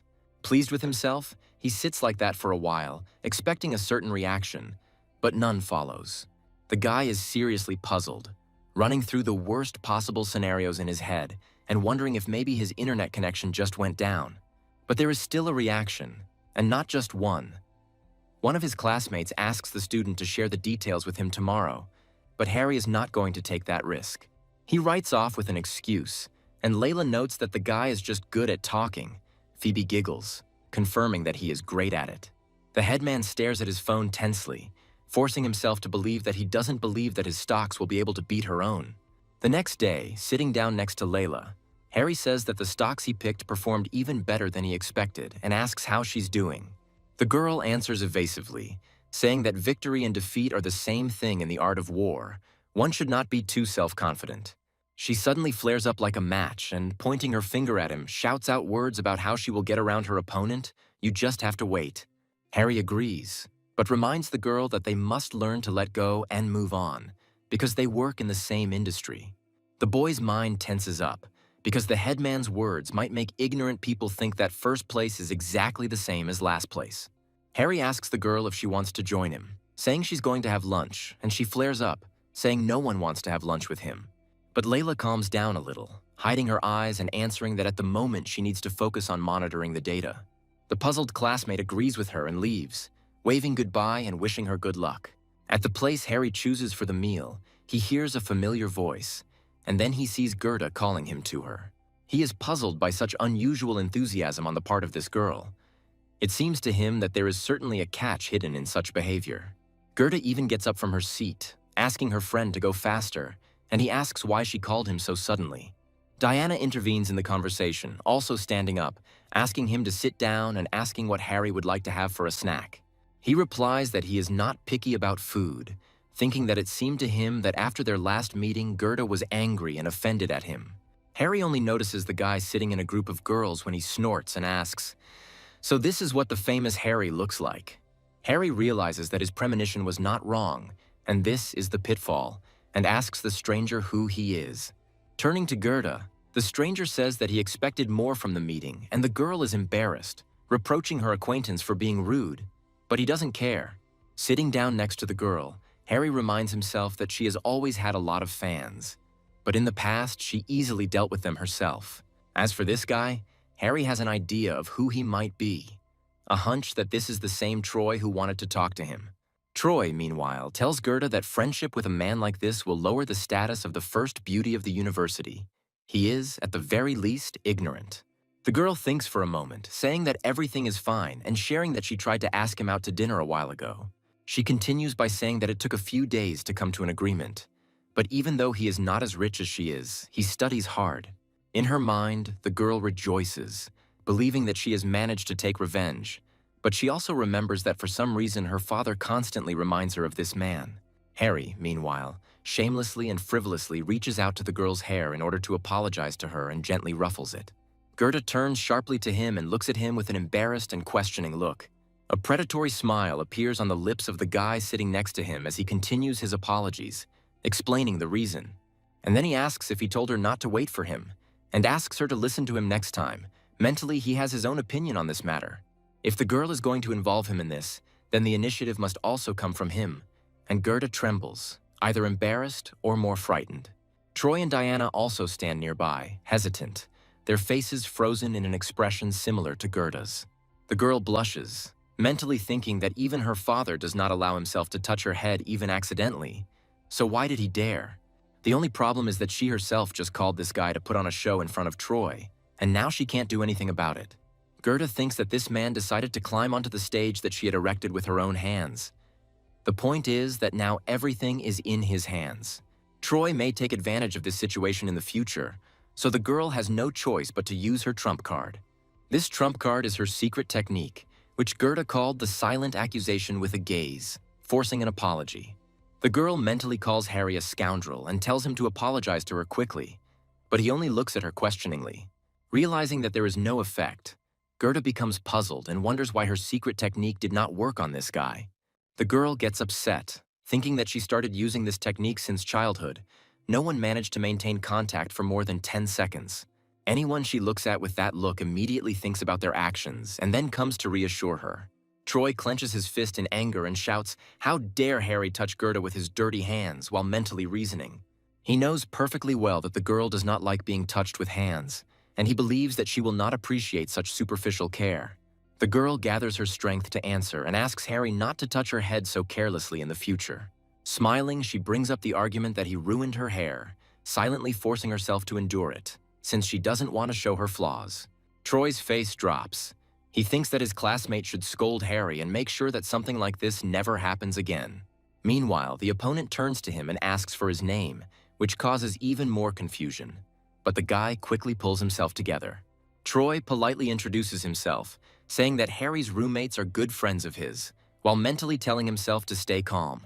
The guy looks at his interlocutor puzzled when he continues, suggesting that they hang out together when the opportunity arises in the future.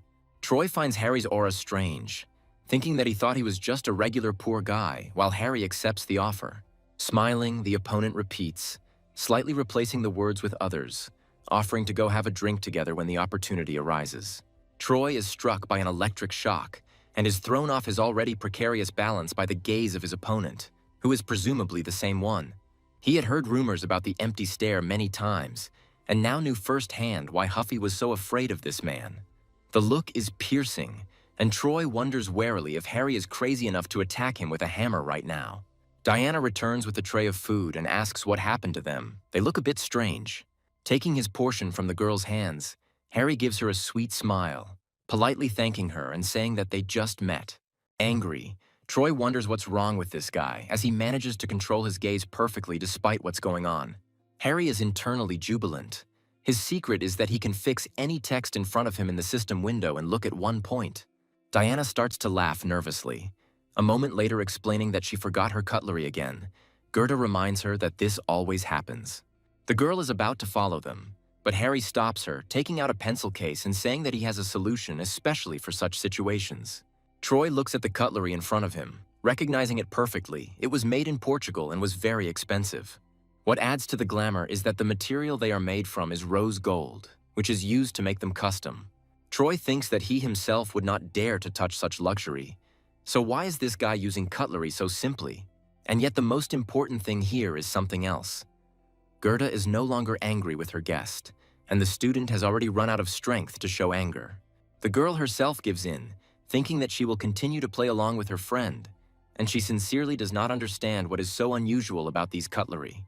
Troy becomes increasingly surprised to see that the students are using one set for two, and he curses inwardly in frustration. He is mentally horrified by what could happen as a result of such negligence, And it is not just that they can feed each other. A sudden thought shatters the game of imagination into pieces. Troy wonders what about Lila, how these two managed to become so close. Diana asks Gerda what's going on with Harry, but she doesn't understand what her friend means because she didn't tell this guy to do that. The girl with the short hair asks if the guy is deliberately making fun of her, but she is focused on her food at the time. It is for this reason that Diana did not notice the awkwardness that arose between them, but she promises not to leave it so easily next time. Gerda asks her neighbor not to worry about it and, smiling, asks if she's even sure that she can beat this guy. Diana is not particularly worried about this, saying that until you try, you won't know, but she simply cannot interfere in their relationship. Usually, love triangles are situations in which two girls fight over a guy, but the girl did not see a situation like Gerda's. The latter allows her neighbor to go have fun, notifying her that she herself is going to rest at this time. Diana laughs and says goodbye, waving her hand. As soon as the door closes, Gerda goes to bed, thinking about how strange this whole situation seems to her. The girl was born into a rich family, and her parents always took care of her. She was the envy of many people. But there is a downside to this coin. It is not always very pleasant to be such a visible figure. When a person has the opportunity to easily change the course of some people's lives for the better, they begin to try to take advantage of it. Gerda's dad always said that most rich people keep their distance from those with whom they have a big difference in status. Those who are higher do not need flattery. Those who are lower do not need patronage, although Diana often likes to tease her friend about Layla. Despite this, when the situation becomes more serious, the girl tries to avoid it and leave as soon as possible. Gerda had long since gotten used to this. After all, since childhood she had not had many people whom she could call close friends. The girl hits the pillow with her fist, blaming Harry for everything. They had a pleasant chat when they first met, and she enjoyed watching Layla's shyness. Gerda wonders how it all came to this. Remembering today's incident, she thinks that she just wanted revenge. The desire to cause trouble for another eventually turned against her, and she almost died from embarrassment. Gerda thinks Harry and Layla are incredibly brave and begins to talk about people's weaknesses, because everyone has them. When you know about them, it's like having no weaknesses at all. The girl doesn't want to put herself in danger like Layla anymore. Diana bursts into the room with urgent news, just as Gerda is thinking about how best to take revenge on these people.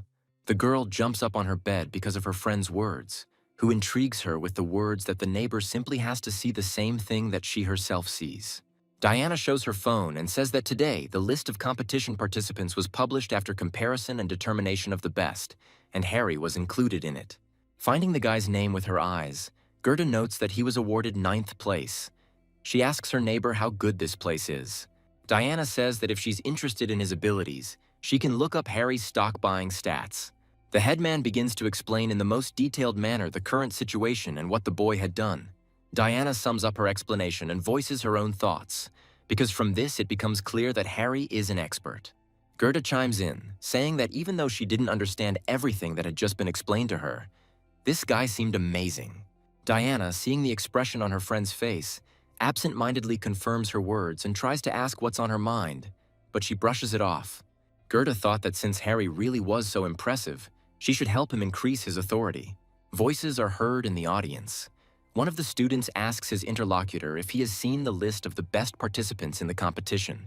Many of their group ended up in this ranking, and it's really impressive.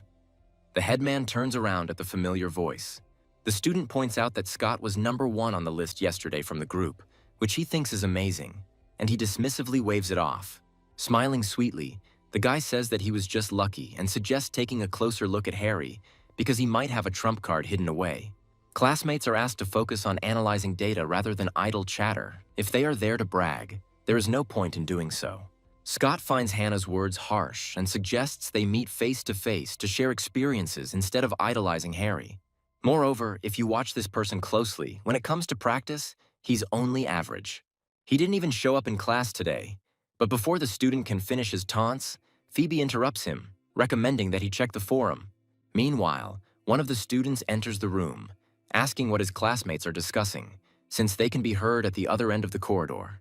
Yawning sweetly, Harry reminds them that if the teacher hears all this hubbub, he will scold his students again. The gaze of those present is directed straight at the newcomer, who is puzzled by such an abundance of attention to his own person. Harry asks why they are all looking at him, And at that moment, a voice comes over the loudspeaker addressing all the students. The news concerns him personally, reporting that the guy took a worthy 7th place at the end of the first week of the first round, and congratulating him. Harry had completely forgotten about it. Now the overall ranking can be viewed in real time, and he got into the top 10. But now it's only the 3rd day of the competition. The guy thinks the congratulations of the participants are too hasty, and a figure appears in front of him. Julia runs up to Harry and happily says that she knew he would be the best, and calls her classmate the pride of their group. The guy pushes the girl away from him, thanking her dryly, and one of the students says that he knew Harry was holding back before starting active actions. Lex thinks his classmate is amazing. He exceeded the limit 2 days in a row and achieved a return of almost 15.5%. Scott grins, but the smile looks strained. He says he was so carried away that he didn't notice his opponent, who, it turns out, was waiting for the market to close. Suddenly, Julia notices that in this situation, the head girl may end up the loser in their argument. Harry counters that it's hard to say, since he did some research yesterday that suggested some stocks will rebound today. They were up 4% before the close, and then Layla deadpanned that she had already sold them this morning. His classmates, including Harry, look at their group leader with puzzlement, and Phoebe approaches the group. Turning cautiously to her neighbor, she asks how things are going for her now, and she smiles confidently. The girl talks about how much money she spent initially and at what price, and then reports the profit she made. Harry is puzzled, because he understands that Layla just repeated all the actions after him. Now he understands what all these questions were for. A girl runs past a classmate and greets him politely. The guy, noticing her, doesn't say a single word in response and simply leaves. Layla looks after him with a questioning look. She asks where he's going, and Harry says that when she smiles, it ends badly for him. Exhaling heavily, he finds the strength to ask how long the headman intends to repeat after him. It seems that his interest in shopping was not without reason. The girl was just waiting for this. Layla asks if her classmate doesn't remember Wolf's words. She reminds them of herself. Stock trading is a long, dynamic, and persistent learning process. Cunning is not punishable. The head girl believes that since Harry is currently the best in their group, a little repetition on her part won't hurt him. Smiling sweetly, she notes that the guy has become very popular thanks to his skills, and he will probably have many fans in the future. Layla asks if her classmate is in the confessions group and remembers that yesterday one of the girls confessed her love to him. The girl sees the guy silently leaving again and asks why he doesn't answer her. Harry is lost in his thoughts, wondering why the university responded to the results so quickly. They made an announcement as soon as the ranking results were known and made a big fuss, but no one has approached the guy yet. Harry suspects that someone may be watching and manipulating him from behind the scenes as soon as the data is updated. Layla asks her classmate again where he went, noting the sharply changed expression on his face. The girl catches up with her classmate, grabs him by the hand, and abruptly drags him to the side. Now he asks where she is dragging him. Harry is puzzled when he reads the words of congratulations written on the leaflet addressed to himself, and is surprised by the speed of the response. The girl standing next to him almost jumps up and down with delight, asking whether he should receive a prize after such an announcement. Meanwhile, the guy hears the voices of those standing in front of him. One of the students asks his interlocutor who this person is. The guy says that everything happened exactly as he thought. The university made a big deal out of a tiny achievement. The girl agrees with him. But Layla has a different opinion. Fearlessly rushing forward, she points out that her classmate took 7th place in the overall ranking of the competition. Both students make fun of Harry and the faculty he is in, since they themselves are in the international exchange faculty. Not intending to tolerate such words, Layla walks towards them, and one of the girls remembers why she seemed so familiar to her. The student knows the head girl as the one who is dating the most beautiful girl in their university, and calls Layla shameless. Harry is about to say something, but the headman grabs his arm and asks if he can't see that she is defending him now. Smiling puzzledly, the guy asks if the girl could calm down, since her grip is quite strong. Layla is angry at herself, but it sounds like she's yelling at a classmate, saying she didn't mean to grab him that hard. He says that they will think that this is what he wanted, and the girl continues to talk in a raised voice, surprised that Harry is in the mood for flirting. A guy standing nearby laughs, now realizing who Harry is, and asks if Layla is a lesbian and if they are dating. The girl moves silently, and her classmate tries to stop her with words, reminding her that fights are prohibited on university grounds. It is worth keeping yourself in hand even if you are angry. Harry understands perfectly well that Layla is not the one who will tolerate such treatment. The girl asks the offender what's wrong with him. He recognized her and dares to continue to pick on her. Is he really Gerda's tame dog? When asked who is speaking badly about their mistress, the students in the parallel group look at the class monitor with bewilderment and fear. One of the girls suggests leaving here quickly. The guy tries to object, but follows her advice, and Harry bursts out laughing. Layla asks why he's laughing, and the guy replies that the girl's composure came as a surprise to him. He thought she would act differently. The class monitor leaves, saying that these people are simply jealous of their classmate, and he agrees with her, saying that he is not against jealousy. Harry doesn't think he has anything valuable to lose if these students continue to envy him, and he doesn't care what they say. The guy places his hand on the girl's head, encouraging her and telling her that she doesn't have to worry about it, and Layla becomes embarrassed. But she immediately flares up, asking who gave him permission to touch her head. Harry laughs, complimenting her hair. Teacher Chester tells Gerda that her proposal was successfully implemented and the posters have been up since this morning. The girl thanks the man, and he asks if her friend is trying to get on the list of the best. Gerda asks about the university awards. Chester says they are performance-based, but he wonders why he was promoted if no benefits were given. The man also thinks that the initiative could only have come from the girl, and Harry himself may not even know about it. And Gerda thinks that she can cope with him.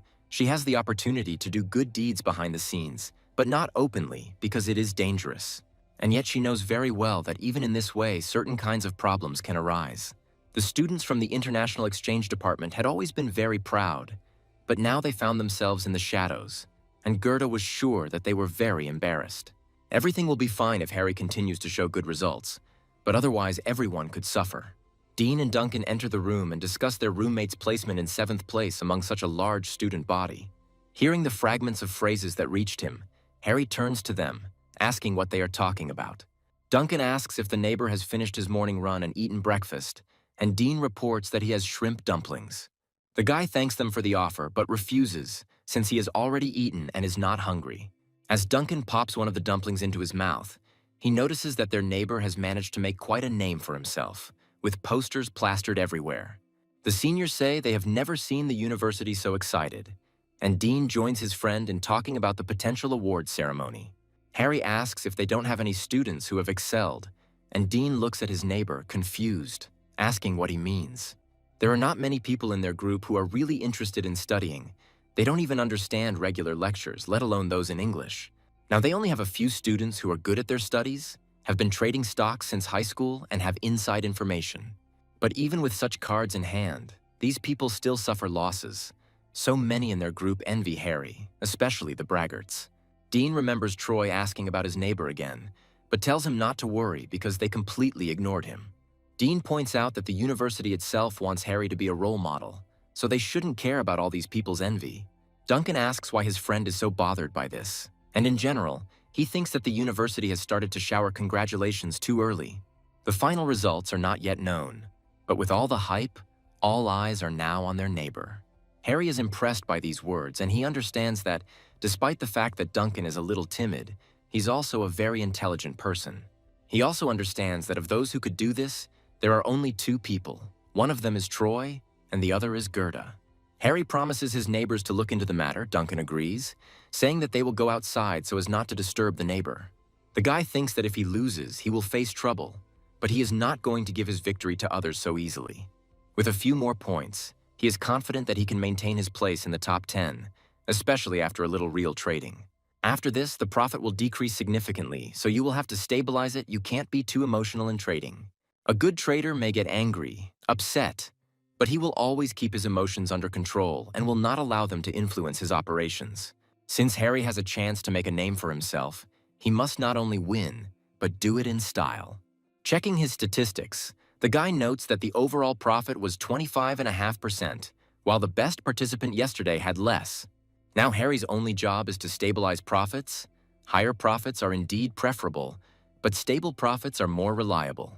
After all, if the guy suffers serious losses tomorrow, he risks falling out of the top 10, taking a lower place. Layla sends a message that the teacher wants to talk to them and asks a classmate to come to his office. Luke scolds the headman, reminding him that he turned a blind eye to the situation with Gerda. But now the girl decided to enter into a conflict with the students of the international department.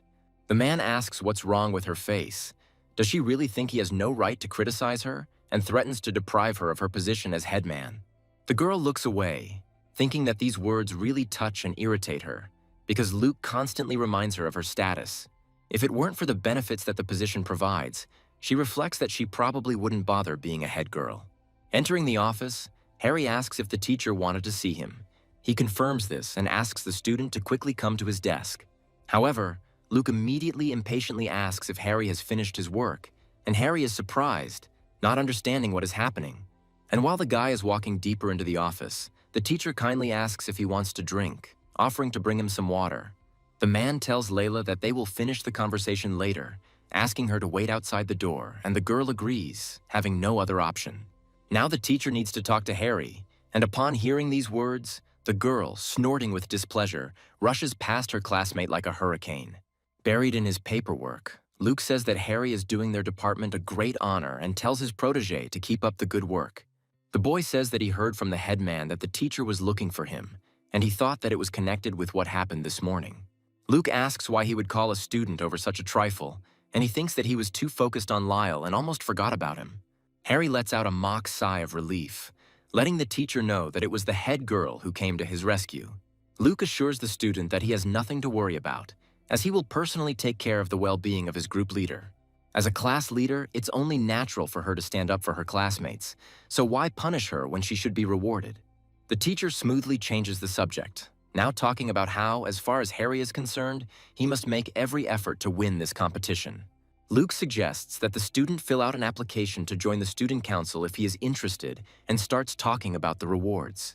The man says he heard that the city Harry came from was home to many successful families, and he was eager to meet the student's parents. He needs this in order to find out how the couple managed to raise such a wonderful person. The guy is also interested in why they are digging into his past. A sweet smile appears on the man's face as he says that the university has never before paid so much attention to any of its students. Even Principal Chester called Luke this morning to sort out the whole situation. Harry is surprised.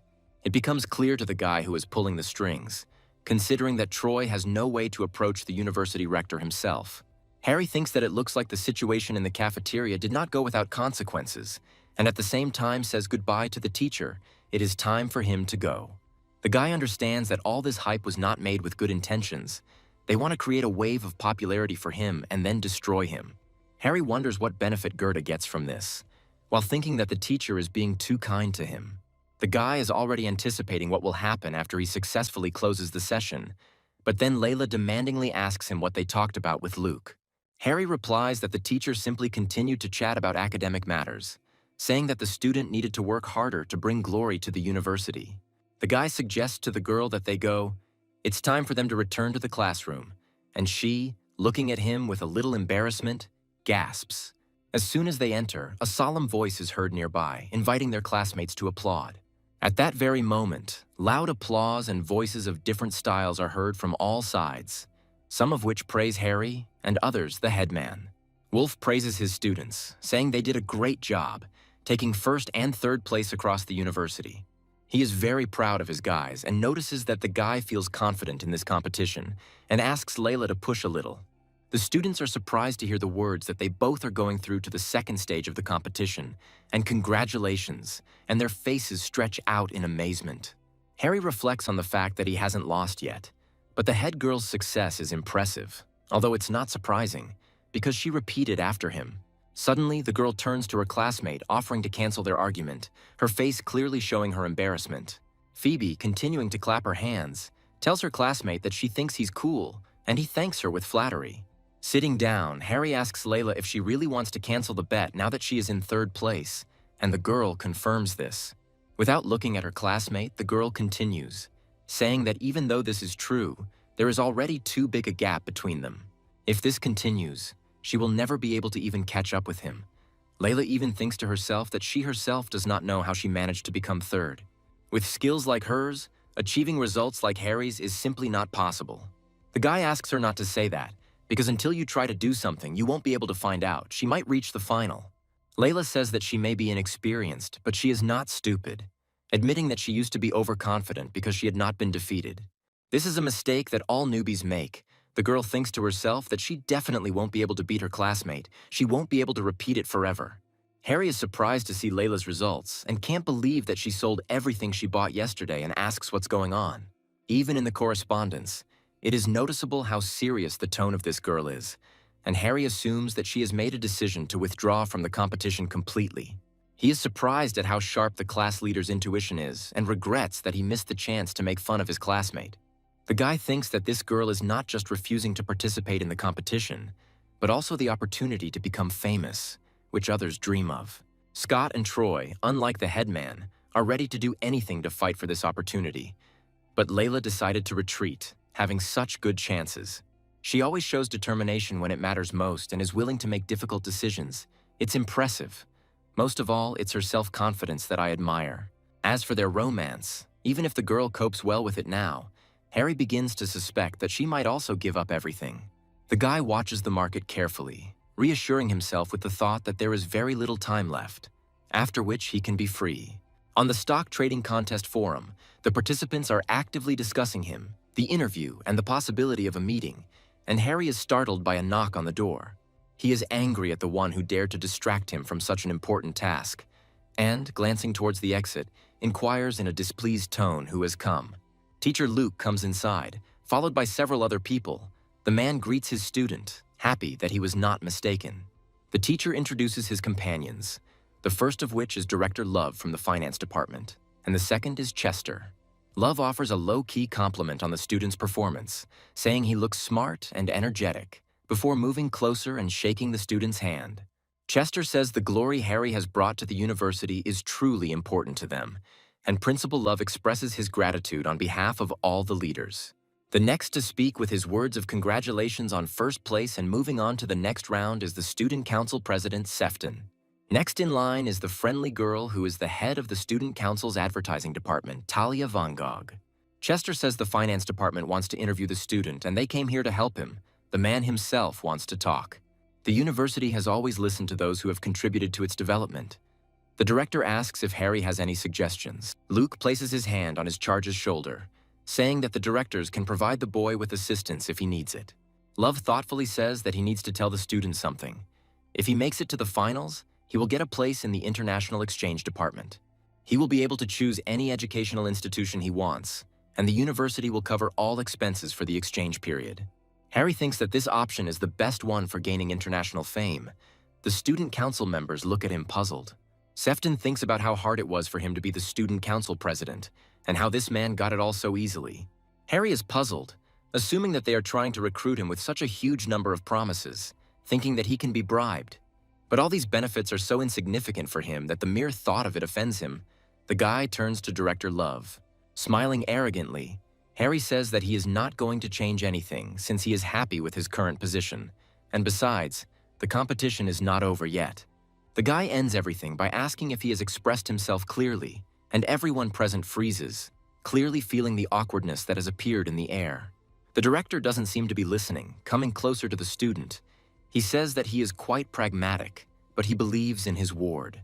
Harry thanks him for his understanding, politely saying that he will give it his all in the upcoming stage of the competition, and Love says goodbye. Luke asks the student about his interview, and he agrees, saying that he wouldn't mind taking part in it at all.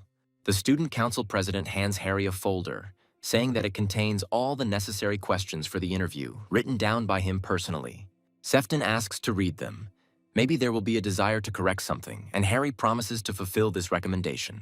And while Harry is thinking that this is a common move for promotion through advertising, Love says goodbye to him once again, asking him to have a good rest. There is no need to attend classes. The main thing for a student now is to focus on the competition, so there is no need to worry about anything. Talia hesitates, stopping next to the student and asking him why they don't exchange contact information and asks him to add her as a friend.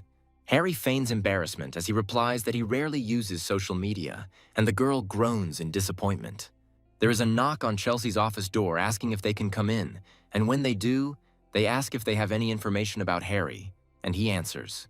The university's advertising department prepared a special proposal, which was brought to the director personally so that he could check everything. Love smiles, saying that everything worked out thanks to Gerda. If it weren't for her advice, the university would have missed out on a great talent. Chelsea is surprised by this, asking if the daughter of the Price family really met with the director for this reason. and thinks hard. Love confirms this and says that the girl even warned him not to tell Harry that she was involved in this matter. While studying the documents, Chelsea inquires about the appearance of this student, whether he is tall with large and shiny eyes. Love confirms again and asks if they know each other. Chelsea replies that she once met the man and notes that Price liked him. The director signs the document, saying that he likes the proposal, so he gives permission to proceed as planned.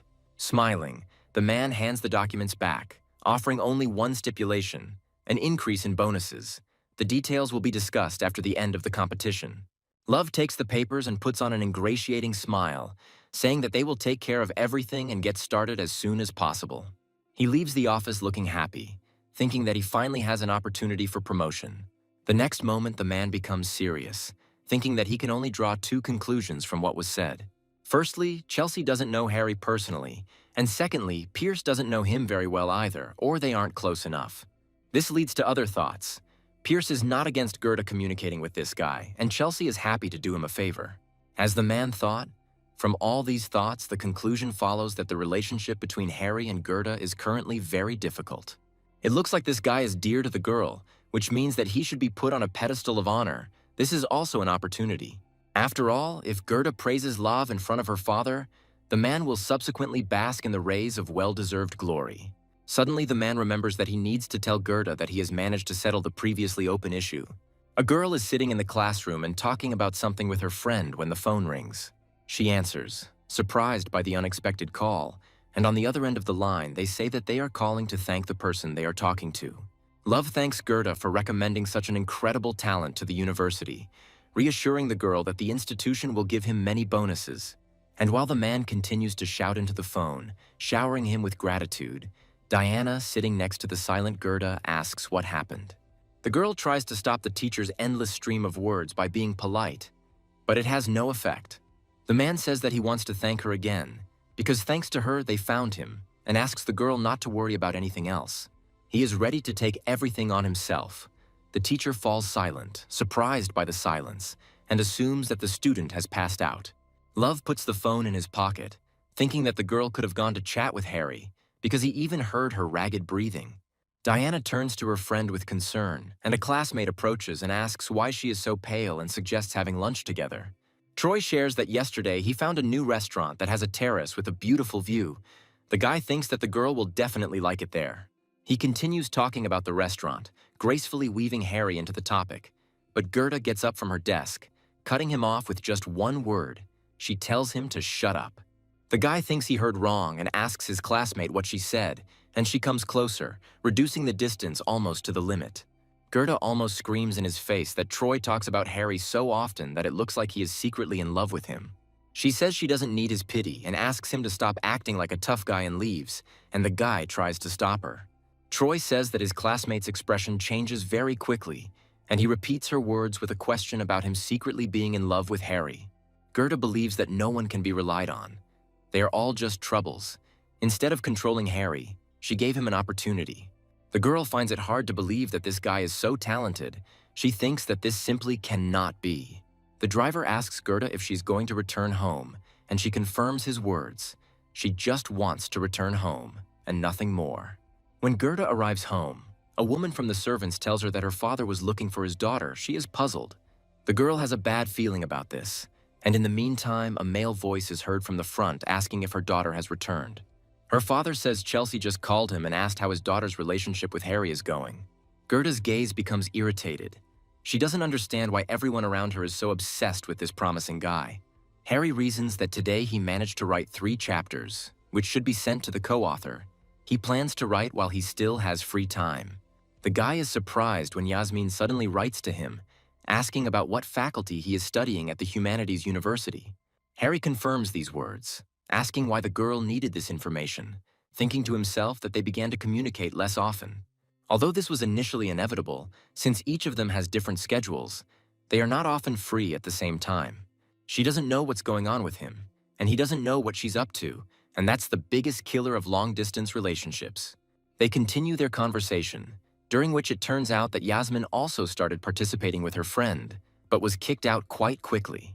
The conversation turns to the genius of the financial competition, and Harry makes a dig at the girl. It's funny that she remembered about him only now. She laughs it off.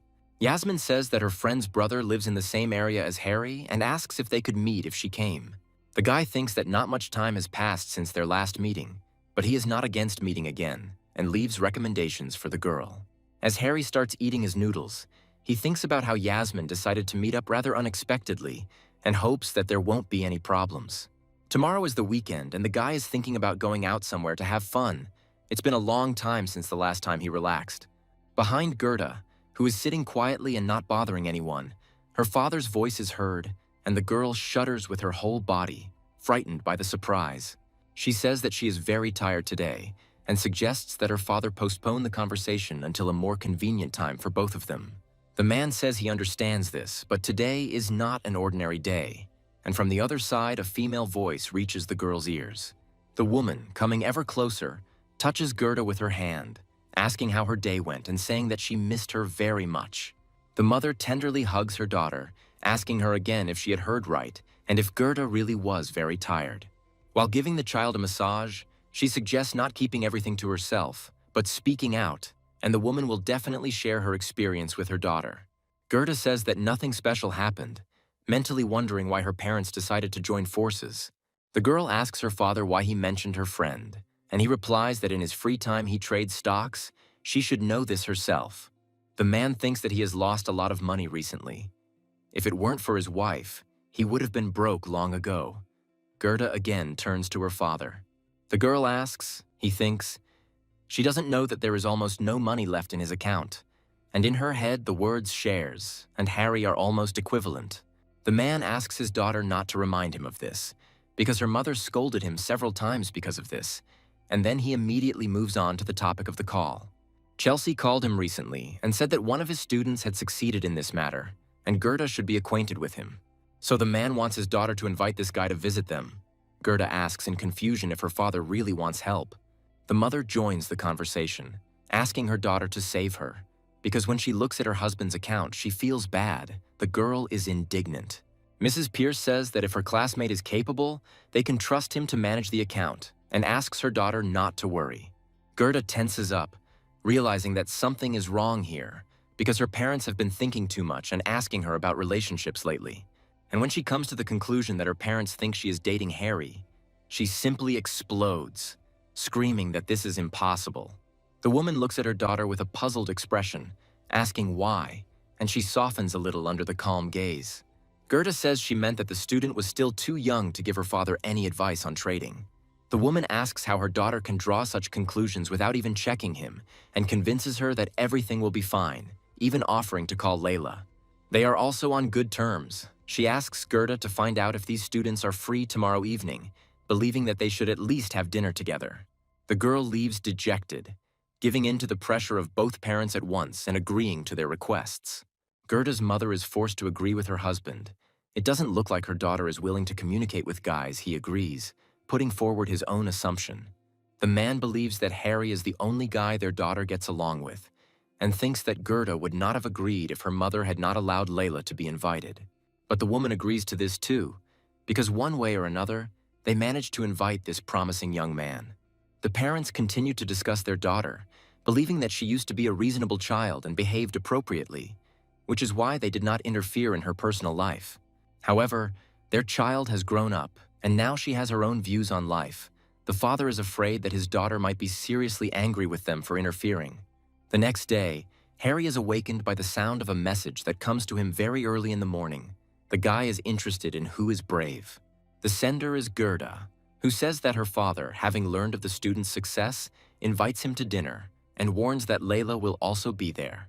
Harry is surprised that the girl decided to drag the headman into this and thinks that the only one who misunderstood her was her father. The guy thinks it's necessary to meet with Layla before the appointed time and wonders how she even agreed to such a thing. While Harry is brushing his teeth, he receives a message from Yasmin, who invites him to have lunch together. Later, Yasmin's friend asks her if she really knows this man, and she confidently confirms these words. Then she agrees to wait for him and informs her friend that her brother should also arrive soon. Yasmin says approximately the same thing. Soon, a familiar voice is heard behind the girl, which she mentally notes, turning to her interlocutor with an anticipatory smile. Yasmin's eyes widen in disbelief when she sees a man approaching her, waving his hand in greeting. The girl says that the guy has changed so much that he is unrecognizable, as if he had changed his head, and he asks if he was really that ugly in her eyes. Yasmin denies these words, saying that she was unable to get a good look at her friend because he was covered in bruises and bruises. The girl standing next to her friend smiles sweetly, and she introduces her as Sasha Sands, the beauty of their campus. Sasha says that she imagined it differently. Yasmin introduces her friend to his surprised and slightly puzzled look, naming his name and saying that he is a genius in the finance department. Harry extends his hand to the girl, introducing himself, and asks Yasmin how many people know that he won first place. The last member runs up to the company and, trying to catch his breath, expresses the hope that his sister hasn't been waiting for him for too long. They, along with Harry, freeze for a few moments, looking at each other in confusion. Harry comes to his senses first, asking his roommate what he is doing there, while Sasha is happy that her brother has arrived. But Duncan has completely different thoughts in his head. He thinks about what Harry is doing here and why he is holding his sister's hand. Looking at the people standing in front of him, the guy tries to comprehend what is happening here, and perfect silence reigns around. Duncan assumes that his neighbor knows his sister and looks at them suspiciously, and the girl calls out to her younger brother. She asks why he is standing so far away and asks him to come closer to them. Sasha introduces her brother to Harry, and he says what a coincidence. But as soon as it comes time to introduce a family member, the girl stutters. Seeing Duncan's strange reaction, everyone present is puzzled. Sasha asks him what's wrong, and he literally boils with anger. Yasmin intervenes in the situation, suggesting that they eat first and then get to know each other better. She hands Harry her and Sasha's bags in the confusion, which causes surprise and a questioning look.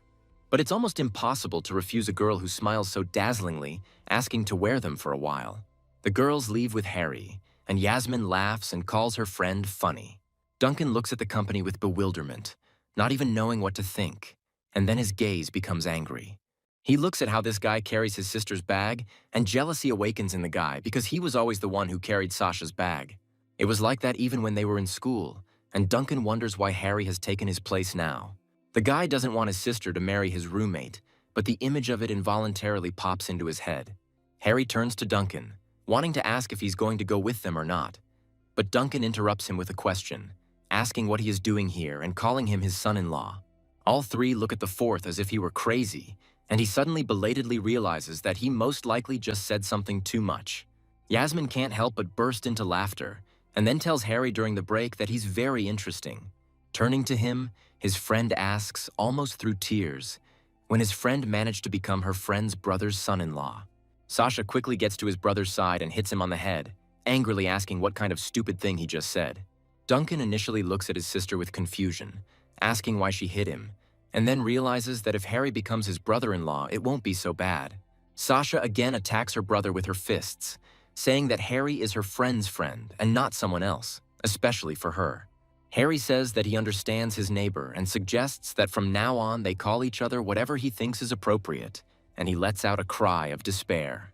Yasmin wipes away the tears that have appeared in her eyes from laughter, and, having calmed down, nevertheless suggests that the company go somewhere to eat.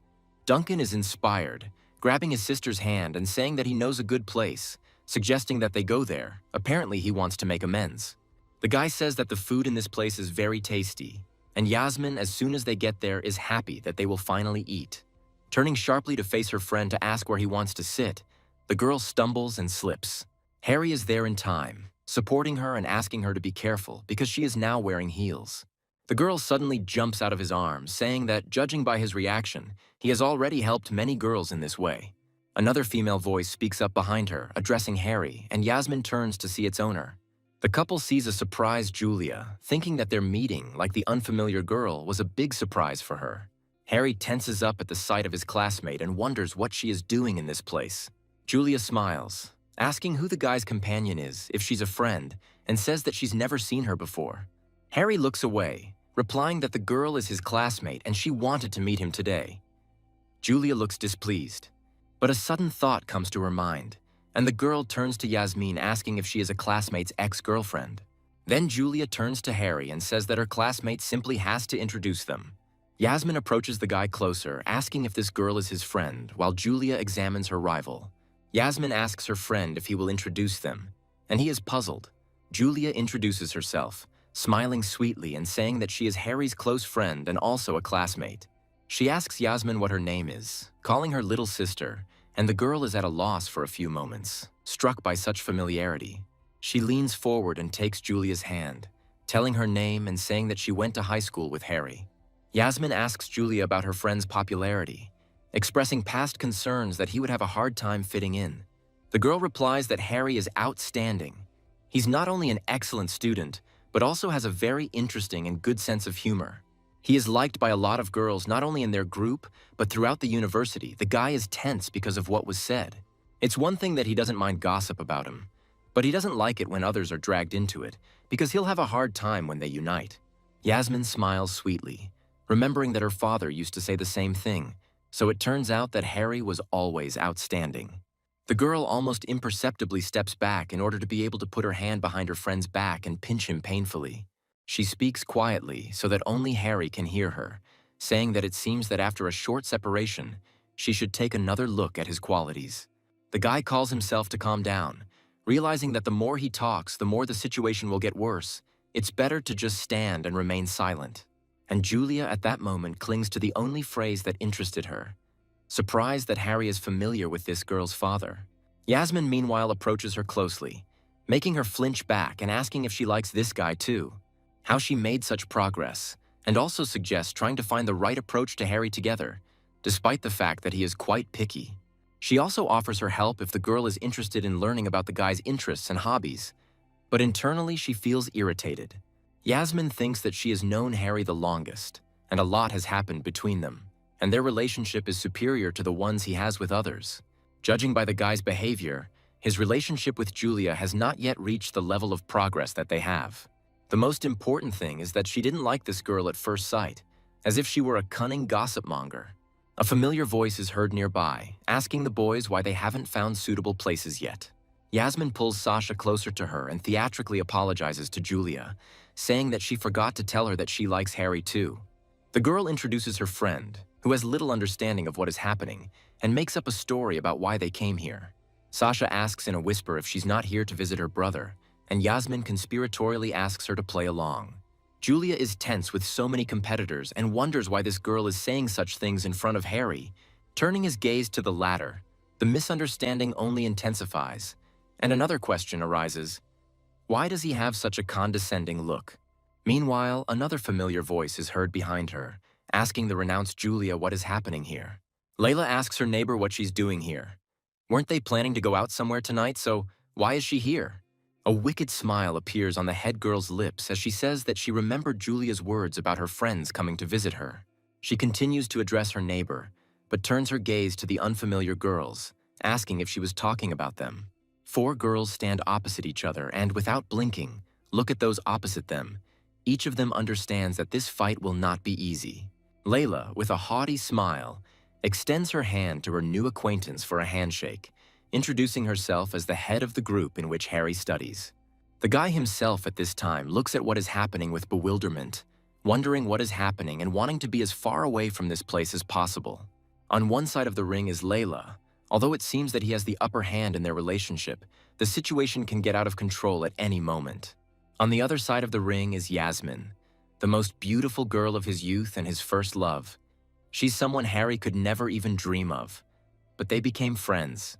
The good thing is that none of them are his girlfriend. The bad thing is that he will be in trouble no matter who the guy helps.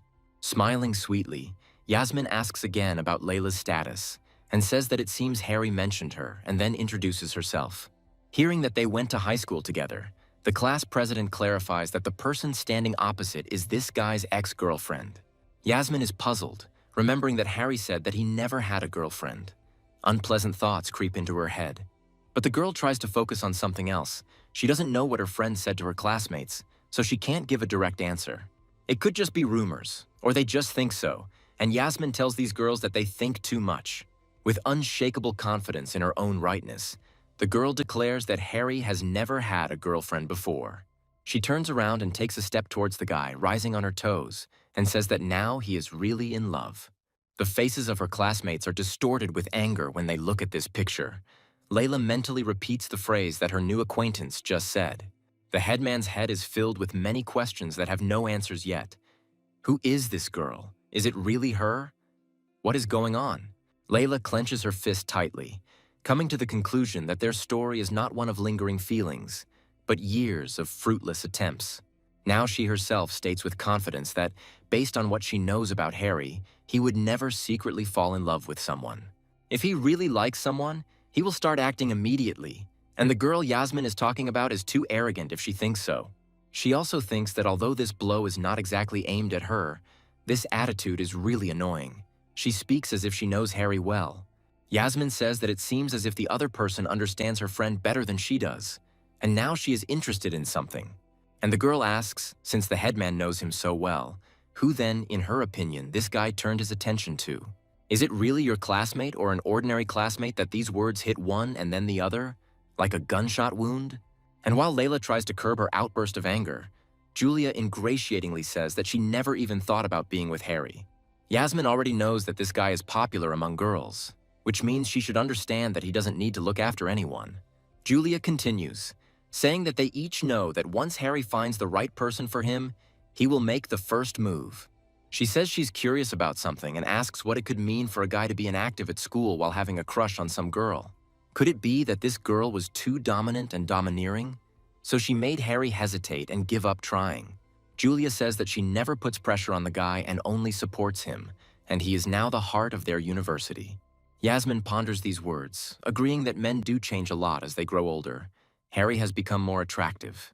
She decides to strike back, thanking the students for helping the guy boost his self-confidence, and Julia doesn't want to remain in debt either. She says that Harry is always absorbed in his studies and often forgets his wallet, so they have to put in extra effort to take care of him. The guy flares up, asking why they all like to always put the fact that they feed him on display for everyone to see. Yasmin averts her eyes, praising her friend and saying that she had no idea he had this kind of talent. She grabs him by the ear, asking if he really wants to say that after buying the house he has no money left, if he really wants to deceive her. The girl says that she will never believe it, and the guy gasps in pain and asks her to stop because he is ready to try to explain everything. He thinks that Yasmin is not so simple. Now she is demonstrating their relationship, which is much closer than with everyone else present. And Julia clings to something that is interesting only to her, the purchase of a house.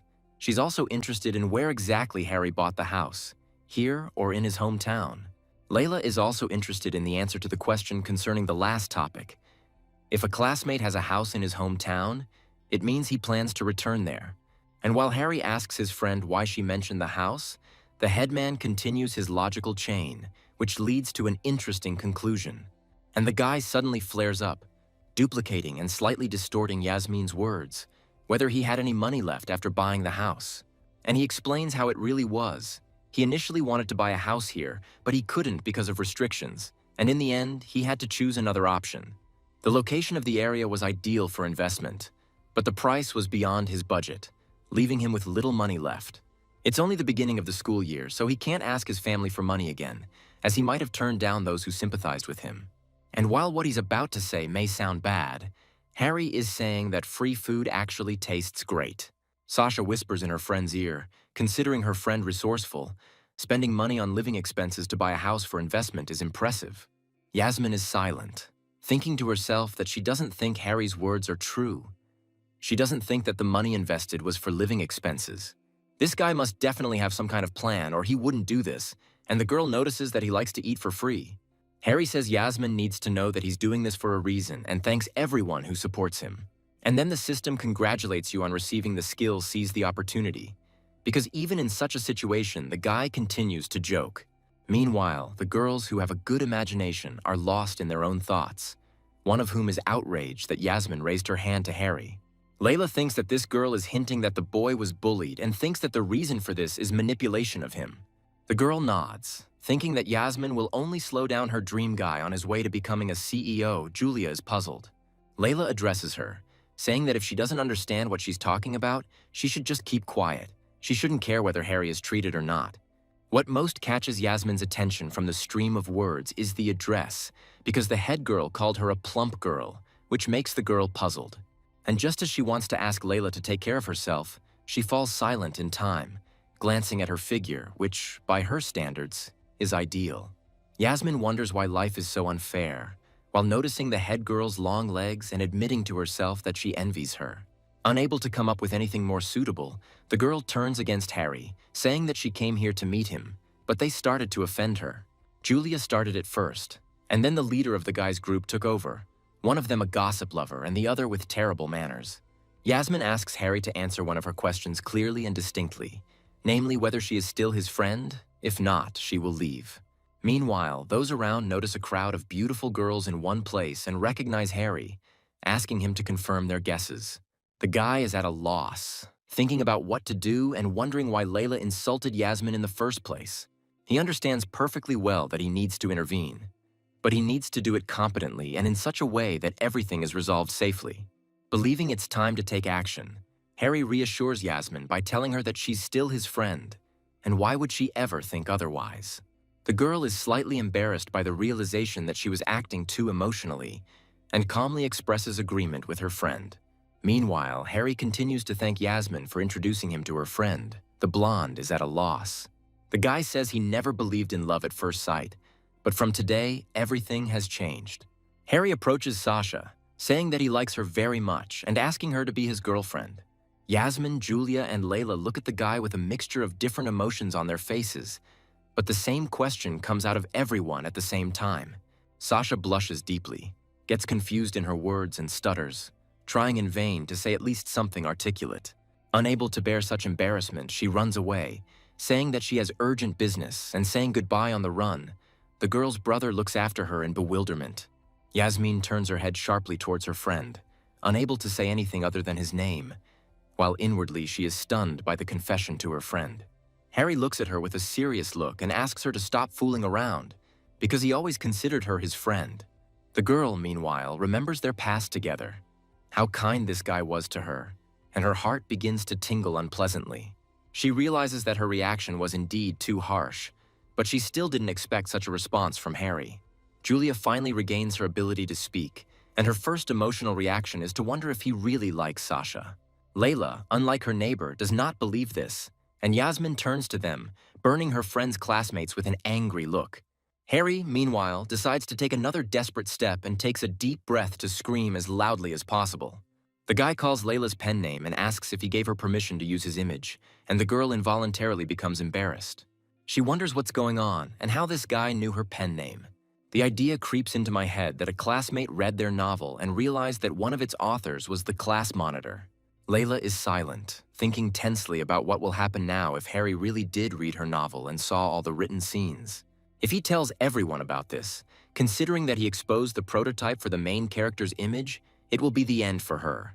And the girl speaks up. She apologizes, although it takes a lot of effort, admitting that she was wrong, which makes Julia's eyes go completely wide. It's hard for her to believe that the girl next to her has become so docile and timid just because of one phrase. Yasmin reflects that she has never seen her friend so bossy, because this girl became obedient after the pseudonym was revealed. She thinks that Harry is hiding something, and the girl pretends to smile, saying that she is also to blame for what happened. She made everything worse. To the surprised looks, Yasmin says that she wants to apologize to Julia and also thank her for caring about her friend. The student gasps and is at a loss, not understanding why this girl decided to apologize to her so suddenly. Julia also puts a smile on her face, saying that her interlocutor is too polite. They are all Harry's friends. They don't notice such minor quarrels. She thanks Yasmin for introducing her classmate to her friend, and the girl, laughing nervously, replies that it wasn't difficult. Looking at the headman with a stern look, Harry says that it is time for her and Julia to leave, expressing the hope that today's events will not be repeated. Layla smiles sweetly, agreeing with these words, mentally promising to take revenge, and her neighbor plays the fool, not wanting to leave this place. When the girls leave, Harry breathes a sigh of relief, glad that the unpleasant situation is finally over. For successfully resolving the situation, the system awards the guy 10,010 experience points and additional skill points. Meanwhile, Yasmin can't calm down, asking if Harry really likes his girlfriend because she feels like he was using her as a cover. Smiling sweetly, the guy asks what if he really liked her, and the interlocutor clarifies the type of girls he likes. Yasmin asks Harry if he doesn't like her personality and finds her too bossy, and he replies that it's not that he doesn't like her. The guy thinks that her imperiousness is much inferior to Layla's. She's more like a princess. If she uses it correctly, she can be charming. Harry says that there are many people who, having fallen in love, found themselves tormented by this love. If you are afraid of this, you need to act accordingly. In such a situation, one must either not love or be strict, and Yasmin asks for the last word. Harry confirms, adding that one should not forget about restraint, or, to put it even more succinctly, one needs to control the relationship. The girl expresses her understanding and suggests that the guy try to do it. The offer seems sudden to him, but Yasmin counters. She admits that she realized that he was her type back when they met on the train. She hoped for a relationship regardless of the outcome. Yasmin wanted to wait a little, but now that she sees more and more girls surrounding him, she's not going to delay any longer. She asks what Harry thinks about this, and the guy, amazed by such pressure, asks the girl to wait. He is embarrassed, refusing to believe that he was just confessed his love, and Yasmin continues, asking about the reaction. The girl says that she sees nothing wrong with making an effort to maintain a relationship in order to eventually start a family. She asks Harry how hard he thinks it will be, and he asks what if they're not right for each other. Yasmin replies that then it will just be a bad experience, and notes that if you don't try, you will never know whether the person is yours or not. Harry thinks that this is exactly the kind of Yasmin that charmed him. This is the kind of Yasmin that everyone would like, and he would like to live with her all his life. However, instead of agreeing, he apologizes to the girl and says that he needs to think about it. Yasmin is taken aback by this answer, while Harry thinks that deep down he knows that he is not a good person at all. In more than 30 years of his past life, he has seen too many failures. But he admits that he has always liked the girl. But he is not ready for this, mentally adding that the only person you cannot deceive is yourself. Harry considers himself greedy because the only thing he wants is to climb to the top using everything in his power, and he apologizes again. Yasmin stares at the guy, struggling to process the fact that she was just rejected by him. Layla texts her classmate, asking how he found out about everything and admitting her guilt, while wondering if he went on a date with Sasha. Harry's response does come. The reason he found out her nickname is because he accidentally saw the delivery receipt. Layla flushes, lamenting that she should have torn up that worthless piece of paper, but she never thought the guy would even look at it. Harry invites the head girl to go with him to get some fruit, and of course she agrees. They meet a little later. Layla is embarrassed. She asks if her classmate really only wants to buy fruit. He confirms these words and asks what else he should do. Harry dismissively says that they are just students, and he thinks a little fruit as a gift would be enough. The embarrassed girl agrees with these words, offering, in this case, to buy. She expresses her opinion that she thinks this will be enough. The guy looks at the headman questioningly. Harry asks why Layla is looking at him, and the girl replies that she is waiting for him to pay for the fruit. The guy says that she was the person who chose these particular fruits, so he is not going to pay for them. Layla flares up, noticing that he called her, which means he should pay. Harry says that he did not take enough money with him. The girl is indignant. She says that she can treat him to dinner, but the guy has to pay for the fruit himself. The girl has already suffered enough because of him. Harry exhales heavily, going to see if he has enough money, and the cashier says that it is always interesting to watch couples in love. Noticing how much money the guy has in his wallet, Layla is indignant that, having so much he still asks for treats. The guy gets out of it.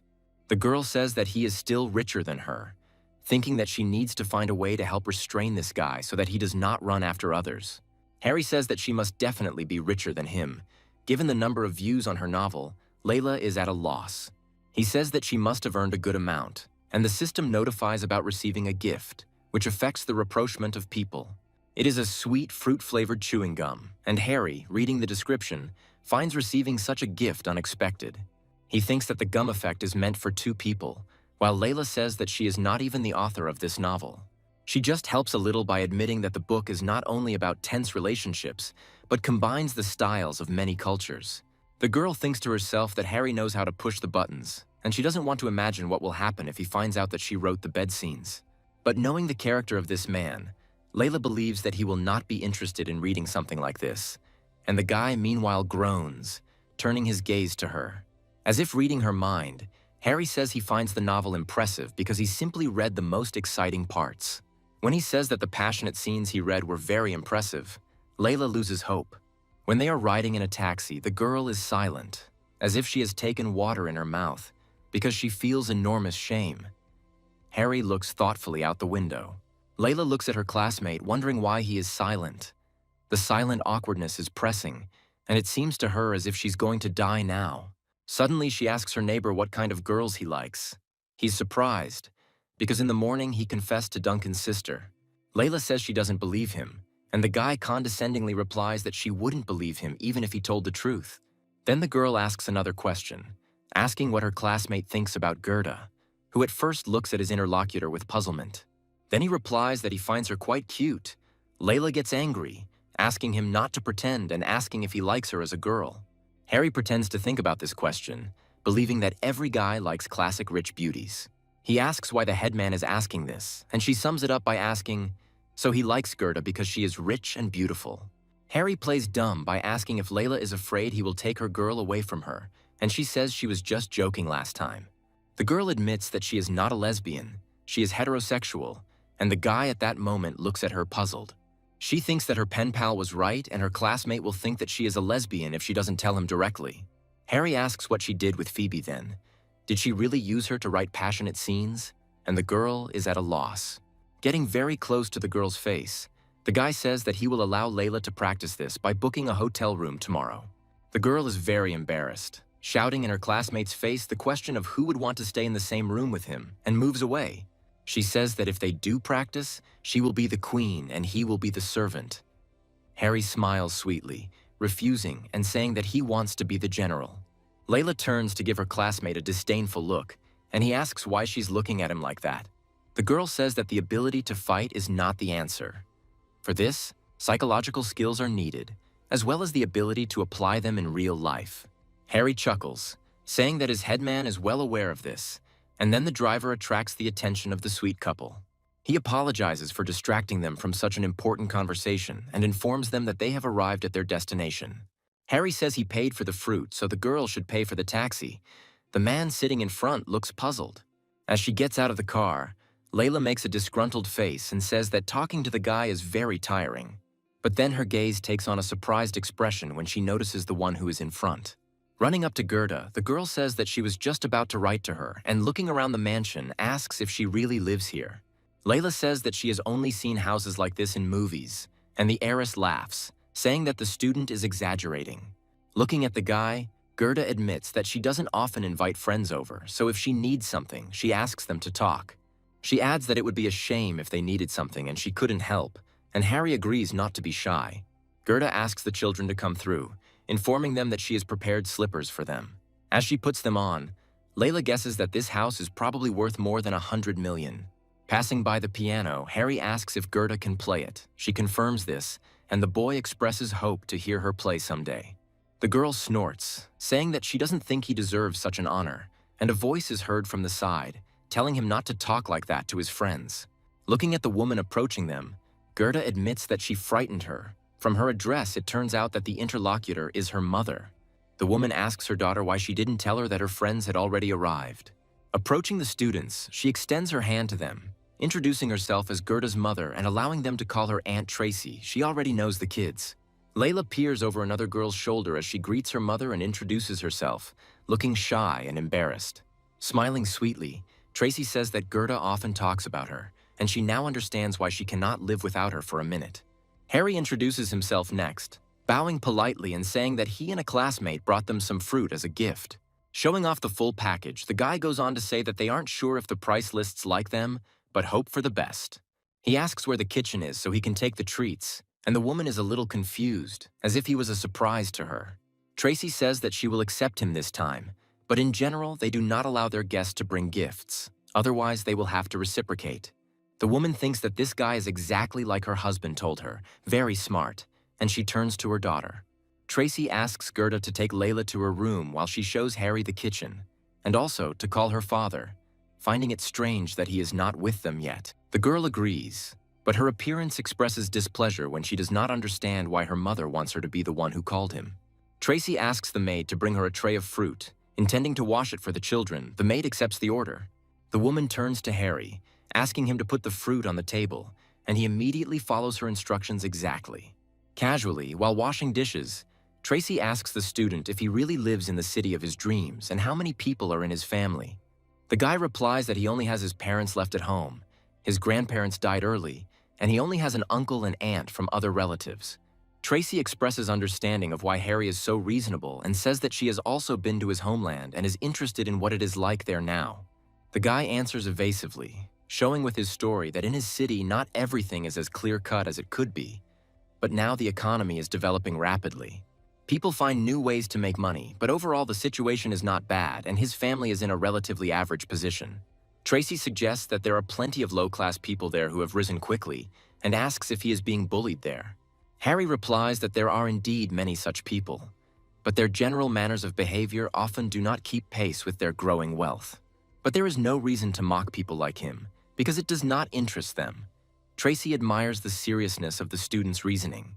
She wonders if wealth is so important, because her daughter can live without worrying about anything with the income they have now.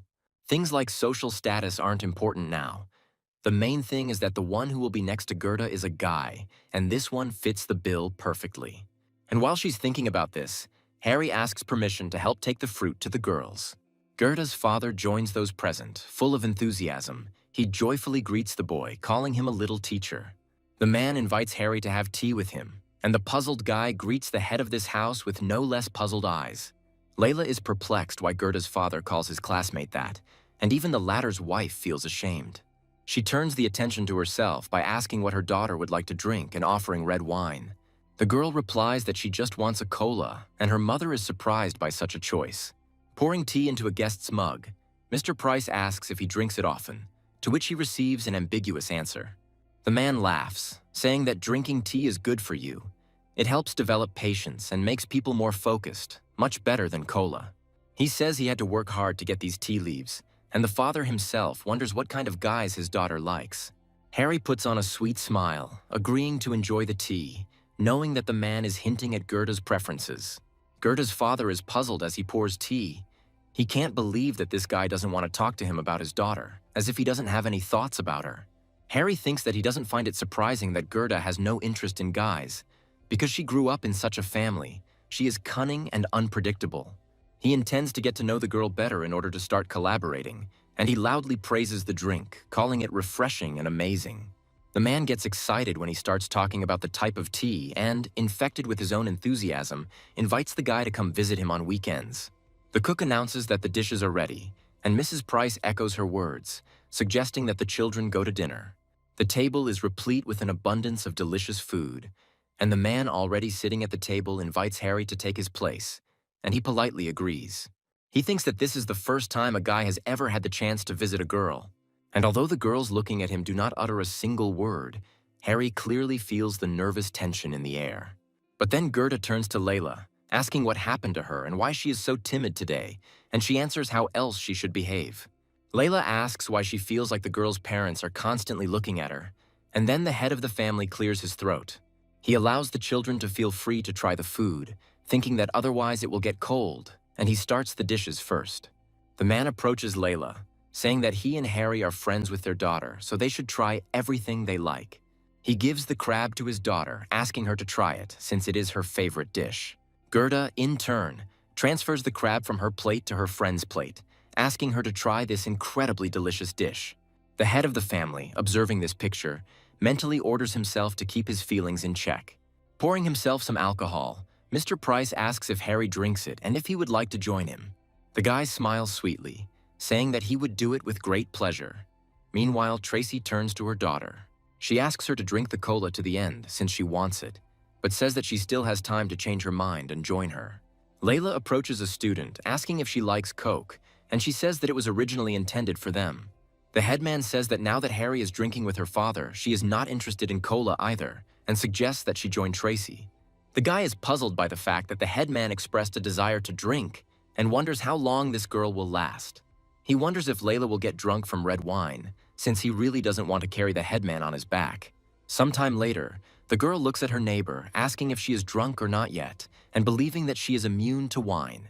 She drinks it often, to which Gerda, also drunk, replies that the head woman is very inexperienced, since she only got drunk from one glass. Harry looks at the students, not understanding what he was expecting at all, because he knew perfectly well that both of them quickly get drunk. Tracy is also drunk, and she finds the relationship between her daughter and her friend cute, remembering that she had a similar situation as a child. Unfortunately, after some scumbag cheated on the woman's friend they hardly communicated, Layla is amazed by this. She slams her fist on the table, agreeing with the woman and expressing her confidence that there are no good men in the world because they are always flirting with girls. And looking smug, Gerda joins the headman, agreeing with the words and adding that men simply use women and leave. Lila starts shouting, saying that when he spends other people's money, becomes self-confident and saves his own. Gerda talks about her pain. The headman talks about how Harry confessed to a random girl in public, and the second one admits that her anger increases during this conversation. Layla says that it is better for him not to show himself in front of her, otherwise he will use a whip and candles, and Gerda reminds him about the leash and asks to invite her. Tracy instantly sobers up, looking at the girls with fear and trying to understand what they are talking about, as well as what they have been doing all this time. Mr. Price draws his own conclusions, suggesting that the girls have suffered from unrequited love and begins to understand them better. But then it dawns on him that he doesn't know when Gerda managed to suffer from this very love, and why he himself doesn't know about it. He turns sharply to Harry, asking him not to give up, because he sincerely believes that people's thoughts can always change. The man suggests continuing to drink because he still has a few questions for him that he simply can't wait to ask. Harry is puzzled by being addressed as a teacher and asks not to call him that, since he's not good enough to have such a title. The man breathes a sigh of relief, admitting that he hasn't felt such relief in many years, considering his interlocutor to be the best guy he's ever seen. Harry laughs sheepishly, gently remarking that Gerda's father needs to drink less, silently noting his unexpected compliance under the influence of alcohol. The man's eyes immediately fill with tears as he addresses the boy and says that it would be great to see him as a son-in-law. Harry understands that this man is desperate because he has made the decision to say everything head-on without going around in a roundabout way. Mr. Price asks why the interlocutor is silent. Isn't his daughter good enough for him? The guy starts to hesitate. The man shouts, saying that as long as they are right for each other, nothing else matters, promising to fully support his potential son-in-law. He recalls his own words about how there is no one who would not like his daughter, and Harry gently interrupts him. Harry decides to end this whole performance and, with an impartial look, says that he likes Layla. Later, he leads a drunk girl down the street and tells her that she will get nothing, to her laughter and Gerda's request to pour her another glass. Harry is surprised that someone could get drunk on red wine, although he doesn't think the head girl has ever drunk alcohol before. Suddenly, the girl pushes the guy away, telling him not to come near her, and he looks at her with a questioning, puzzled look. Concerned about her condition, he asks Layla to be careful, but she is not at all worried, unlike him. Confidently stating that she is fine, the girl says that she feels great, allowing herself to be checked if there are any doubts. She doesn't manage to finish the sentence because the drunken class monitor crashes into the nearest pole, under the puzzled gaze of her classmate. To keep her from falling to the ground, Harry has to rush to catch the girl, and he notices that she has simply fallen asleep. He thinks that it is too late to return to the hostel, so he decides to rent a room in a hotel. While the mother carefully covers her daughter with a blanket, the head of the family watches this spectacle, standing in the doorway. The man asks the woman heading towards him if Gerda has fallen asleep, and she confirms these words, believing that the girl is probably tired. Looking her husband seriously in the eye, Tracy says that they have something important to discuss. The man asks what happened, concerned by the serious expression on his wife's face. She, taking a seat in the chair, asks her husband to answer honestly whether he knew that Harry was in love with his headman. Laughing nervously, the man asks if his wife will believe him if he says he only found out about it today. The woman slams her hand on the table, asking why he didn't find out about everything right away, because something irreparable could have happened. Would he agree if Harry had several wives? Does he want his daughter to be one of them? Or maybe he himself has several. The man asks his wife, puzzled, what she is talking about, since he is faithful to her with all his heart. Tracy agrees with this but is still angry, saying that they will continue to stick to the original plan. She asks if the head of the family gave his account details to this guy or forgot about it. The man says with a smart look that he took care of everything, even wrote him a check, because nowadays it is impossible to court a girl without money. Tracy says that it was not necessary to do this. When he starts earning, he will have a percentage of the profits, but otherwise the relationship will not last long. The man tries to explain everything, saying that he gave the guy money as a salary. He asks his wife if she really thinks that the children will quarrel over money. Besides, it's better to use money as leverage than to do nothing at all. Tracy accuses the man of being serious because he didn't approve of this before. Mr. Price admits that he still doesn't approve. The guy he didn't accept is, in his opinion, strange and incapable of taking care of Gerda. Harry seems reliable. The man suggests waiting and seeing what happens, and the woman thinks that everything will not go smoothly. Tracy exhales heavily, noting that Harry needs to learn how to flirt, not just be handsome. He hasn't even said a word to the girls. Meanwhile, at the hotel, the guy begins to delve into the affairs of the Price family, finding out from the statement how much money was in the account initially and how much now. Harry is well aware that Mr. Price will be responsible for any losses he incurs. Otherwise, he himself will receive 30%. If he can get back to his original capital, he can get half of all the profits. How good it is to be rich and have fun. Meanwhile, Layla wakes up trying to figure out where she is, and the first thought that comes to her mind about this place is the hotel. Her eyes widen, her cheeks become flushed, and the girl suddenly sits up, not understanding whether she is sleeping or already awake. Her gaze meets Harry, who is sitting nearby, and this makes her blush even more. What is happening seems impossible to her. Not understanding why she is dreaming about her classmate, the girl gets out of bed and goes towards him. Harry informs Lila that they are late to the dorm and there was only one room in the hotel. Since it was the closest one to the dorm, they are here. Suddenly, the girl leans forward and hugs the guy, and he looks at her stunned, not knowing what to do for the first few moments. He steps back as if scalded, asking the class leader to calm down and asking what came over her. She looks at her classmate with embarrassment and surprise.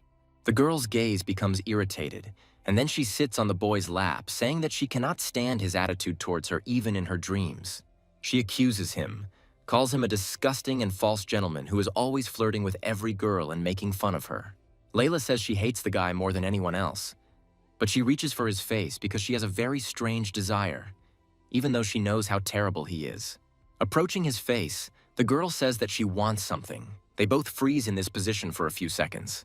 And then Layla's expression changes and she feels the contents of her stomach rise up into her throat, but she can't help it.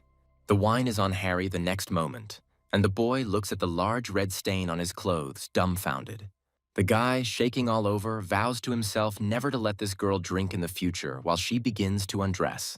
Layla's eyes snap open as she emerges from the embrace of a pleasant sleep, but something about what's happening is making her nervous. Sitting up on the bed just as abruptly and covering herself with a blanket, the girl looks around, trying to understand what is happening and why she is in a hotel. Trying to reconstruct the chain of yesterday's events in her head, she remembers that she drank a lot with Gerda last night. Then she felt dizzy and Harry took her to the hotel, and what happened next she is ashamed even to remember. However, the girl very confidently heads towards the bed and with one sharp movement pulls the blanket off it. Luckily for her, the bed turns out to be empty, and Layla breathes a sigh of relief, realizing that what was happening was just a dream. The girl wonders where her classmate is and notices a note lying on the table, then goes up to him and reads it, wondering why she didn't write a message instead. Suddenly, the girl's gaze is drawn to an unknown red liquid on the sofa. The girl's expression becomes frightened and confused, wondering what it could be. The cook announces that the noodles are ready, and Harry thanks him for it, and then asks to lend him his portable charger. His phone is dead, the man agrees, but asks the guy not to forget to return the device after using it. Hearing the notification sound, he checks the messenger, surprised at who decided to write to him early in the morning, since he didn't even have time to have breakfast. Layla writes to him from her second account, saying that she has serious problems and asking for a phone number. The guy is touched. And then he gets puzzled, because the girl didn't even want to send voice messages to her pen pal before. Does she suspect something? Harry thinks that Layla gets smarter when she's sober and writes to her that he can send her his number. It's good that he kept his old SIM card. He sends her a number, and the girl, comparing it with her classmate's number, realizes that they are completely different. But she knows very well that people can have several SIM cards, so she wants to hear the voice to make sure once and for all. He starts the conversation by saying that the signal is bad and asking if his interlocutor can hear him. The girl breathes a sigh of relief when she hears that the voice has nothing in common with her classmate and says that everything is fine. Harry grins, asking if the woman is referring to his voice, if she is enchanted by it, and he praises the voice-changing program. Layla flares up and the guy says he's joking, adding that he remembers that the writer has a dream guy. There's no need to shout so loudly. He asks what happened, whether the girl managed to get him into bed, and she remains silent for a while. After that, she says that she doesn't know what happened. Last night, they went to visit a friend, and Layla drank a little. When she woke up, she found herself in a hotel, and then saw a suspicious red stain on the sofa. She asks if she can come to the interlocutor right now. Harry has food coming out of his nose, and the person on the other end of the line asks him if he's okay. He coughs, wiping himself with a handkerchief, and says that it seems she has achieved quite a bit of success. But to himself, he is surprised that the girl did not read the note. Layla asks not to laugh at her. She doesn't know what to do. She's alone in the hotel, and Harry doesn't answer her calls or messages. The guy gives his interlocutor a version about a dead battery and asks how much charge she has left. It will be bad if the phone runs out of power. She has 10% left, and the girl wonders if there is a charger in this room, and she starts looking. Finding nothing, Layla expresses frustration, and Harold suggests asking for a charger at the front desk, and again throws out an idea. The girl is struck by inspiration and agrees with her interlocutor that his words make sense, and then says that she will now pass out. She says that if his phone died, he should have left a note, and Harold asks to contact him when Lila returns so he knows she is safe. The girl ends the call and approaches the table with a note, and it turns out how everything was. From the unpleasant things, she learns that she must pay for the room herself. But Layla is more worried about the red stain, which in fact turns out to be just wine. She doesn't even know whether to be happy or upset. Returning to the hostel, the girl is met by Julia, who asks where her neighbor stayed overnight yesterday. Realizing that she could set Gerda up, the girl does not use her as an excuse, saying that she was left to spend the night alone on the street. Julia groans, finding these words suspicious, because the head woman emphasized that she was left alone, but she had to spend the night somewhere. But then she remembers that yesterday Layla went to Gerda with Harry, so maybe everything is completely different from what she says. At the same time, the guy comes to the bank to cash a check. The employee asks him to wait a few minutes. He gets a message from Julia, who asks why he confessed to a cute girl and then took Layla to a hotel, but Harry is not that naive. The girl also asks why he didn't answer her, and the guy says that his phone died yesterday, noting more than 100 messages from Layla. The girl asks what he's doing, and he replies that he went to the store. She asks why, and he is responsible for things for her novel. The girl flares up, calling her classmate a pervert, mentally threatening to block him. The guy asks why all of a sudden, since he buys all these things for her but the message is not delivered, Layla really did block him. Harry looks at the notification with irritation, unable to believe that he could have been blocked. But the guy is not upset at all. He blocks the headman in response, wanting to see what she will do next in this situation. Some may wonder why Harry only holds a grudge against Lila when Julia and Phoebe are also to blame. But as for Julia, although she deceived him, put on such a show that no one guessed about it, in general, she acted skillfully. And Phoebe, although she didn't help the guy in a difficult moment, it wasn't so critical, and the head girl placed all the blame for her own actions on him. And after everything she had done, she acted as if nothing critical had happened. In her eyes, he was trash who had happily taken on her guilt.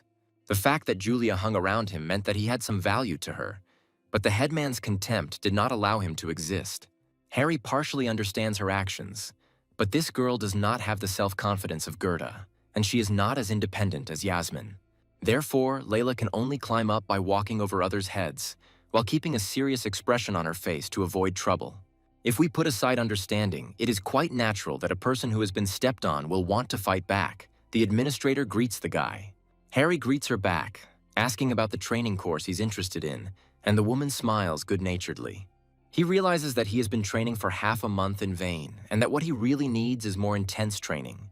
His basic attributes are inferior to his secondary ones, but this is not a big problem, because the guy can improve them with training. While filling out all the necessary paperwork to enroll in the gym, Harry thinks about the fact that he needs tough training now. Now that he has the opportunity, he must make every effort to win Gerda over to his side. The teacher informs Harry that all the operations of the second round of the competition have been completed, and he must not forget to check everything. The guy agrees, and the man reports that he received a bonus from the competition organizers, as well as from their own university. The teacher hopes that he will continue to work hard and asks him to let him know if he needs anything. Dean asks his neighbor if he will buy them dinner, and he agrees, but warns that he needs to finish something first. Julia and Phoebe write to him, expressing their congratulations on receiving generous bonuses. Harry wonders why there is no message from the headman, but then remembers that he blocked her just recently. He decides to unblock the girl, and she immediately asks about the dinner to which the neighbors are invited. The guy says that she and his neighbors are among them. The headman replies that she does not want to accept this offer, and Harry blackmails her with an interesting novel that he recently found. Layla gives in, saying that she will come even if the sky falls to the ground, but she must not tell anyone anything about her joint work. A happy Julia appears nearby, asking her neighbor if she's going to the dinner that a classmate invited them to, and she says yes. Duncan asks his neighbor if he wants to invite his sister and his girlfriend to dinner, and recalls the conversation that took place between them. The guy wonders if his sister will date the neighbor, thinking that she realized that his words were a joke. And at that very moment, Harry asks Duncan to share his sister's contacts with him before he forgets about the request again. The girls approach Harry in full dress, and Julia, greeting her classmate first, asks him if he has been waiting long. He answers negatively, complimenting Layla on the black stockings she is wearing today. The girl flares up, not knowing why, but does not answer. Meanwhile, Harry compliments Phoebe and Julia and introduces them to the guys and vice versa. All members of the company greet each other. Looking after his friends and comrades as they leave, Duncan wonders what if there is still something between his sister and Harry. Or if he has some kind of relationship with Yasmin. The caring brother feels the need to share his thoughts with his sister. The group sits down at the table to place their orders, and Julia brazenly says that she is going to order more this time. It's all because they didn't get to eat properly last time, and Harry laughs, letting his friends order whatever they want. Layla notices that everyone already knows that their classmate is treating them to dinner, and he asks, "So what?" The headman says that the others consider his behavior unfair, because they heard that he received a bonus. The answer is the same. The girl dismisses all hints, saying that now his classmates will discuss Harry's behavior behind his back, and he is ready for this. Smiling, the boy asks the headman if he hadn't told her that he was a selfish person. It's impossible to please everyone at once, so there's no point in even trying. The reason he invited this team here is because they are all quite close to each other, although there is another reason. Layla asks what, mentally shuddering from unpleasant speculations, and they turn out to be true. Harry wants to leave the university.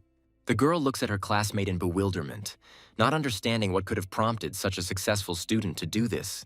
What is happening seems very strange to her, and the girl remembers how this guy constantly bullied her. She thinks that she should be happy, but for some reason she doesn't feel it. She's sad. Layla asks if he's going to go abroad. The guy replies that he is going to take the exam and try to get into one of the most prestigious universities. The girl is clearly upset and she gasps, asking if the guy is doing this because of Yasmin or her friend. She finds each of them very cute, so she wouldn't be surprised if Harry had feelings for at least one of them. The guy answers in his usual manner. Can't he have feelings for both of them? And Layla snaps back, asking him to be serious for once. He says that the girl doesn't have to believe him if she doesn't want to, but in reality, he doesn't have feelings for any of these girls.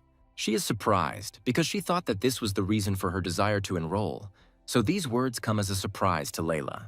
But then it dawns on the headman that this university is not on the list for transfer, since this guy was planning to enroll there at all.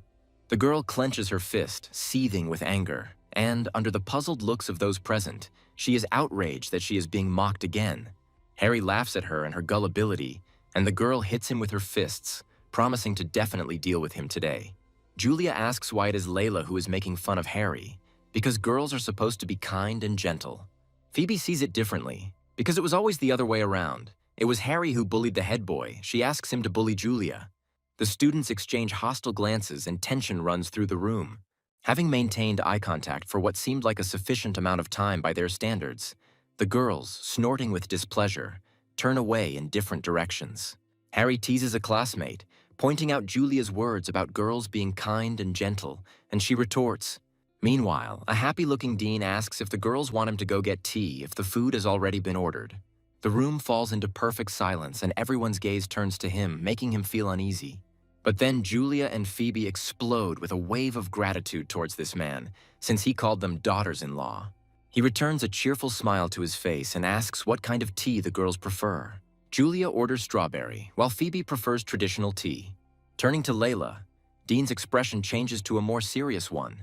He clarifies what kind of tea she wants. The headman flares up, saying that she is not the daughter-in-law, and the guy says that in that case he will take strawberry tea for her.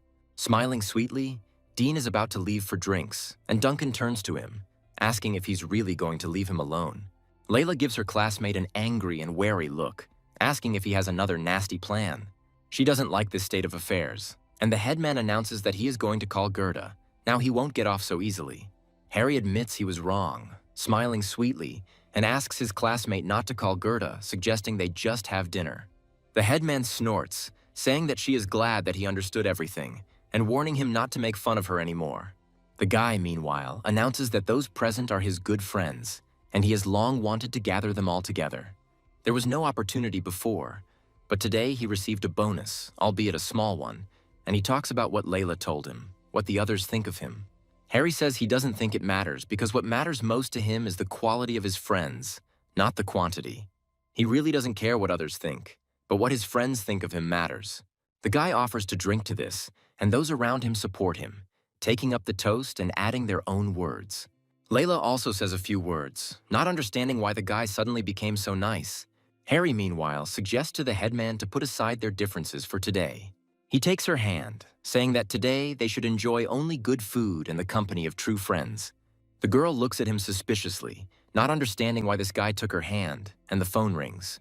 Layla realizes that it is Gerda and hurries to accept the call with her free hand, apologizing and saying that the call was accidental. Gerda walks down the street asking what the girl is doing, and she replies that she is reading a book in the dormitory. The girl asks if this is true and sees Dean walking somewhere with bags. Noticing his classmate, the guy tenses up, and not in vain, because by that time she has already finished her conversation with her interlocutor. A sly smile appears on Gerda's lips when she sees the guy's puzzled face, and the beauty asks where he is from and where he is going.